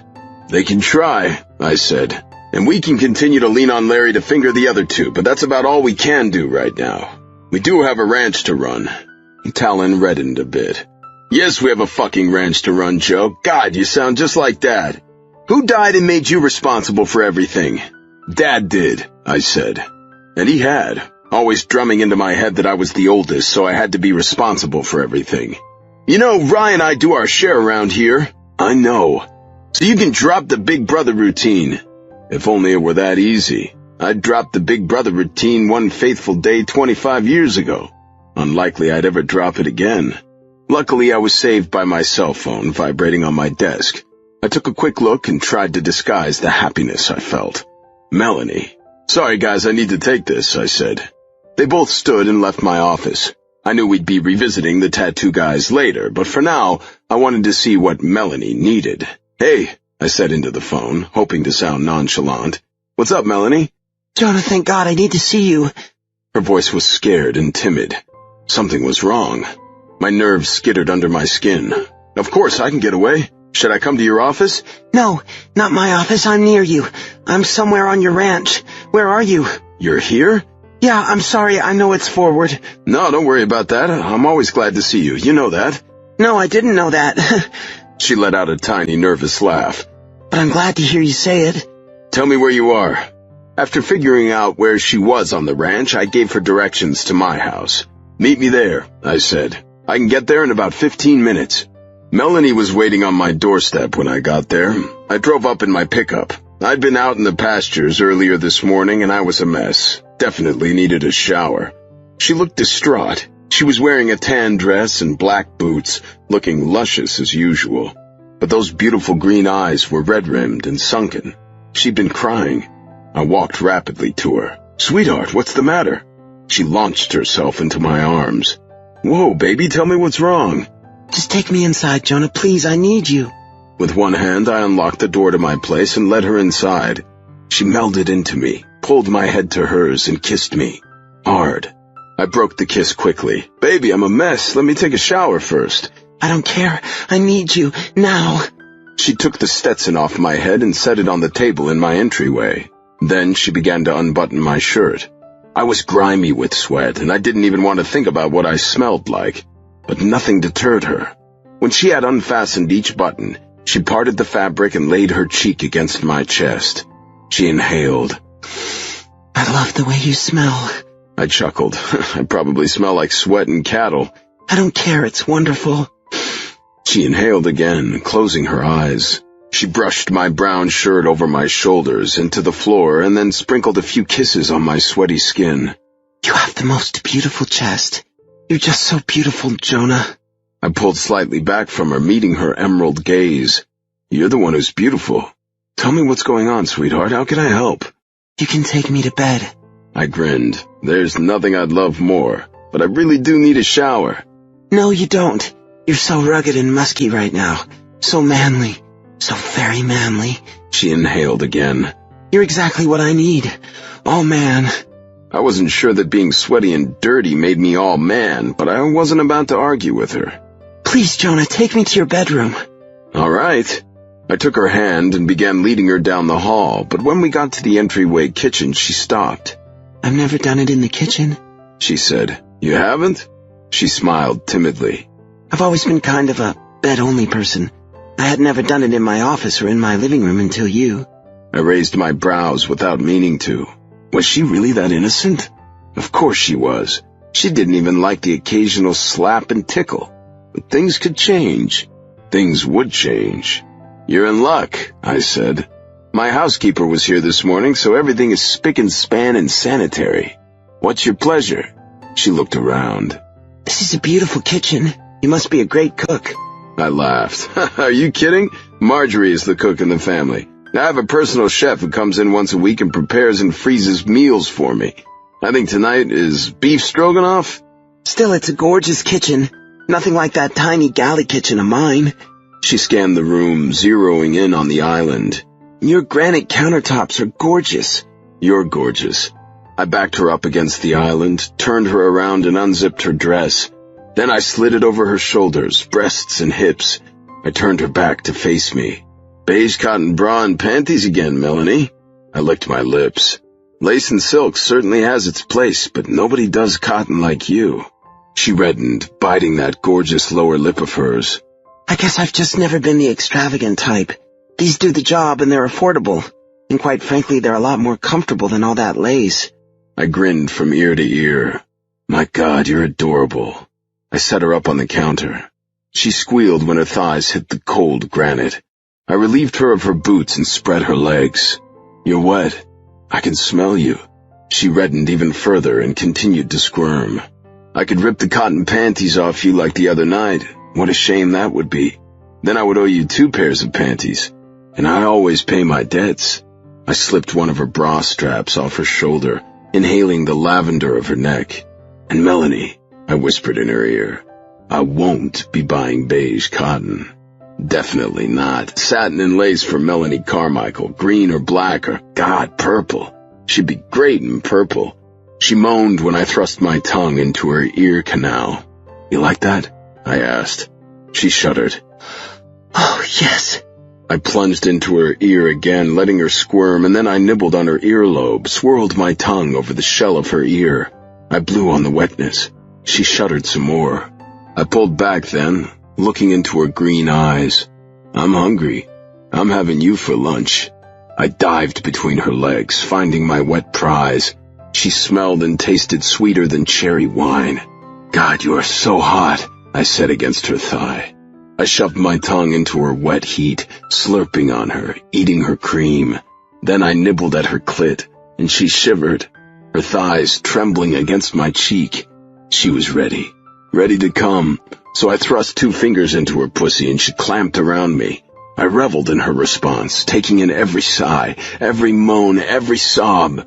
"You like that, baby?" She moaned in response and arched her back, her eyes closed. I continued thrusting, flicking my tongue over her clit until another orgasm started. "That's it, sweetheart. Let it go." As I said those last words, I understood why she was here. She had to let go of something, but I knew all too well that this was only a temporary escape. We would have to talk later. I thrust one more time, and then I let her come down from her release. I stood, pulling her toward me, and lowered my mouth to hers. "Kiss me," I said. "Kiss me and taste yourself on my tongue." She moaned into my mouth, opening for me instantly. Our tongues whirled and swirled together. Her kisses were addictive, raw and addictive. I couldn't wait any longer to have her. I slid one hand down her arm, down her thigh to my crotch. God, I was hard. I unbuckled my belt and unsnapped my jeans, pushing them down just far enough for my cock to spring free. Still kissing her, I thrust violently into her pussy. Her soft groan vibrated against the inside of my cheeks and my tongue. I broke the kiss to take a necessary breath. "You like that, sweetheart? You like my hard cock and your hot pussy?" Yes, she whispered, her breath wafting over my cheeks like a cool breeze. I love it. I love it. Love. She hadn't said she loved me, but hearing that word from her lips sent warmth right into my heart. Was I falling in love with Melanie Carmichael? Could she possibly be falling in love with me? Sex had never been so intense for me, even though she hadn't let me do everything I longed to do to her in the bedroom. But sex wasn't love. Even really good sex wasn't love, was it? Hell, I knew nothing about love. Until I worked through the guilt that hung over me like a vulture, I had no business loving anyone. But God, something about Melanie Carmichael made me crazy. When I had seen that friend of hers, that Oliver, with his mouth on her, I had wanted to grab him with my bare hands and strangle the life right out of him. I thrust again and again into her. When the tiny convulsions began in my balls and at the base of my dick, I pulled out and thrust one more time into the woman who had come to mean so much to me. I groaned against her, releasing my load, seating myself to the hilt until the spasms finally stopped. When I withdrew, her head was back, her eyes closed. "Baby, you okay?" Yes. She brought her head up and met my gaze. Yes, I'm okay. I grinned. "In that case, I think we both need a shower now." She grinned back. Chapter 26. Melanie. Jonah led me to his bedroom and through it to a decadent shower and bathroom. Shower heads came from both sides, and when he turned it on, steam rose from faucets on the side of the wall. I was wearing nothing but my bra, and he divested me of it quickly and then took care of his boots, jeans, and boxers. He opened the door to the shower. "After you." I walked in and inhaled the fragrant steam. "Lavender. My favorite fragrance," I said. "How did you know?" "I kind of got the message, since you always smell like lavender and you have a lavender plant on your nightstand. You don't seem like the kind of guy who has lavender essential oil lying around." "You got me." He laughed. "Actually, I have lavender, peppermint, and eucalyptus. They were gifts from Marjorie. She got into essential oils a year or so ago and was convinced that the three of us guys needed their healing properties. I admit this is the first time I've used them." I smiled. "I'm sure she'll be happy to know they came to good use." I inhaled again. "The next time you have a cold or any kind of congestion, try the eucalyptus and peppermint. They work wonders." "And what's the lavender for?" I inhaled again. "Relaxation. Pure, solid relaxation. God knew I needed that." Lavender had always been a favorite fragrance of mine, but the fact that it had relaxation properties made me love it even more. I hadn't been able to relax much since Gina's death. Jonah walked under the other shower head and wet his hair down so it was slicked back. "Oh," he groaned. "It feels great." It did feel great. He pulled a bottle of shampoo off the shelf and squeezed some onto his palm, working it into a lather. Then he put it on his head and started soaping up. I reached forward and added my hands to his, massaging his scalp along with him. "That feels amazing, Melanie." It felt amazing to me too, just having my hands in his thick, wet hair. After we had lathered him up thoroughly, he turned around and rinsed his hair. I grabbed the body wash from the shelf. I began soaping up his back, down to his strong hips, over his finely shaped butt. He turned. "Time to get my chest." I lathered my hands once more and skated them over his beautiful chest and rock-hard abs, down into his pubic hair, where I soaped up his cock and balls. He closed his eyes and then stepped back under the shower head and rinsed off. "Your turn now," he said. "I had a shower this morning. After that hot sex we had in the kitchen, you're as dirty as I am.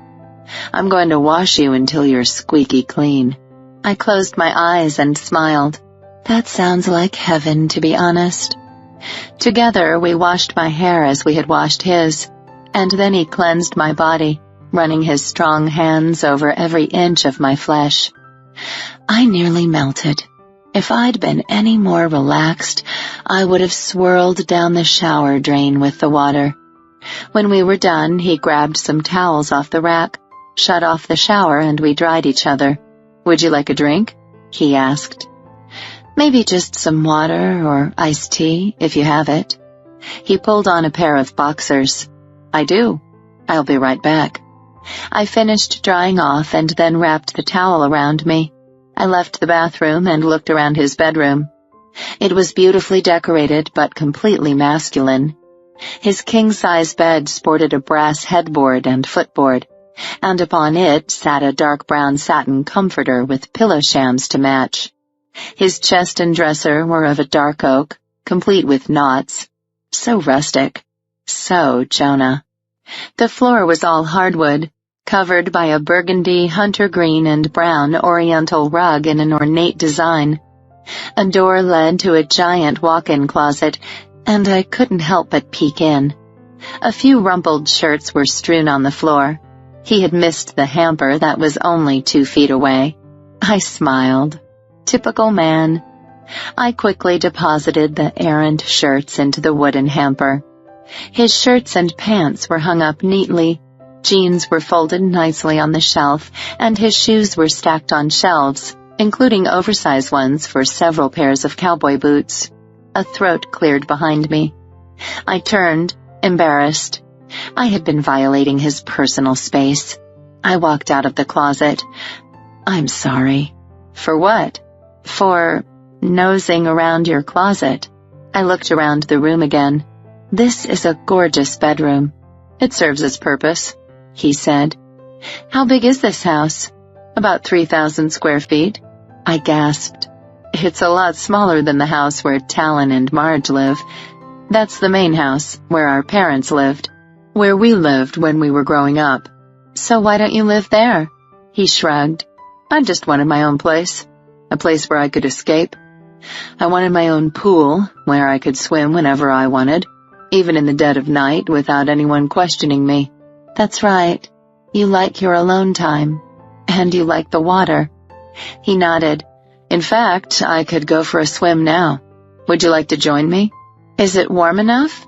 Colorado Indian summers were typical, but I wasn't sure whether it was hot enough to be dousing ourselves in water outdoors. We were nearing October. The pool's heated, and if you get cold, we can get into the hot tub instead. He handed me a glass of iced tea. I took the tea and sipped it. Nice, crisp, and tannic under my tongue. I looked down at the towel that was still wrapped around me. I don't have a suit. This is my private home. Who needs suits? He grinned at me lasciviously. My cheeks warmed, and I looked down. My chest was turning ruddy. No need to be embarrassed, Melanie. In case you forgot, I've seen you naked a time or two. I laughed softly. Why on earth was I embarrassed? We just took a shower. We'll get all covered in chlorine. Are you allergic to chlorine or something? No, but it does dry out my skin. Well, you know what the weirdest thing about my shower is? He said. What's that? We can use it more than once a day. He took my hand, squeezing it. Come on, I want to show you my pool. I can't go out in the towel. He walked to his closet and brought out a silk robe. You can wear this. He helped me into the black satiny garment. It was horribly large on me, but the fabric felt cool and soft against my skin. I inhaled. It smelled like Jonah. It smelled like heaven. Now what are you going to wear? I've got my boxers on. I'm good. I laughed. A good hearty laugh. A laugh like I hadn't laughed in a long time. And it felt so good. All right, Jonah. Lead me to your pool. We walked down the carpeted hallway, through the kitchen, to a lovely little family area complete with bar. 2 gorgeous French doors opened out onto the redwood patio, and a huge yard. A panting golden retriever ran up to us. Hey, girl, Jonah said, petting the dog on the head. Meet a good friend of mine. Melanie, this is Lucy. Lucy licked my hand. She was beautiful. I didn't know you had a dog. Oh, yeah, all 3 of us do. We love animals around here. A cobblestone walkway led to his pool. Lucy walked next to me, her soft fur brushing my leg.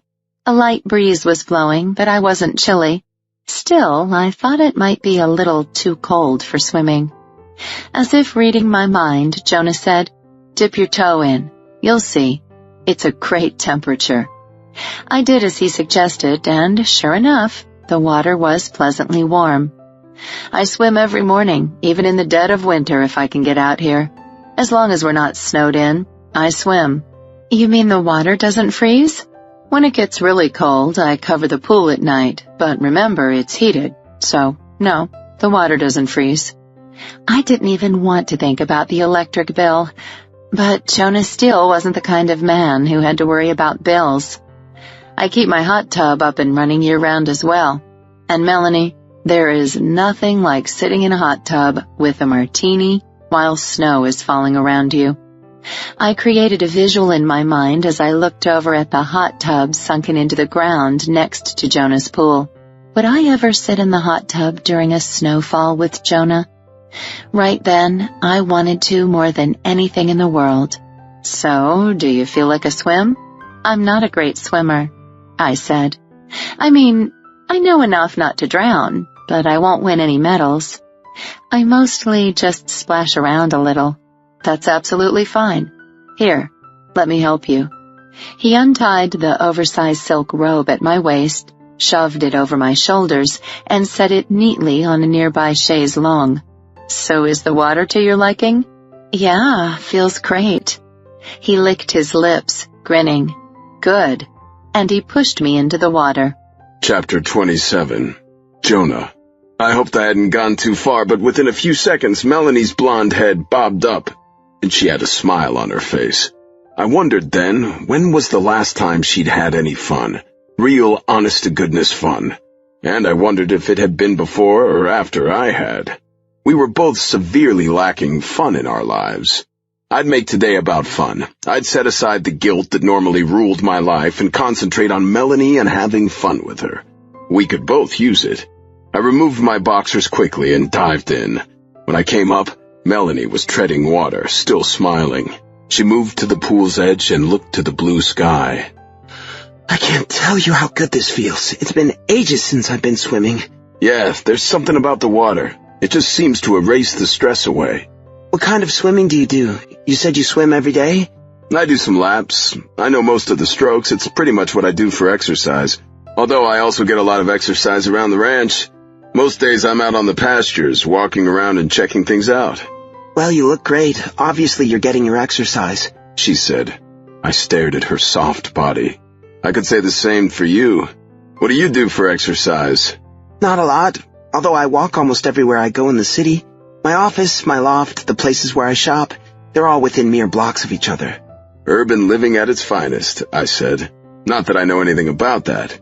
No, you're rural all the way. What was it like growing up here? That's a loaded question. I didn't mean to bring up anything bad. No, it's okay, I said. I tend to forget how great it really was. I was only 13 when Talon got taken, and life after that was different. It was a cloud that always hovered over us. I never understood why my parents wouldn't allow us to talk about it.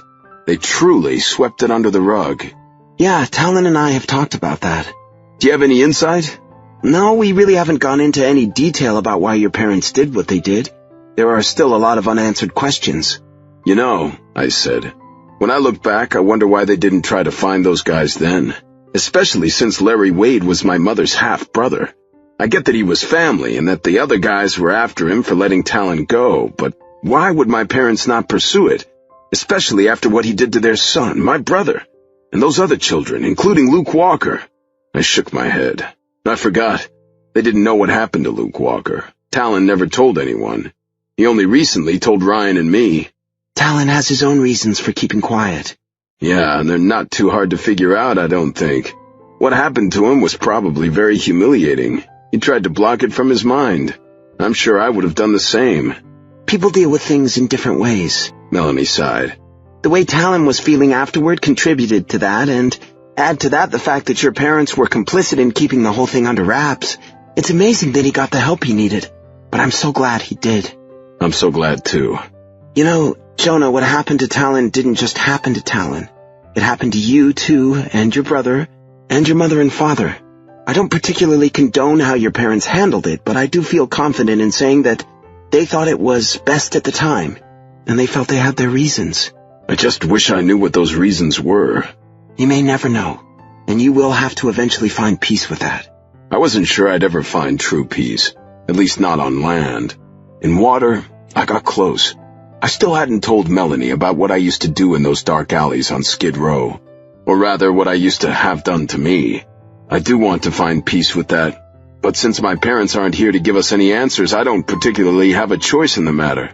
That's not true. You have a choice whether to make peace with the fact that you'll never know their reasons. Melanie raised a good point, but I wasn't quite ready to give up the fight. I was pretty sure Wendy Madigan, a former news correspondent, had more information than she had told Jade. I intended to converse with her at some point. I just wasn't sure when. I was trying to work through my own guilt and Bryce's father's potential involvement, and when I had a spare moment to think, a certain blonde therapist popped into my mind. The same blonde therapist who stood next to me now in the shallower end of my pool, her peachy breasts bobbing on the surface of the water. I'm not sure that's true, I said. Jonah, she said, there are so many things in this life that we have no control over. Take the control where you have it. The one thing you can control is the way you feel about something. Accepting that you may never know the truth of why your parents did what they did is a choice you can make. I gave a small smile. You know, I think you're the most intelligent, insightful, beautiful woman I've ever had the privilege to meet. Her beautiful cheeks turned raspberry. Oh, come on, don't be embarrassed. It's just, no one has ever said anything like that to me before. Are you kidding me? Not even Loverboy Oliver Nichols? She shook her head. I wasn't lying to you. I didn't ask for that kiss. As far as I'm concerned, he's just a friend. It hadn't looked like friendship to me, but fine, I'd let it go. After all, she had gone to dinner with me, not him. If no one has ever said anything like that to you before, everyone who's met you is either blind or stupid, or both. She laughed softly. Of course they're not, but thank you for saying it to me, Jonah. It means more than you know. On today of all days. Right.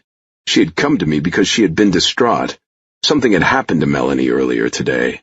And like a completely selfish bastard, I had forgotten to ask her about it. Then, instead of making the day about fun, as I'd originally hoped to do, we'd begun talking about my own issues. Tell me what's bothering you today. What brought you to me? Anything that brought her to me worked in my favor, but I did not want her suffering. Oh, nothing really. I cupped her cheek. It's not nothing. You don't strike me as the kind of woman who goes running to a man's house unless something is truly wrong. She visibly swallowed. Then she hoisted herself up so she was sitting on the concrete ledge of the pool, her legs dangling in the water. I spread her legs and stood between them, rubbing up and down her arms. You can tell me. I will help if I can. I wish you could help. The truth of the matter is no one can. That doesn't sound like the insightful therapist I know. She let out a sarcastic chuckle and sniffled. I don't have any insight for myself, I'm afraid. Maybe I'll have some, I said. We Steels have brains, you know. She smiled. Oh, I know. A lot of brain power had to go into making your ranch the empire it has become. That was a few generations before me, I'm afraid, I said. But we do need a substantial amount of brain power to keep it going, that's for sure. She nodded, saying nothing. Come on, Melanie. Let me help you. She sniffled again. I'm going to be taking a little vacation. My heart raced. I hoped she wouldn't be gone long. A vacation? That's nothing to be so sad about. Where are you going? I don't know yet, and I don't really want to take a vacation. Then why take one? I don't have a choice. I have to leave my practice for a few weeks. Your brother has probably already gotten a call from Randy canceling all of his appointments for the next 3 weeks. I opened my mouth into a circle and then shut it quickly. I'm so sorry. Why? She looked to the sky and then looked back to me. Someone filed a complaint about me with the medical board. I shot my eyes open. Whatever for? You're amazing. Look at what you've done for Talon. She smiled, sort of. Talon was one of my success stories. I'm sure he's one of many. She let out a breath of air, the look in her eyes forlorn. I can't save them all, Jonah. I only wish I could. Melanie, no one can save them all. I keep looking back, thinking back. What could I have done? How could I have done things differently so the outcome would have been good instead of bad? My God, I asked myself the same questions all the time. If only I had gone with Talon that day, if only... You have me at a little disadvantage here. I don't know what you're talking about. I'm talking about one of my patients. What happened? She inhaled deeply. I can't talk about it. Of course you can. No, I really can't. Doctor-patient confidentiality. Right. I had forgotten about that. I understand. I wish you did understand, Jonah. I'm just carrying around so much guilt.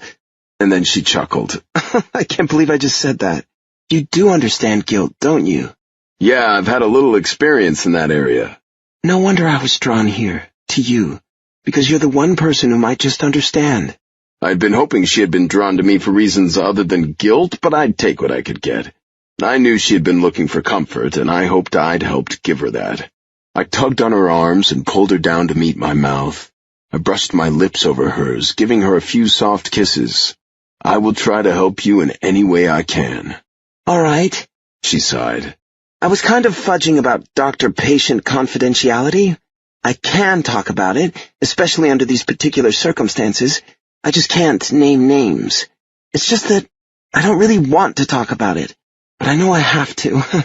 She laughed a bit. God, I tell my patients all the time that they need to talk if they want to heal. She shook her head, her wet hair sending a few droplets of water onto me. I had a patient, Jonah. A patient who didn't make it. My heart fell. I'm so sorry. She killed herself, and I've racked my brain trying to figure out what I missed.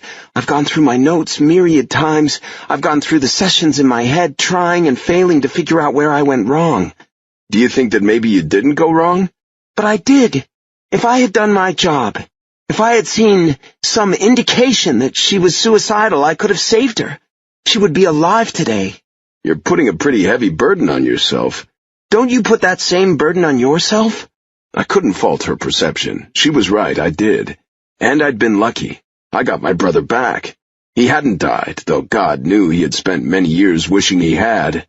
Let's not talk about me right now, Melanie. I'm doing fine. A half-truth, but what the hell. Let's talk about you. You're a professional, and you know how any practice of medicine is. There are some people you can't help. I'm very sorry for your loss, I truly am, but what else is going on here? I get the feeling there's something you're not telling me. She wiped away a tear that had fallen down her cheek. I'm telling you all I can. Is there anything I can do to help you? She laughed shakily. You can maybe give me something to do for the next 3 weeks. Was she asking me to take her away, to stay with her in the city, or for her to stay here? I had no idea. I wish I could take you on an extravagant vacation, Melanie, and believe me when I say I would if I could, but this is autumn. It's a busy time for us with the harvest and all, and then getting the orchards and vineyards winterized. She shook her head vehemently. No, you misunderstood me. In fact, I don't know why I said that. I just wish... We both turned our heads simultaneously toward the door to the house, and Lucy bolted to 2 figures rushing toward us. Jade and Talon. Melanie gasped, crossing her arms over her chest and sliding back into the pool. "Doc?" Talon said. The poor woman turned beet red. "What are you guys doing here?" I asked. "I think I could ask you the same thing," Talon said. "I'm going for a swim," I said, clenching my teeth. "At my house, that's it." "Sure," he said. "Have it your way." Melanie was looking down, her arms still crossed over her chest, even though the water was covering her. I got out, naked as a jaybird, and tossed my boxers on. Jade had the decency to look away as she rubbed Lucy behind her ears. I grabbed the robe for Melanie, used it to cover her as she got out of the pool, and then wrapped it around her. "You want to go inside?" I asked Jade and Talon. "Sure," Talon said. "We have some news." Chapter 28. Melanie. If I'd had one wish at that moment, it would have been for a giant hole to open up right next to Jonah's pool and swallow me. I was completely embarrassed. How unprofessional.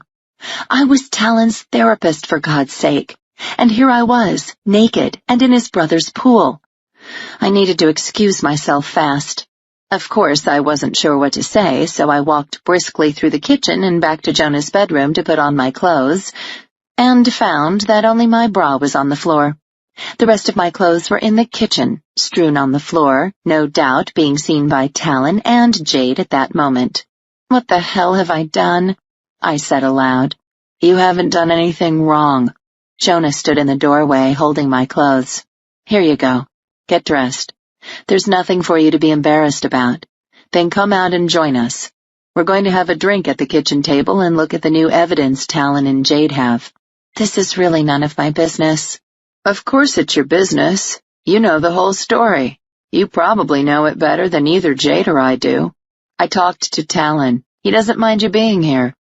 I imagined the two of them guffawing and patting each other on the back, congratulating each other on their conquests.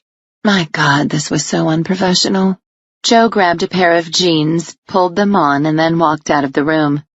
He turned back to me. "Take your time, but please, don't worry about anything."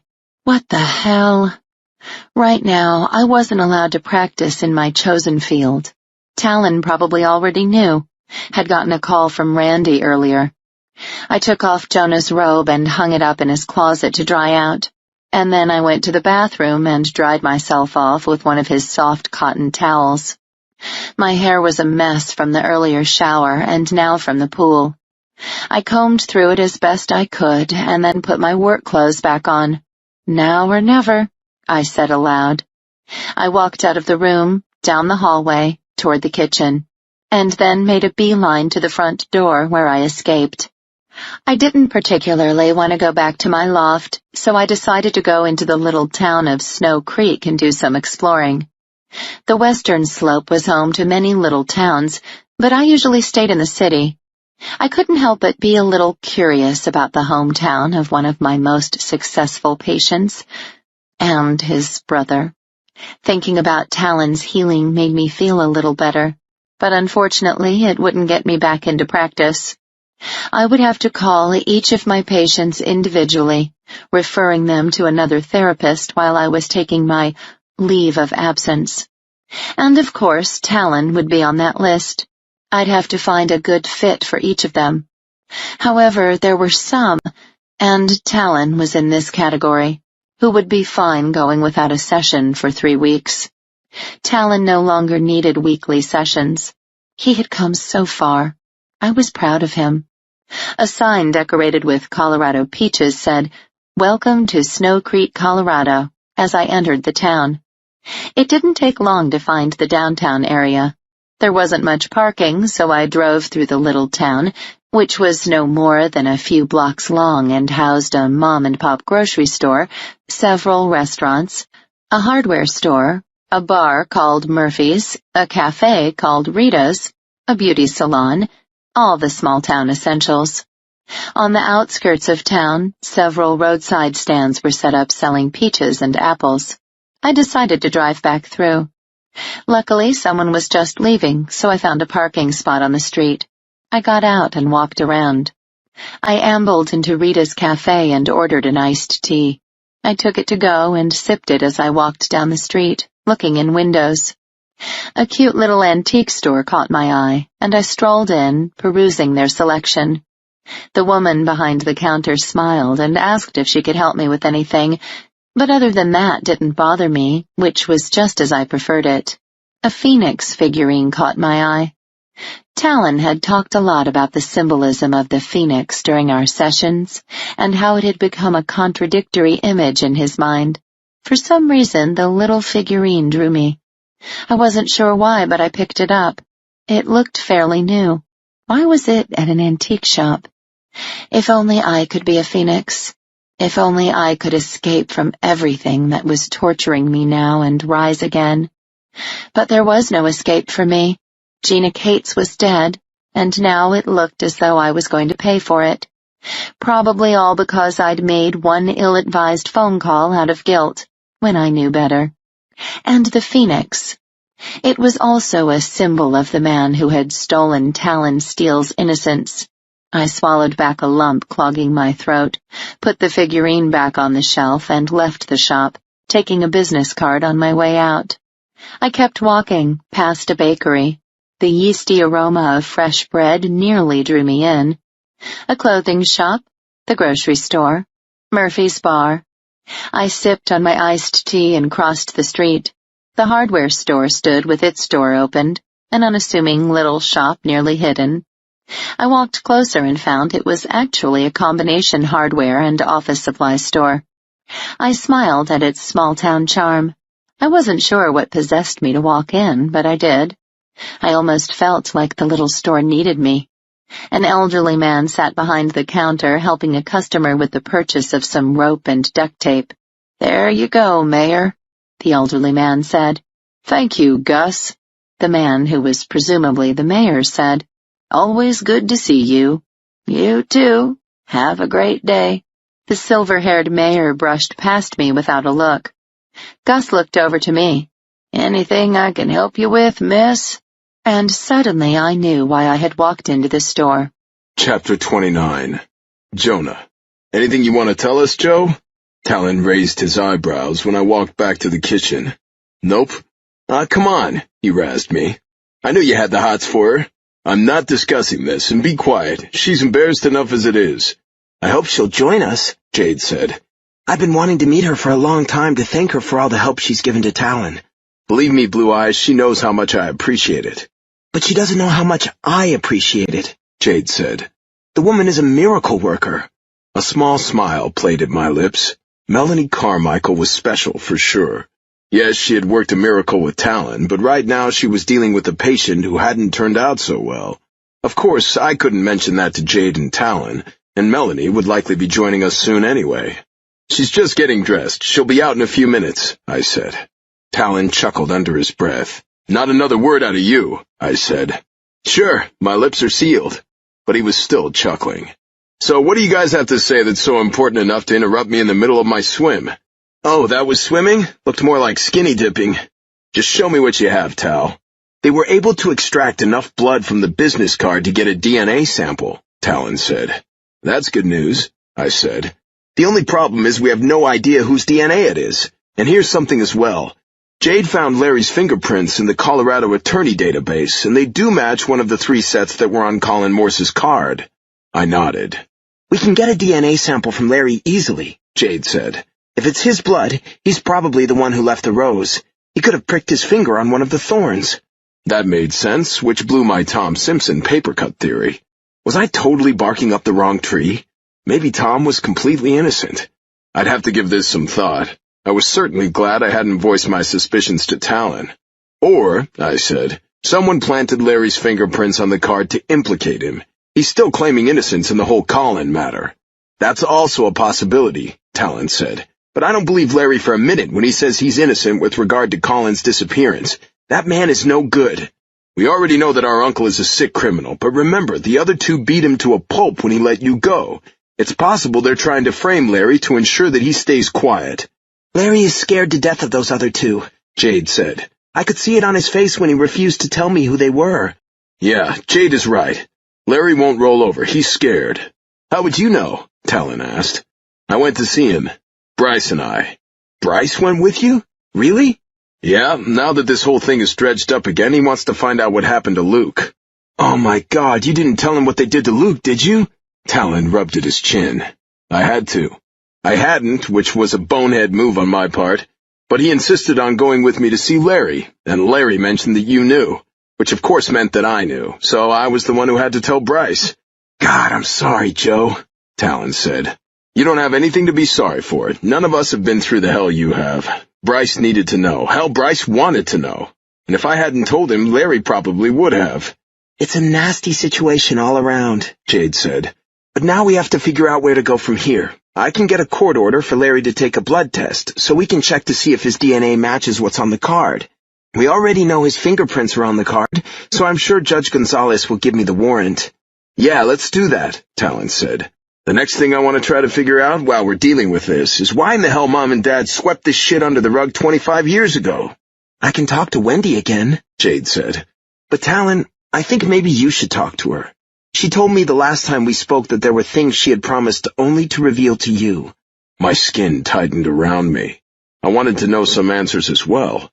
Why in the hell had my father, who was an intelligent and reasonable man by anyone's standards, allowed this to happen? I think Jade's right, I said, and I want to go with you. I think we should visit her in person. We need to go to Denver. Jade, you should come along too, Talon said. After all, you're the one who has the relationship with her. Jade shook her head. I've actually been thinking about that. I don't think I should be there. I'm pretty sure she'll only reveal the stuff to you alone, and maybe to your brothers. So yes, take Jonah with you. Maybe Ryan too. Ryan's too busy, Talon said. He's knee-deep in winemaking and wine bottling. Busiest time of the year. I wanted him to come over here today and hear about the new evidence, but he couldn't get away. I nodded. Understandable. Jade, I understand your reluctance to go as well, but Talon, I do think the two of us should go. Will you and Marge be okay at the house with your mom and all? Talon said. Of course. Jade smiled. With that mega security system you have installed, no one can get in. My mother is a handful no matter what, but she's got a physical therapist and her nurse to deal with. I can handle it. Marge can handle it. Still, I'm going to have Steve Dugan keep an eye on the place. That's fine, Jade said. When do you guys want to leave? I can go any time, Talon said. Axel is used to me taking off by now. He's getting a big raise this year, by the way. I nodded. No problem, I can probably get away anytime. I've got guys I trust seeing to the day-to-day stuff, and we'll only be gone a day or two. I just need to have Dolores check my calendar. You want to fly or drive? I thought for a moment. It was about a 4-hour trip. Maybe a road trip with my brother was just what I needed. Why don't we drive? We won't have to rent a car when we get there. Works for me, Talon said. We'll leave as soon as we can. Check in with Dolores. And oddly, I got a phone call from Melanie's secretary earlier today. Said she had to cancel my appointments for the next 3 weeks. I jolted. Of course, I couldn't tell Talon anything about what Melanie told me, but the mention of her name stirred me. Where was she? She should have come out by now. Excuse me for a minute, guys, I said. I walked briskly back to my bedroom. Melanie? I said softly as I walked in. I checked the sitting area, the bathroom, even the walk-in closet since I'd caught her in there earlier. She was nowhere to be found. I walked back to the kitchen. Did you see Melanie leave? She's not here. Both Talon and Jade shook their heads. That's strange. Wouldn't we have noticed if she walked out? Maybe not, Jade said. We were kind of all involved in the whole blood and DNA thing. I don't understand why she would leave, I said. I think she was probably embarrassed, Talon said. I mean, we did catch you guys naked. What was going on here anyway? That's still none of your business, I said.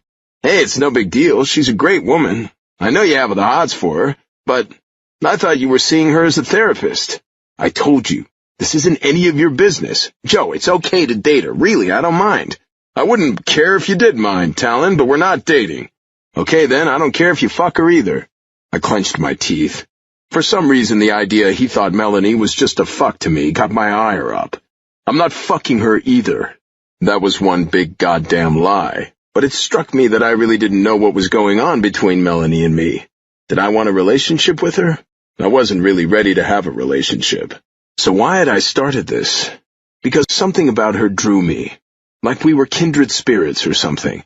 Both struggling with guilt, both needing an outlet. Is that what I was to her? An outlet? She had come to me today needing comfort, but as soon as things got a little uncomfortable, she had bailed. The thought slid into me like a knife in the heart.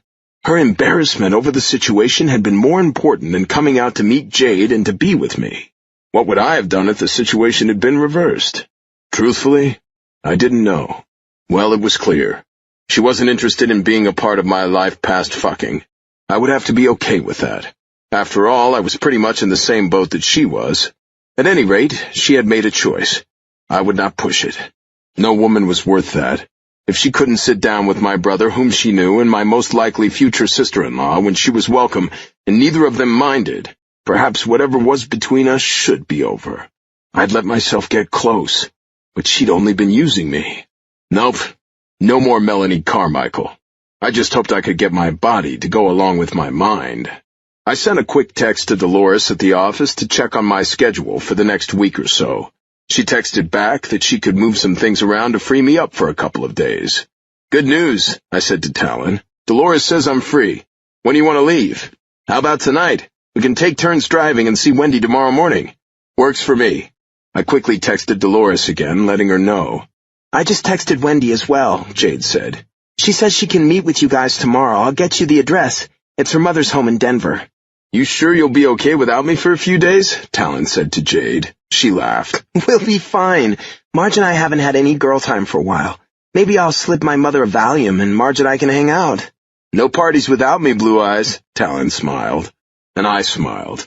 Seeing my brother smile warmed my heart every time.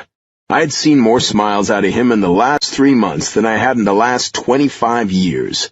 Damn, that felt good. A road trip with my brother was just what the doctor, even though she had disappeared and would no longer be a part of my life, had ordered. Chapter 30. Melanie. It was near 6 p.m. when I got home to my loft. The package from the hardware store sat on my passenger seat, taunting me the entire way home. I might never put its contents to use. In fact, I probably wouldn't. So why had I made the purchase? Maybe as a little bit of a security blanket. I unlocked my door and walked into my little place. Oddly, my cell phone hadn't buzzed at all since I'd been gone. I'd expected Joe to call me, wondering where I was. Even though I had left of my own free will, knowing I had been welcome there, I was still crushed that he hadn't called. Maybe I didn't mean as much to him as he was beginning to mean to me, which is why I needed to let him go. I couldn't get involved with anyone right now, especially someone who had as many issues as I did. What a mess we would make together. A Freudian nightmare. What I needed right now was a nice shower. Yes, I'd had a nice hot shower at Jonah's house, and my tiny shower cubicle would never compare to that steam shower of his. But I did have lavender essential oil, and I did need to wash the chlorine out of my skin and hair. Colorado was dry enough on my skin without letting the chlorine sit in it for a long period. I sighed. I should have stayed. I wish I could have stayed, but it would be better this way. Jonah Steele deserved better than me. He had enough to deal with in his life without taking on a woman with my baggage. I walked into my bedroom and stripped off the work clothes that had already been off of me today. I spritzed some lavender essential oil into my shower and then turned it on to heat up. I threw my dirty clothes in my hamper, pausing to smile at how I had picked up Jonah's clothes in his closet that were strewn 2 feet away from his hamper. He was definitely a man, an amazing man, and he would be better off without me. I stepped into the shower and stood under it for several moments, letting the water pelt me, easing the stress away. My back hurt, and my temples had started to throb as I drove home. I took a deep inhale of the relaxing lavender scent. Still, the stress remained. I began shaking, shuddering. My breaths became more rapid. A panic attack. I knew the symptoms well. It was part of my professional training, after all. However, panic attacks were not the norm for me. I had experienced only one once before, when I received Gina's letter. Again, I breathed in, out, trying desperately to will myself out of a panic attack. But my heartbeat was thundering, nearly pounding right out of my chest. I looked down. My left breast pulsed with my heartbeat. So fast. Not normal. Had to get my pulse down. I inhaled one more deep breath and then sat down on the floor of my shower, the warm water raining over my body. "Get a grip, Melanie," I said aloud. But the grip eluded me. Still my heart pounded. Still I breathed rapidly. I stood and forced myself to wash my hair and body. After all, that was why I had gotten into the shower in the first place, to get rid of the chlorine. As I rinsed off, I jerked with a start. I'd heard something, but I wasn't sure what it was. I began my breathing again. In, out, in, out. I told myself the same thing I told my patients. When things get so bad that you think you can't bear it anymore, return to the essential of life, breathing. I hoped my patients bought that drivel more than I did at the moment. It wasn't working, and I jerked as I heard another creak. My mind could easily be playing tricks on me. Right now, I had to bring myself out of this whirl of panic. Bam! I nearly lost my footing on the slick shower floor. Now my panic was real. My bowels cramped and my pulse continued to race. It hadn't been my imagination before. Someone was in my apartment. The bathroom door was open. My bedroom door was open. If only I had thought to shut them both and lock them. But that wasn't normal. I never shut the bedroom door and locked it when I showered. Why would I do it today, of all days? I stepped out of the shower quietly, leaving the water running. The intruder knew I was in the shower, so perhaps I could surprise him.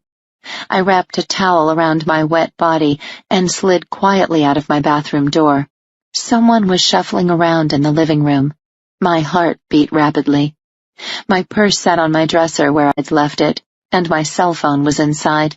I crept as silently and quickly as I could, grabbing my purse, and ran to the open closet, shutting the door quietly behind me. The shower was still on, so with any luck, the intruder would look for me there first.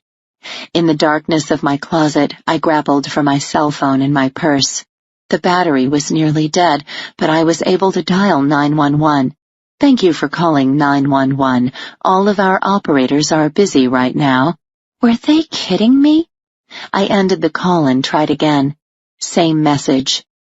I wanted to scream and throw the phone, but that would give away where I was. As an introvert, I didn't know my neighbors or their numbers. Who could I call? Jonah Steele. He would help me. So I dialed his number. It rang once, twice, 3 times. The intruder was in my room now, still shuffling around. The phone was still ringing in my ear. Jonah hadn't picked up, and I dared not leave a message on his voicemail. The intruder might hear me. At least he would see I had called. Maybe he would try to call me back. I put the ringer on silent just in case.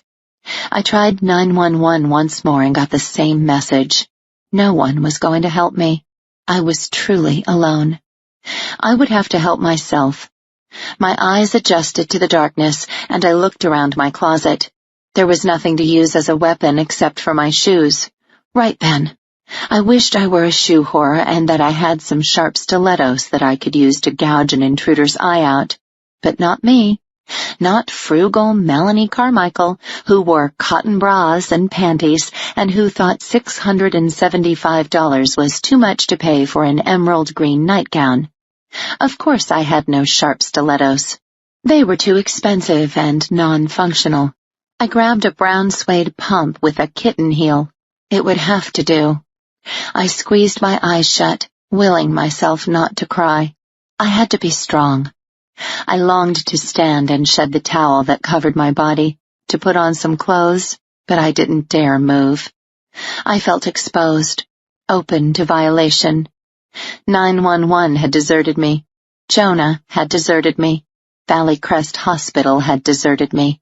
And now, the doorknob on my closet turned ever so slightly. Chapter 31. Jonah. Talon and I were ready to go before dinner. I drove over to the main house in my BMW. He was packed and ready to go and was giving his dog, Roger, a pat on the head when I walked in the door. Don't you guys want to stay and eat something first? Jade asked. No, Talon said. We just want to get going. I nodded. Yeah, now that I know where to go get some information, I can't wait to get started. We'll pick up something on the way. I understand. She gave Talon a quick kiss on the lips. Drive carefully, okay? We will, Blue Eyes, Talon said. My phone buzzed in my back pocket. I pulled it out. Melanie. I was no longer interested in what she had to say. She was no doubt calling to apologize for freaking out and leaving without saying goodbye earlier today.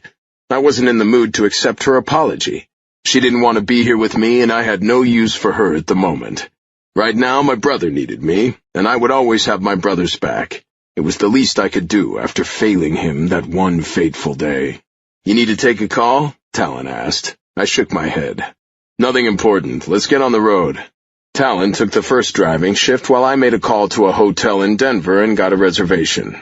We would arrive there around midnight. We'd have plenty of time to sleep before we met Wendy at 10 o'clock the next morning at her mother's house in Denver.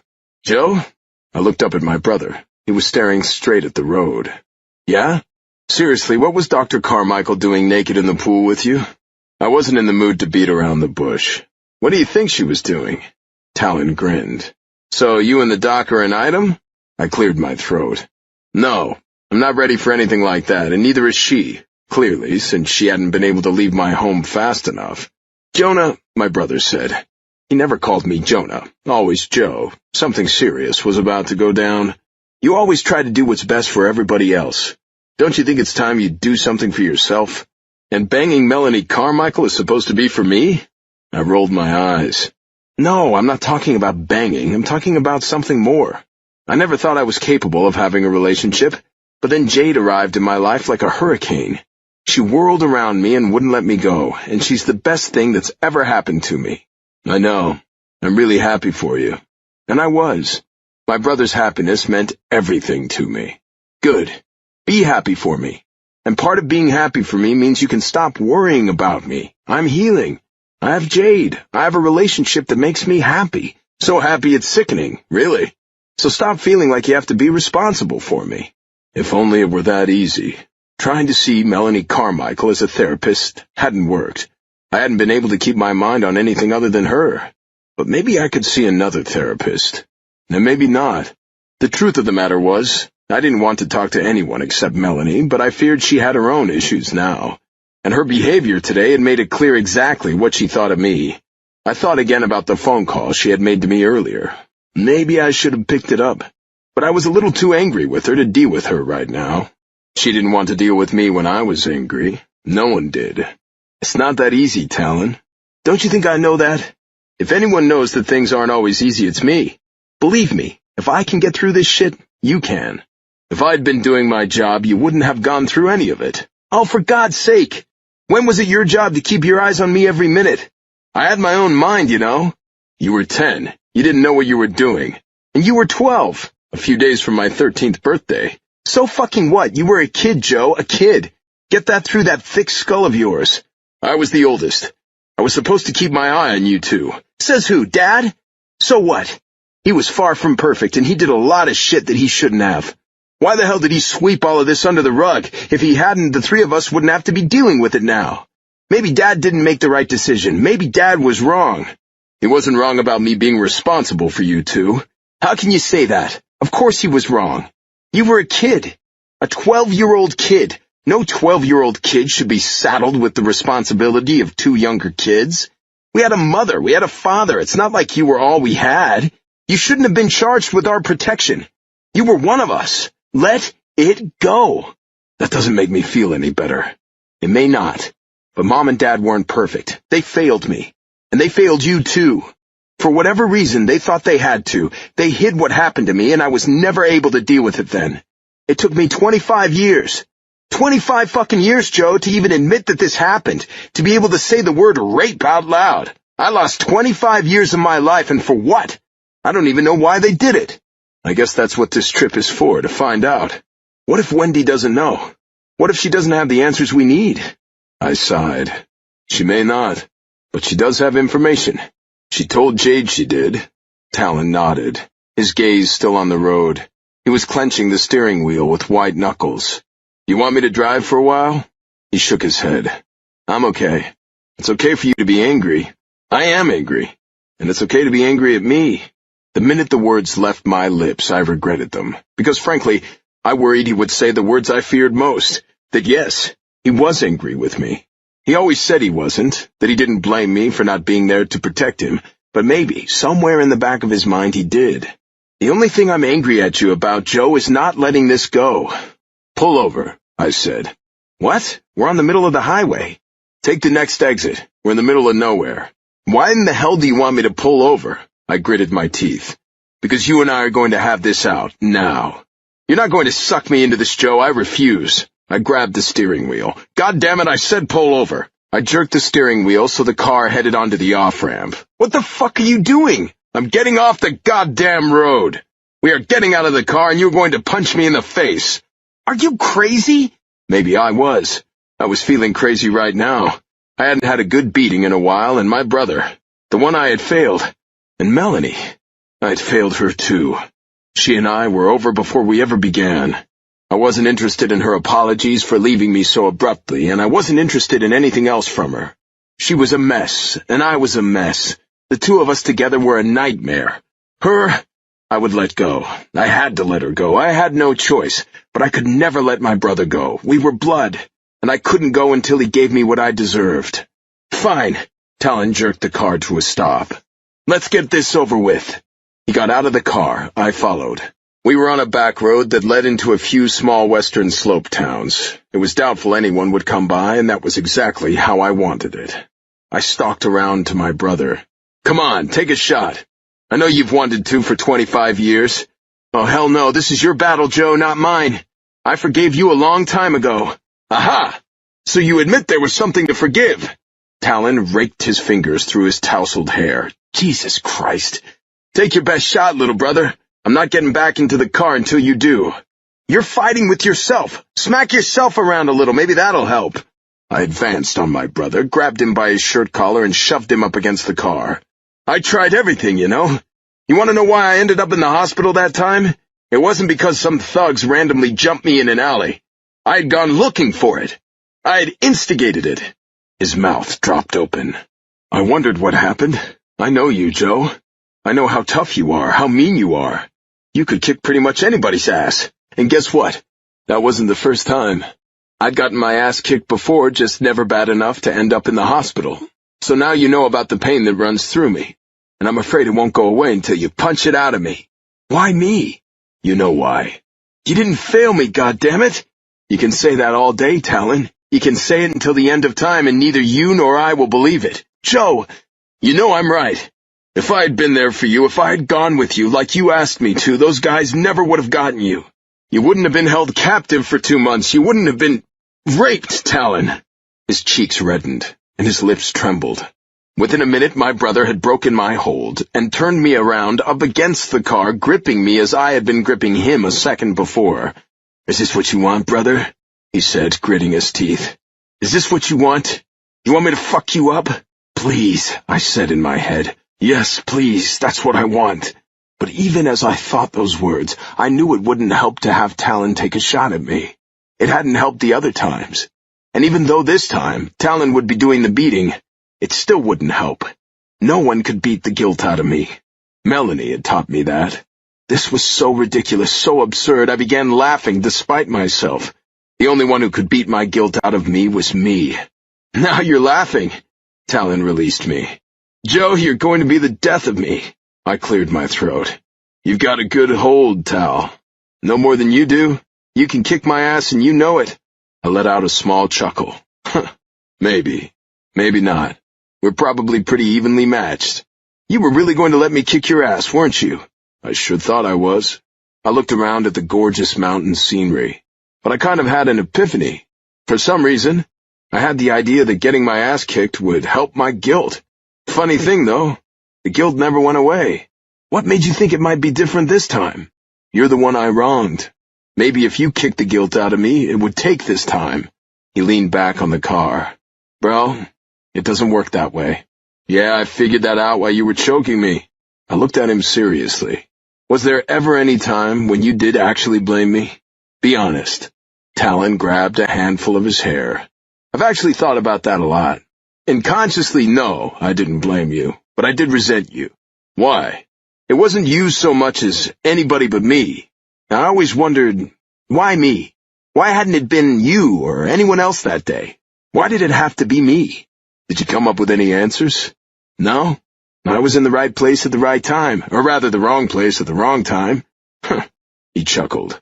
You know, I came pretty close to punching your lights out. You were pissing me off. He hadn't started laughing. I wonder if I would have felt better if you had. Maybe for a few minutes, but only a few minutes. The only one who can heal you is you, Joe. Your Dr. Carmichael taught me that. She wasn't my Dr. Carmichael. She wasn't mine at all. Look, my brother said, you're the toughest guy I know. You always have been. You never took any shit from anyone. You're a lot like Dad in that regard.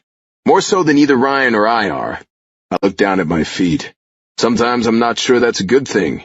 Yeah, Dad did a lot of things right, but he sure gave me a hell of a burden to bear. It was nothing compared to the burden you had to bear, though. I won't argue with you there, bro. Talon swiped his forehead. But maybe Wendy will have some answers. Maybe we can figure out why Dad put those burdens on both of us. You want to get going? Sure. Talon adjusted his shirt. You hungry? We missed dinner, you know. Hell, I could sure use a drink, but we're both driving. One drink won't hurt either of us, Talon said.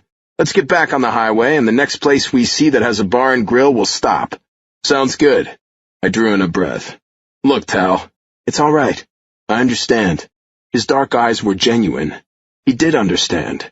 My brother was an amazing person, and he would never have come so far without Melanie. I should have picked up her call. How could I have thought it possible mere minutes ago to let her go? I couldn't allow her to disappear from my life. I needed her. Perhaps she needed me a little too. Talon jiggled the keys at me. You want to drive for a while? No, I said. I have a call to make. Chapter 32. Melanie. A black mask. Black everything. When the lights in the bedroom hit my eyes, I squinted. Get up, bitch, the masked man said. I trembled, my panic consuming me. 911 hadn't responded. Jonah hadn't responded. I was utterly alone. Alone and vulnerable, with nothing but a damp towel separating my naked body from the mercy of this man. This had to be a nightmare of jagged glass and broken promises. Exactly what I deserved. Who are you? Just somebody who wants to see you punished. My cold blood turned to ice. Punished for what? But I already knew what I deserved to be punished for.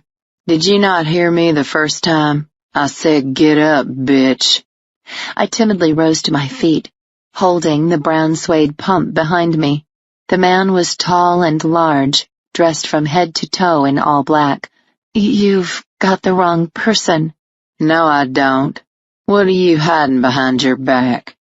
Without thinking, I lunged toward him with the shoe, but he grabbed my arm, stopping me.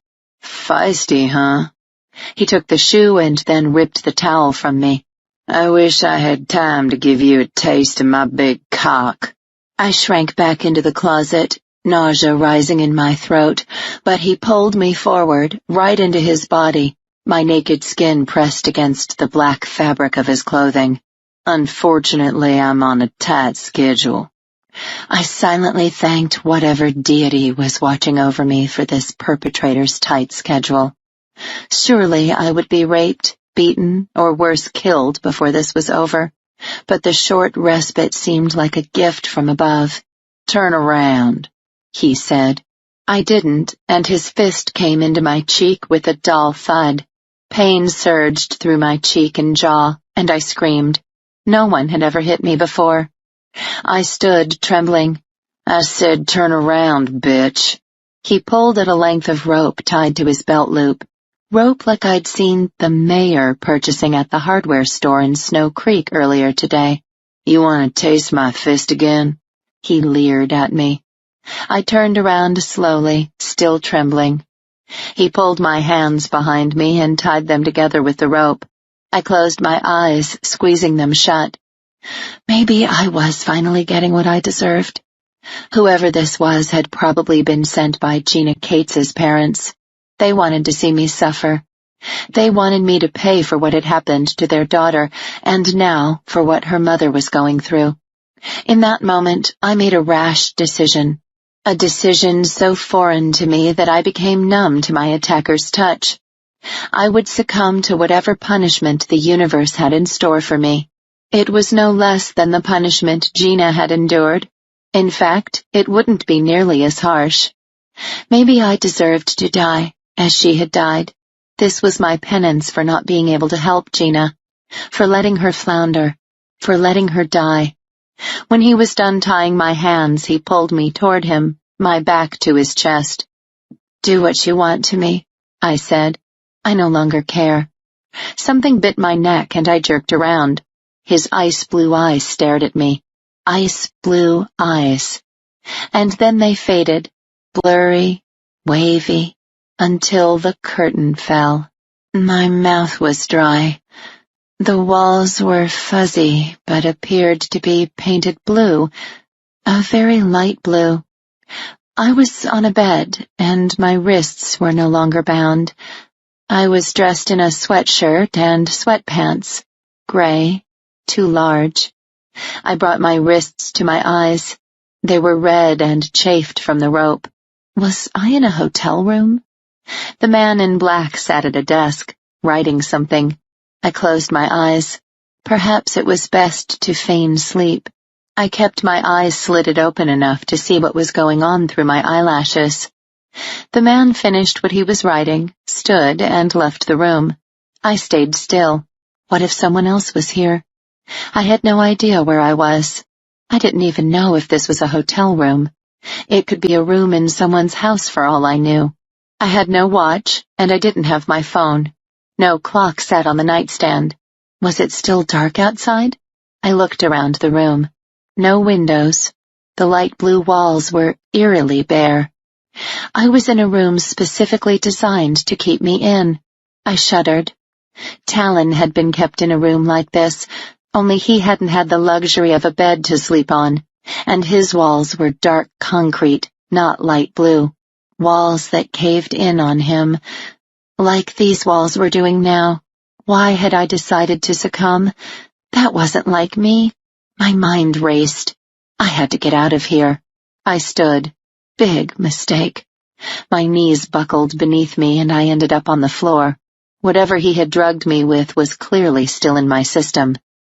I had to go to the bathroom, so I stood again, more carefully this time. A small door near the front of the room opened to a toilet and sink, and again I thought of Talon.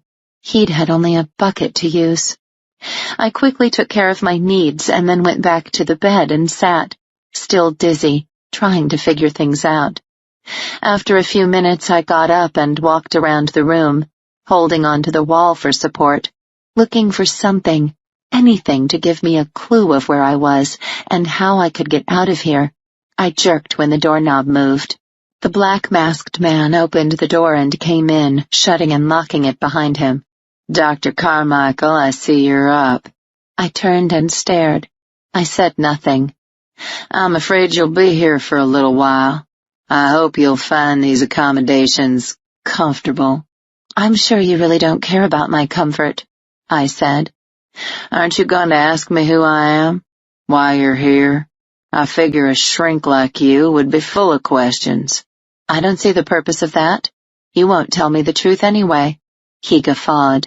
"You are a sharp one, I'll give you that." "I'm hungry," I said. It wasn't true, but I figured if I could get him to leave to get food, I could continue my investigation, once my head was a little clearer. "I'm sorry about that," he said. "Your tone doesn't really indicate sorrow." "All right. I don't give a shit if you're hungry. There. Does that make you feel better?" "So your plan is to starve me to death?" "No. You'll be fine. But you can't eat for a few more hours. If I gave you food now, you'd just upchuck. You know how these drugs work. You're a doctor." I had no idea what he had given me, and I wasn't hungry anyway. So I'd cooperate, wait this out, figure out what was going on. Because I had changed my mind. I would get out of this mess. I would get out of this mess and I would apologize to Jonah for leaving him high and dry earlier today. Or was it yesterday? I had no idea. Somehow I would get back to him, and I would tell him that I had fallen in love with him. Chapter 33. Jonah. Wendy Madigan opened her door. She had aged a few years, but she was still the nice-looking woman I remembered from long ago. Her hair was short now, but her blue eyes still sparkled. She said nothing for a few moments.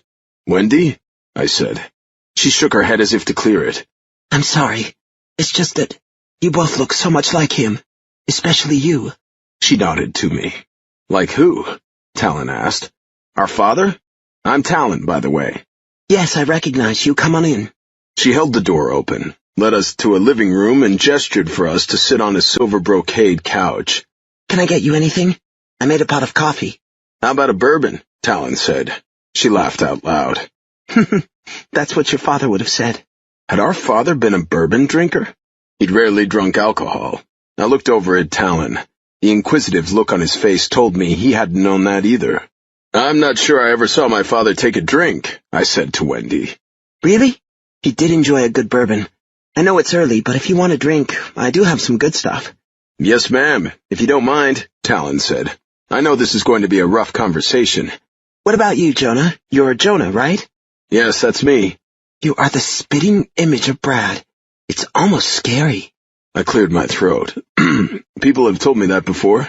She looked to Talon. "Not that you don't look like him as well, but wow." She stared at me again. I squirmed, getting uncomfortable. I had been told before that I bore a striking resemblance to my father, even more so than Talon and Ryan. Why it was making me uncomfortable, I couldn't say. Maybe it was the way she was looking at me, kind of in a wistful, yet lustful way. I didn't like it. "What can I get you, Jonah?" she said. "You want a drink too?" I shook my head. Coffee for me. For now, anyway. I wanted to keep my head. I was a little worried about Melanie. She hadn't answered my call last night or this morning. Maybe that was her way of telling me to fuck off. Maybe that's why she had left yesterday so abruptly. Maybe she just couldn't deal with, well, whatever this was between us. Fine. I would learn to get along without her. Hell, we'd only known each other a few weeks. Wendy went to the kitchen and came back a few minutes later with a bourbon for Talon and a cup of coffee for me. "Aren't you having anything?" I asked. "Yeah, a stiff scotch. I'll be right back." Stiff scotch? She must have some interesting news to tell us. I had met Wendy Madigan years ago when I was a kid. She came around every once in a while when she was in town. Evidently, she'd grown up somewhere near Snow Creek and had gone to high school with my father. In fact, rumor had it they had been an item before he met my mother, a rumor that Jade had substantiated after her talks with Wendy. I still couldn't quite wrap my head around that one. I hadn't seen Wendy in years, though. Even when she arranged the cover-up of Talon's homecoming and heroism when he'd returned from Iraq several years ago, she hadn't been in town. She had handled it from her base in Denver. I imagined it had come as kind of a shock to her to see me now, my gray hair starting to sprout at the temples and in my beard. I did look a lot like my father. She returned with her drink and sat down. "I don't know where to begin." I took a sip of my coffee. This was Talon's call. I would let him take the lead. He took a drink of his bourbon and set the glass back down on the coffee table on the coaster she'd provided. "Let me tell you what we know so far." Talon related what we had learned from Larry Wade, that he had helped Talon escape, that Larry was beaten to a pulp by the other two, or so he said, for allowing Talon to escape, and that he was also being held for the murder of Colin Morse, for which he was still proclaiming his innocence. He's also claiming he never got paid off by my father to leave the state, but we have a $5 million transfer on my father's accounts that coincides with the abduction. We figure that went to Larry. Can you tell us if that's true? "I'm sorry." She stroked her cheek with her index finger. "I'll tell you the same thing I told Jade. I don't know anything about a $5 million transfer 25 years ago." Jade had believed her, but I wasn't sure whether I believed her. "All right," Talon said. "I'll accept that for now. But Jade also told me that you have information for me. Information you promised my father and mother you would only reveal to me when the time was right. The time is right, Wendy." She took another sip of her scotch and sighed. "It was all such a long time ago, Talon. You really want to go back there?" "Look," Talon said, "we've already caught one of these guys, and I have an idea who another one of them might be. He's still at large, and we have no idea where he is. I need to know everything that you know." "I wasn't lying to Jade. I don't know who the other two are." "The only reason we know one was Larry was because he supposedly helped me escape," Talon said. "How did Mom and Dad find out it was him?" "It's a long story," she said. "How much time do you two have?" "As much fucking time as it takes," I said, looking into her tired blue eyes. "We have as much time as it takes, Wendy." She sighed. "It started with Larry's father, your grandfather. Supposedly, Larry was consumed with guilt. I'm not sure if that was the case. I'm not sure psychopaths ever feel guilt, but that was his story. He went to your grandfather and confessed what had happened. He said he couldn't live with himself, that he had to tell someone, and that his father was the only one he trusted. Well, your grandfather had a few faults. If he hadn't, Larry might have turned out differently. But for the most part, he was a decent human being. So he did what any decent human being would do. He told Brad and Daphne." "So his father sold him out?" Talon said. "I suppose so. But what would you have done? You were his grandson, Talon, and Daphne was his daughter. Yes, he had to forsake one child for another. I never had children myself, but I can't imagine how hard the decision was for your grandfather. He loved Larry, but he also loved your mother and you." "Jade said Larry was raised by his mother." Wendy nodded. "That's true." "Do you know anything about her?" I asked. "I'm afraid I don't, other than her name. Lisa Baines Wade. That's all I know." I remembered the name from Larry's birth certificate that Jade had uncovered. "Did she have any mental ailments?" I asked. "Like I said," Wendy said. "I really don't know much about her." I wasn't buying this. Wendy Madigan was a newswoman. Surely she had looked into this back in the day. I wasn't ready to call her on that, though. I had to talk to Talon in private first. "All right," Talon said. "So my grandfather told my mother and father about what Larry had done. Then what happened?" "Then it happened exactly as I told Jade. They threatened to have Larry arrested, but before that happened, he ended up in the hospital, presumably beaten by the other 2 men. At that point, when they realized the danger he was in, they agreed to let him go." "That's what we don't understand," I said. "Why would my mother and father have let that happen? My father was a decent, honorable man. He wasn't one to give criminals the benefit of the doubt, especially when the victim was his own son." "It was your mother," Wendy said. "He did it for Daphne." "Why would he do that for my mother, and why would my mother have wanted him to?" "Because she loved her father, and because her father loved Larry." I shook my head. None of this is making sense. My father could have just told my mother how it was going to be. That Larry was going to prison. That's the kind of man my father was. He was domineering and controlling. "He couldn't do that. Your mother would not have taken it well." Wendy sighed and set her glass of scotch on the coffee table. "You do know, don't you, that your mother was mentally ill?" Jade had said as much, but she also said that my mother had never been diagnosed with anything. I had been 15 when my mother took her own life, and Talon only 12. We remembered her as children remember their mother, as a loving, protective woman. Mentally ill, I didn't know, but her half-brother certainly was. Maybe mental illness ran in the family. Jade said she was never diagnosed with any mental illness. "Not that I know of, no," Wendy said. "Your father tried to get her help on several occasions, but she always said no." Something was wrong with this story, something big. Talon and I needed to do some investigation on our own and then talk to Wendy again. She hadn't told us anything we didn't already know, except that Larry had confided in his father, and that was how our parents found out. "Wendy," Talon said, "Jade said there were things you promised only to reveal to me. I need you to reveal those things now." She sighed. "Are you sure?" Talon leaned forward, his dark eyes brooding. "Joe and I drove most of the night to get here. And now, we want the truth." Chapter 34. Melanie. Gina Cates first walked into my office on a Friday afternoon. Fridays were tough all around, especially the afternoons. I was tired and ready for the weekend, and so was the patient. But this particular appointment had been my first time available when Gina called Randy to schedule, and Gina had been adamant about getting in as soon as possible. She was a young and pretty girl, with dark, nearly black hair cut in a shoulder-length bob, brown eyes and olive skin. She was shy at first, and I had a difficult time getting her to talk at all. Finally, halfway through the session, she broke down in tears. "I can't do this." "You can," I told her. "If you want to heal from whatever is troubling you, you can." "It's too awful." "I know. And I'm so sorry about that. But we'll go at the pace you're comfortable with, and any time you need to stop, you just tell me." She nodded and stood. "May I? I'm more comfortable standing." "Of course," I said. "Some people are more comfortable sitting, some lying on the couch. If you're more comfortable standing, I want you to stand."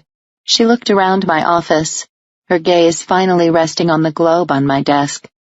She walked toward it and lightly touched its surface. "I've always wanted to travel," she said. "Where would you like to go?" "Someplace warm, where life is easy. Maybe somewhere in the Caribbean, where I would have no worries." "You can't run away from your problems, Gina." "He would wait until I was alone and vulnerable. That's how he got close to me. For a while, he would just cuddle me in his lap, telling me how beautiful I was, how he wished he had a little girl, just like me." "Did your uncle have any children of his own?" "No, he wasn't married." "How did it feel when you sat in his lap?" Her lips curved up into a smile, but then quickly reverted to the straight, thin line I was used to seeing below her nose. "I don't want you to think badly of me." "I would never think badly of you, Gina." "You want the truth, then?" "Yes, I want the truth. The only way we can work through this and get to your healing is if you're honest with me. I won't be able to help you otherwise." She looked down, not meeting my gaze. "At first, I liked it.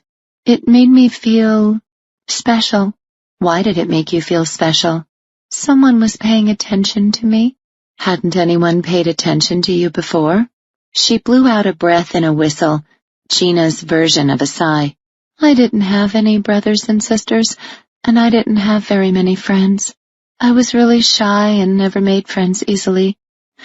My mom and dad both worked. I think they were more interested in their college students than they were in me. Did you ever sit in your mother's lap, or your father's? Very rarely. They weren't very affectionate to me, or to each other for that matter. My heart went out to the young girl. Children needed affection. If they didn't get it from their parents, they would go looking for it elsewhere. Sometimes a teacher, a friend's parent, a coach. Gina had gone to her uncle. Some people just aren't as affectionate as others, I said. Not that I excused her parents' lack of affection toward her. I wasn't quite ready to voice that thought, though. We'd only had a few sessions. I know I must sound like a needy little kid, Gina said, shaking her head. All children want affection, I said. There's no reason for you to feel like you were any needier than anyone else. I look back. She closed her eyes, shuddering. I can't believe I actually liked it in the beginning. Gina, you're not alone. You're not the first child yearning for affection who got taken advantage of by an adult you trusted.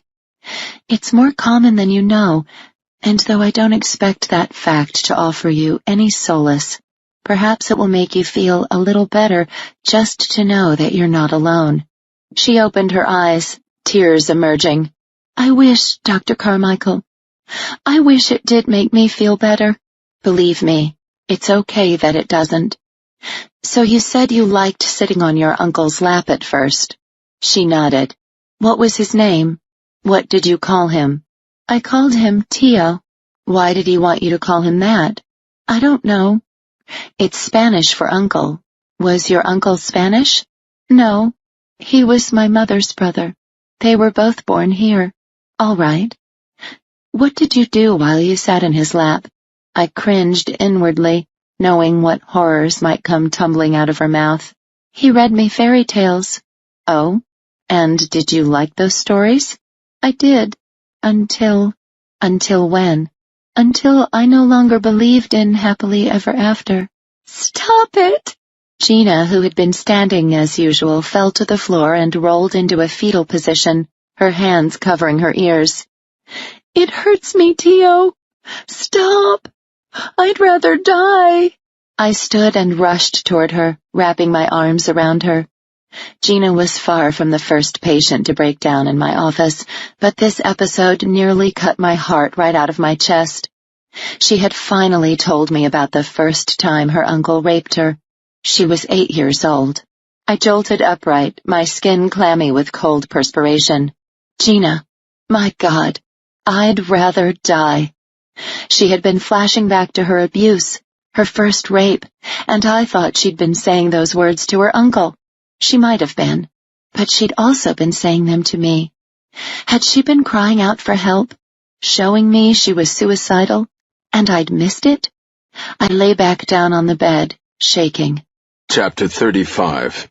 Jonah. The truth.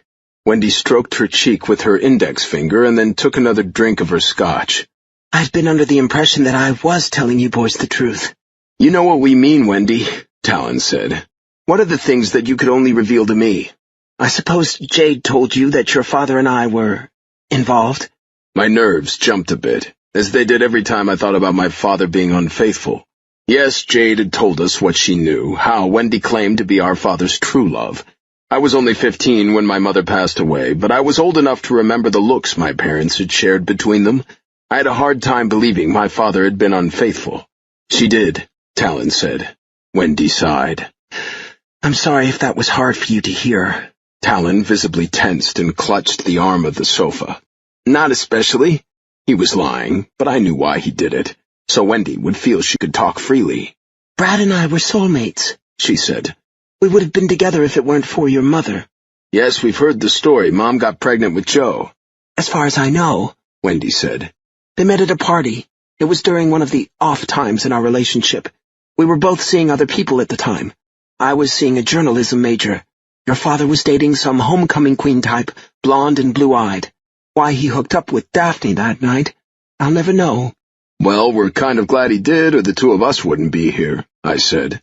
She smiled. True enough, and the two of you are dead ringers for him. She nodded to me. Especially you. So you've told me. I drank some coffee, trying not to think about how she was looking at me. Anyway, Devney got pregnant, but of course, Brad didn't know that for a little while yet. After that night, he and I got back together and decided to try to make it work between us, even though we were separated and attending different colleges.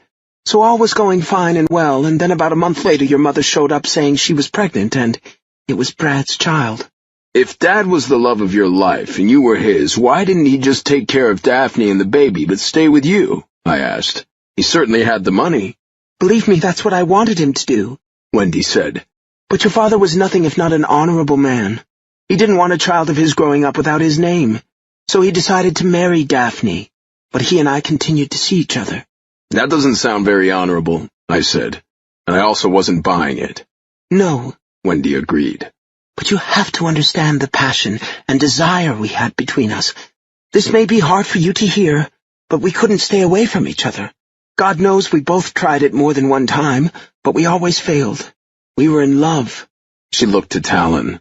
Jade has been very frank with me about what you two feel for each other. Trust me when I say your father and I had that same thing. I would have done anything for him, and he would have done the same for me. Which is why you helped him cover up my abduction, Talon said. Wendy nodded somberly. Please believe me. I tried to talk him out of that, Talon. I knew it would do no good to bury it. I knew you needed help dealing with it, and so did Brad and Devney. She looked to me. You and your brother too, probably. The whole family could have benefited from counseling, but Brad would have none of it. Why? I asked. That's the thing that puzzles us the most. Why did Dad allow this to happen? Wendy downed the rest of her scotch and set the glass on the coffee table, loudly this time. She looked at both of us intently. What I told Jade was the truth. A lot of it was because of Devney. She was so unstable, and she had just had the premature baby. Brad didn't think she could handle the pressure. So you're saying my father forsook me for my mother? Talon said. In a way, I suppose he did. But he did love you, Talon. Please believe that. He loved all you kids. The four of you were the reason he and I never got together. What do you mean? He refused to disrupt your lives. He wouldn't divorce your mother. I also think your father didn't understand the magnitude of what had happened to you. He refused to contemplate it, even acknowledge it. Male-on-male rape, especially on a child, is a hard thing for most men to deal with. You don't have to tell me that, Talon said. I know I don't. I'm so glad you finally got the help you needed. You and Jade will have a great life together. She's a wonderful girl. That she is. But understand, what your father did, he did for love. He thought he was doing the right thing for you, for all of you, including your mother. There must be more to this, Wendy, I said. What is it that you're not telling us? Wendy sighed. Your father had some enemies. There was a part of him that thought... Thought what? Talon said. I haven't said this out loud in 25 years. Now is the time, I said. Wendy drew in a breath and fidgeted with her hands. Your father thought it was possible that you had been taken on purpose. Talon nearly jerked off the sofa. I opened my mouth to speak. That is directly contrary to what Larry Wade says. He told Jade that Talon was never meant to be taken. Wendy leaned forward.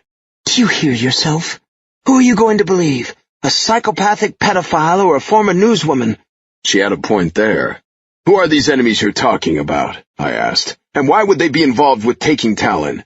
And why would they be involved with Larry Wade? About a week before you were found, Talon, Wendy said. Your father received a ransom demand. Let me guess, Talon said. The demand was for $5 million. I don't know. Your father wouldn't tell me the amount, so honestly I don't know anything about the transfer, but that's my guess, Wendy said. Why wasn't any of this made public? I asked. For the same reason none of the rest of it was made public. To protect you, to protect your mother, and for some strange reason, to protect Larry Wade. How did our uncle even get involved in this? I asked. Your uncle is just a sick man. He got involved with some even sicker people, and when push came to shove, he couldn't let it happen to you. Couldn't let it happen? Talon gasped. It happened, I assure you. But he did get you out of there, Talon. I'm not defending him, Wendy said. but their plans were to kill you if they didn't get the money. Are you saying this whole thing was a conspiracy to kidnap Talon? I don't think it had to be Talon. It had to be any one of you three. In fact, they probably wanted all three of you, but Talon was the one they got. What about the other kids? What about Luke Walker? The other kids were a ruse. They were setting up their M.O. That way, when they took one of you boys, the police would assume it was the same kidnappers that were working in the area. So Luke's parents never got a ransom note? I said. No, Wendy said. none of the other kids' parents got a ransom note. That would have made the news. Those poor kids were just playthings for these men while they were setting up for the kill. And then I was taken, and it never made the news. Yes, and I'm afraid I had a lot to do with that. Your mother was pregnant with your sister at the time, and Brad was really worried about her.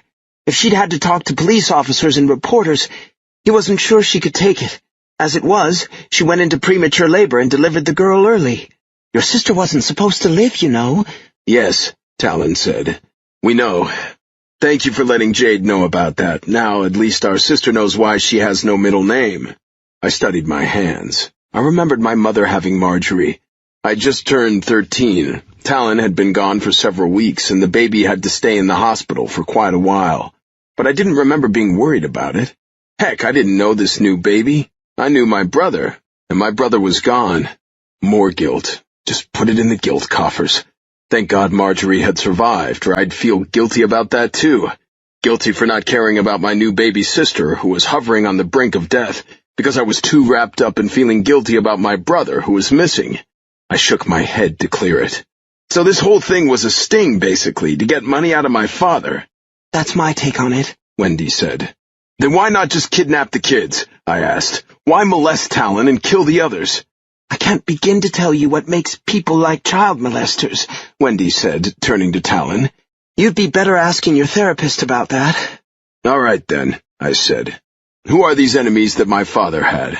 Enemies so powerful that they would kidnap his son, abuse him, and nearly starve him to death for $5 million. I wish I could tell you. I can't tell you how many times I begged Brad to tell me who they were, but he said he didn't want to burden me with it. That as a newswoman I would be constantly trying to find them, and he didn't want my life ruined that way. She sighed. His heart was in the right place. His heart was always in the right place, but that doesn't mean he always did the right thing. Larry told Jade that he had reason to believe my father was involved in organized crime, Talon said. I know, but trust me, Brad would never do that. He had a lot of integrity. Then why would Larry say that? Why does Larry Wade do anything? The man's a criminal, a psychopath, most likely a pathological liar as well. Don't waste your time trying to figure him out. You won't get very far. So our father wasn't in organized crime, I said. But he did have enemies. Enemies who could apparently be appeased for $5 million. Or some other amount, Wendy said. And he didn't tell you who these enemies were or why they were his enemies? No, he didn't, even though I begged him to. So my father paid the ransom, I asked.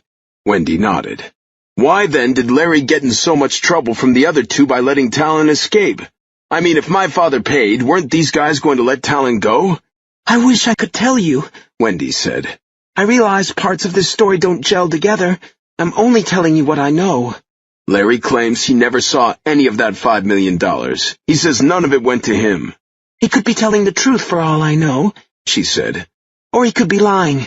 We'll probably never know. I do remember that he was the follower of the three, Talon said. The other two seemed to be more in charge. I got the feeling Larry was just along for the ride. It's hard to say, Wendy said. The other two may have approached Larry because of his familial connection. I don't know, and I can't really speculate. We need to get on the road soon, Wendy, I said. Is there anything else you should tell us? Anything you haven't gotten into? Not that I can think of right offhand. It has been 25 years. She looked at Talon intently. I'm so very glad you're okay. Please give Jade my best. Talon stood. I sure will. She speaks highly of you. Thank you for the information. If we have more questions, may we visit you again? She stood and pulled Talon into a hug. Of course, anytime. I want to do all I can to help all of you. She turned to me, but I held out my hand. I didn't want to hug this woman, and I couldn't put my finger on why. Something bothered me. Something I couldn't put into words. As I shook her hand, I said, "Thank you. We really appreciate your time." It's nothing. She smiled at me. I truly wish I could do more. "I'm sure we'll have more questions for you." I tried to return her smile, but wasn't sure if I succeeded. "For now, we'll be heading out soon. Come on, Tal." She showed us to the door, and Talon and I walked to the car. "I'll drive," I said. Once we were on the road, I cleared my throat. "What do you think?" Some of what she said made sense. "Are you still convinced that Nico Costas is one of the men who abducted you?" "Honestly, I don't know. If these guys were enemies of Dad, I guess we have to figure out why Nico Costas would be Dad's enemy. And Tom Simpson. But I hadn't yet told Talon of my suspicions, and now was certainly not the time. If Nico Costas tried to kill Jade's mother for $1 million in insurance money, I guess it would make sense that he would demand a $5 million ransom from some rich rancher, I said. "You don't sound entirely convinced, Joe." Sometimes I got freaked at how well Talon could read me. I'm not, and I'm not sure why. Most of what she said made some sense, and although I didn't know Dad had any enemies, I certainly don't doubt that he did. People with money tend to make enemies, even if they don't know it. It could have been a pissed-off employee for all we know, or a struggling rancher who didn't get business because Dad could bid lower. So yeah, he certainly could have had enemies out there that we never knew about. "So what bugs you?" "A couple of things. Things that hadn't occurred to me before today. Mostly because I'd been so focused on Melanie Carmichael and Tom Simpson." "Yeah, what are those?" "Well, the whole in-love thing. Wendy is a nice-looking woman, but she hardly seems Dad's type. Mom was drop-dead gorgeous, on the other hand." "Drop-dead gorgeous, but also mentally ill." I nodded. "There's that. And I know looks aren't everything, but here's the thing." "What?" "If Wendy and Dad were so in love, why didn't they get together after Mom died?" Chapter 36. Melanie. I had no idea how long I had been in the room. The man in black had brought me food once, and though I hadn't been hungry, I ate. I had been over every inch of the room, trying to find an escape, but it was impossible. Whenever I was thirsty, I drank from the sink in the tiny bathroom. I still had no idea what my fate would be. As if in answer, the man in black unlocked the door and entered. "Good morning, Doctor." Did that mean it was morning? I had no idea. I had slept, I thought, or had I just relived sessions with Gina in a semi-hypnotic state? "Today's your lucky day," he said. "You're getting out of here." Though the thought should have made me ecstatic, I stood there grimly. The memory of Gina's session, "I'd rather die," had numbed me again. Had I missed a cry for help? There'd been no other indication that she might be suicidal. She'd held down a job, done volunteer work at a local children's shelter, had been in a lot better shape than Talon Steele had been when he first came to me, and he hadn't been suicidal. To the contrary, his overwhelming will to survive had completely overshadowed his desire to die. The man in black interrupted my thoughts by pulling me from the bed and turning me around to face the wall. He bound my hands behind my back, this time with duct tape. "Can't have you trying anything funny," he said. Anything funny? As if I could. The room held nothing that could be used as a weapon, and this man had already demonstrated that he was much stronger than I was. "Don't you want to know where you're going?" "Not particularly," I said. "Okay, have it your way." We walked out the door, and I realized I was in a house. This little room with no windows had been built in the middle of the basement. He led me up the stairs through a laundry room. To the left was a kitchen. We went to the right, into the garage. It was a large garage, big enough for 3 vehicles. However, only one old car sat in the garage. "This is a very special car, Dr. Carmichael."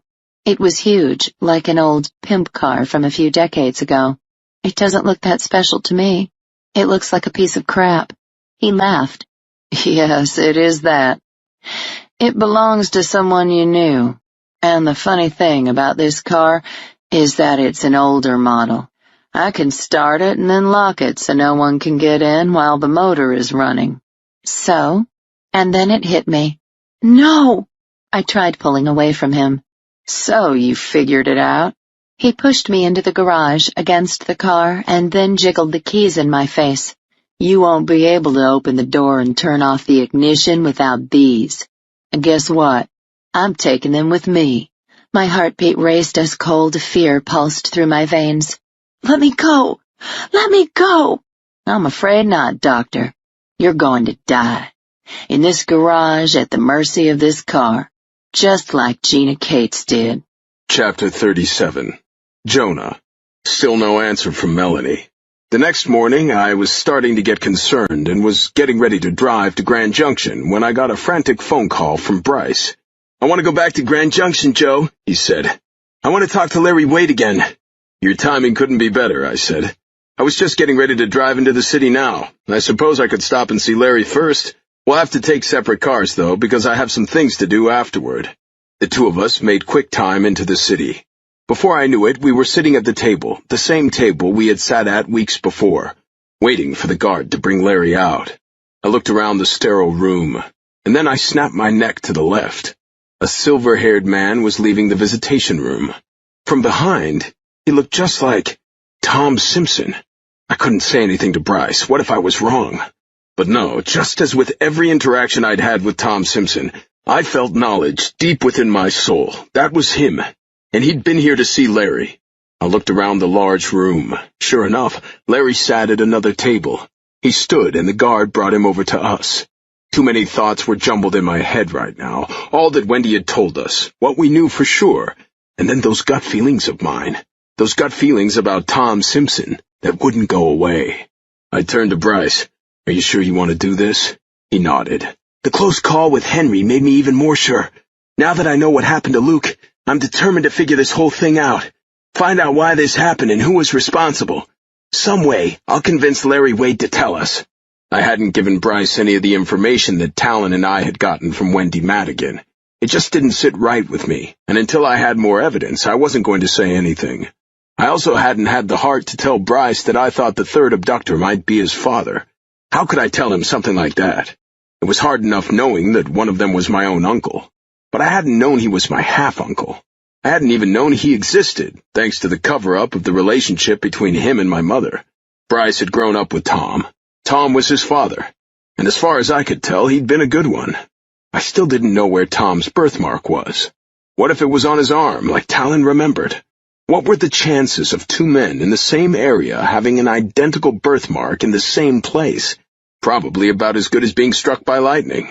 When Larry sat down at our table, he looked like he had lost weight since the last time I'd seen him. He also had a big bruise around one eye. "What the hell do you two want?" he said. "Get into a fight?" I asked. "What the fuck do you care?" "I don't. Serves you right, and it's still not even a down payment on what you did to my brother and those other kids. I imagine child molesters aren't looked too favorably upon by other prisoners." Larry said nothing. "Today, Uncle Larry," I said, "you're going to tell us the names of those other two abductors." He shook his head. "Nope. I'm afraid I'm not." "What the hell do you care? The DA is offering a good deal, and you're already getting your ass kicked in prison. Look at you." Still, he shook his head. "I can't, and I won't." "What if we're willing to sweeten the pot a little?" Bryce asked. "With what?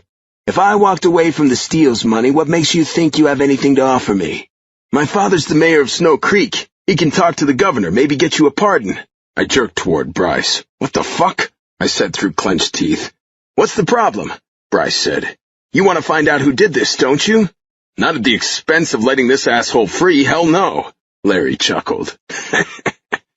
"I can guarantee you one thing, son. Your father won't do shit for me." "How can you say that? He appointed you as a city attorney when you needed a job." "There were special circumstances there." "Like what?" Bryce asked. "Confidential special circumstances." "Just as well," I interjected. "Because, Bryce, we're not letting this asshole out. I don't care if the president himself wants to pardon him. I will not let it fucking happen. Absolutely not." "Calm down, Joe," Bryce said. "I didn't know you would freak out this way. This scumbag molested my brother. This scumbag molested and killed your cousin." Larry started to speak, but I silenced him with a gesture. How could you possibly think I would be okay with getting him pardoned? Not only does he deserve to be in prison for life, but also, what if he got a pardon and then he got out and molested another kid? Maybe your kid. Bryce went pale. Okay, it was just a thought. My father probably wouldn't do it anyway. That's for damn sure, Larry said. Just what in the hell do you have against my father? Bryce demanded. He's been the mayor for over 10 years. Before that, he was a prominent attorney in Snow Creek. I had to bite my tongue not to say anything. If I'd been alone with Larry, I would have said straight out that I thought Tom Simpson was the third abductor. Of course, Jade had asked him straight out if Nico Costas was one, and he had given her a poker face, so he would undoubtedly do the same. Time to give it a test. I have a name, Uncle. Was one of the men Nico Costas? No, he said. One of his eyebrows rose just a bit. Was that a tell? Just tell us, Bryce pleaded. It may be worth your while. You'll get a lighter sentence, and Joe has already offered you money for a lawyer. Larry looked intently at Bryce. Why is it so important for you to learn the truth? Because Luke Walker was my cousin. Because Talon is Joe's brother. Because I have a son of my own now, and I would die inside if anything like this ever happened to him. So I want to know the truth. I want to know who those fuckers are so we can get them off the street and they'll never again hurt innocent children like my son. Larry looked at Bryce, his face stern. Look, I've got nothing against you, kid. Kid? I'm 38, Bryce said. To me, you're a kid. Larry coughed. I'm not going to tell you who they are. Bryce stood. Then Joe and I will find them on our own. Still facing Bryce, Larry curled his lips into a sleazy half-smile, his blue eyes creeping eerily toward me while his head stayed still. Keep looking if you want to, kid, but let me give you a piece of advice. The truth is overrated. Once you open the door to that dark room, getting out is damn near impossible. Jonah and Melanie's story continues in Burn, coming soon.